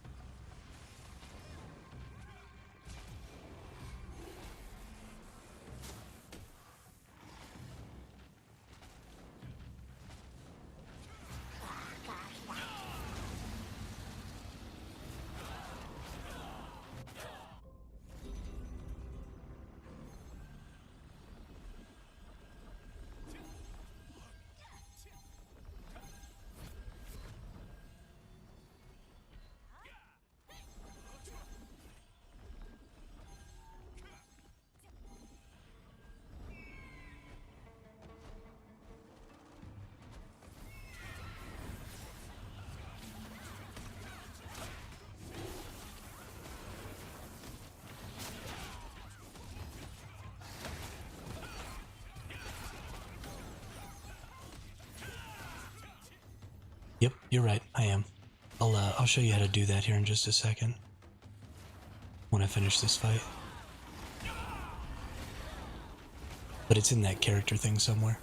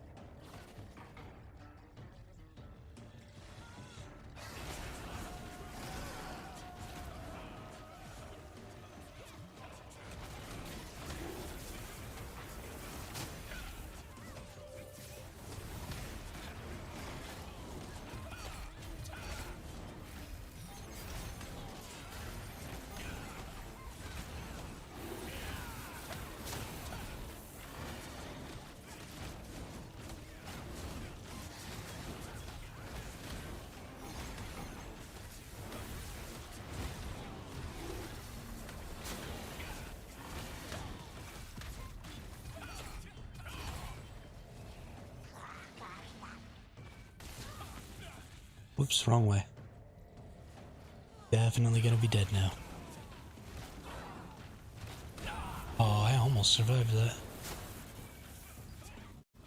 Almost. Womp womp. Somebody got the helm of the field general. Okay, but seriously, let me out.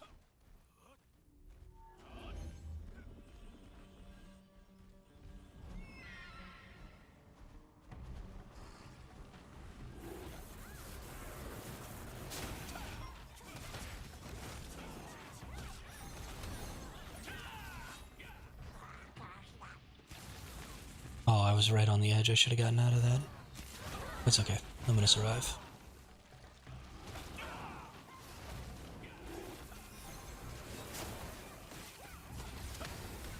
Somebody is like super raging in the chat. They are all kinds of mad that we keep getting killed by that. I think it's hilarious.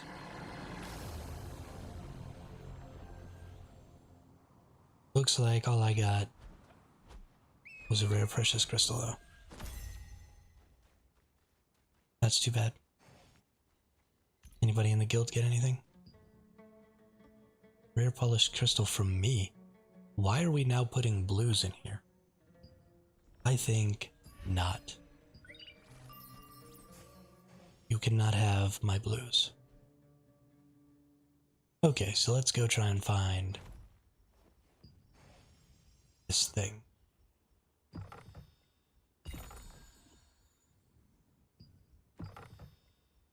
It is under settings, under character, like taskbar. No.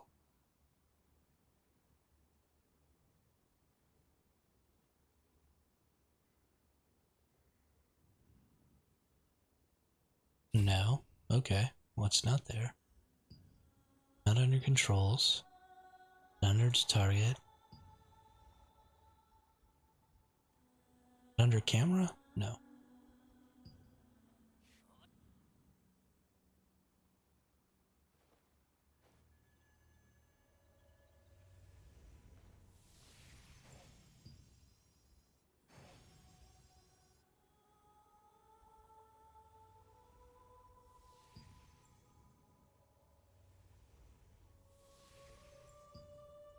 I'm fairly certain it's under character.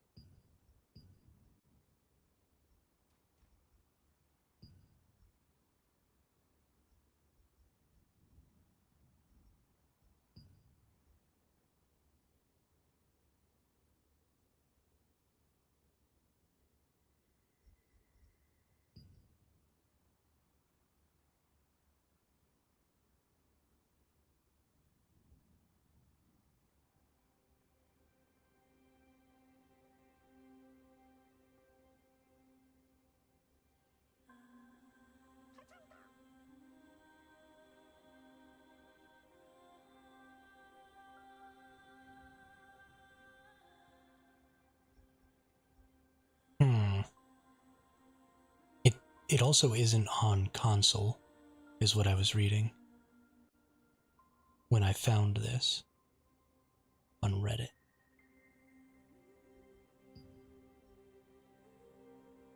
Definitely not under controls. Wasn't under the graphics. It was definitely over here.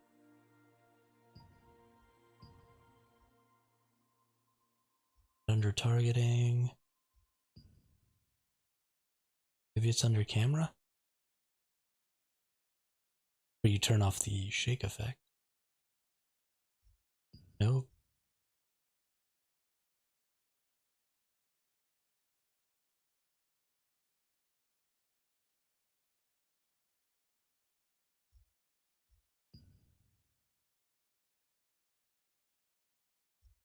This is the craziest thing.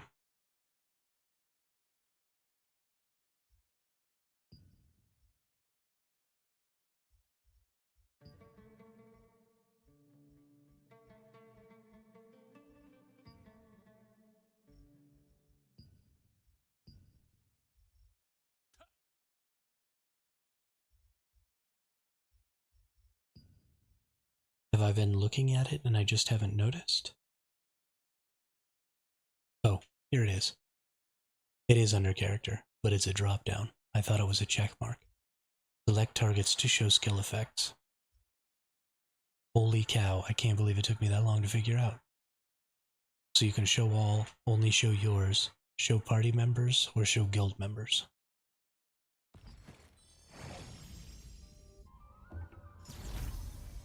That took 5 minutes. My goodness.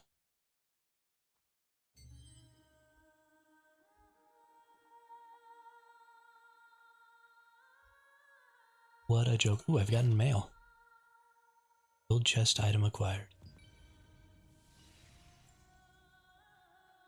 That was my item.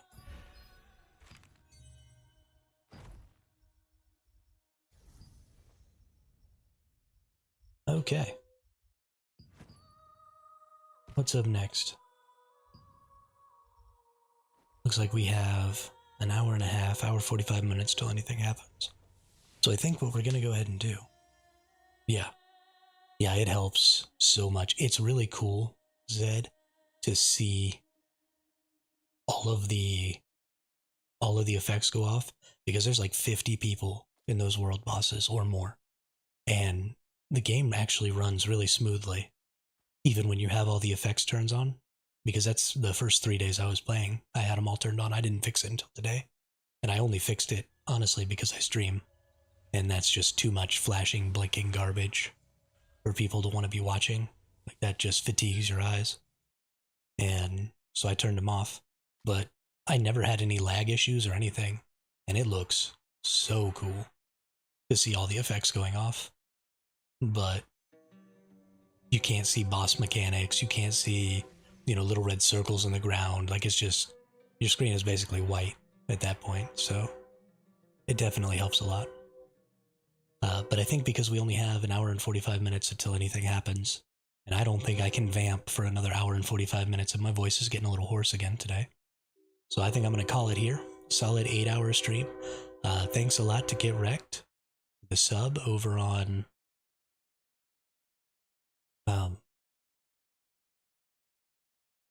Twitch. And thanks everybody who followed or subscribed on YouTube or Twitch. Thanks everybody in the chat. We had a ton of new names in the chat today, and I really enjoyed talking to and meeting new people, talking about new games. So thank you all very much. I will be back again tomorrow. 11 a.m. Pacific is my regular time, and I usually try and stream for somewhere between 6 and 10 hours. Really just kind of how the mood strikes me. I think 8 hours is working out really well for Throne and Liberty, because we hit this little dead zone right here at the 8-hour mark.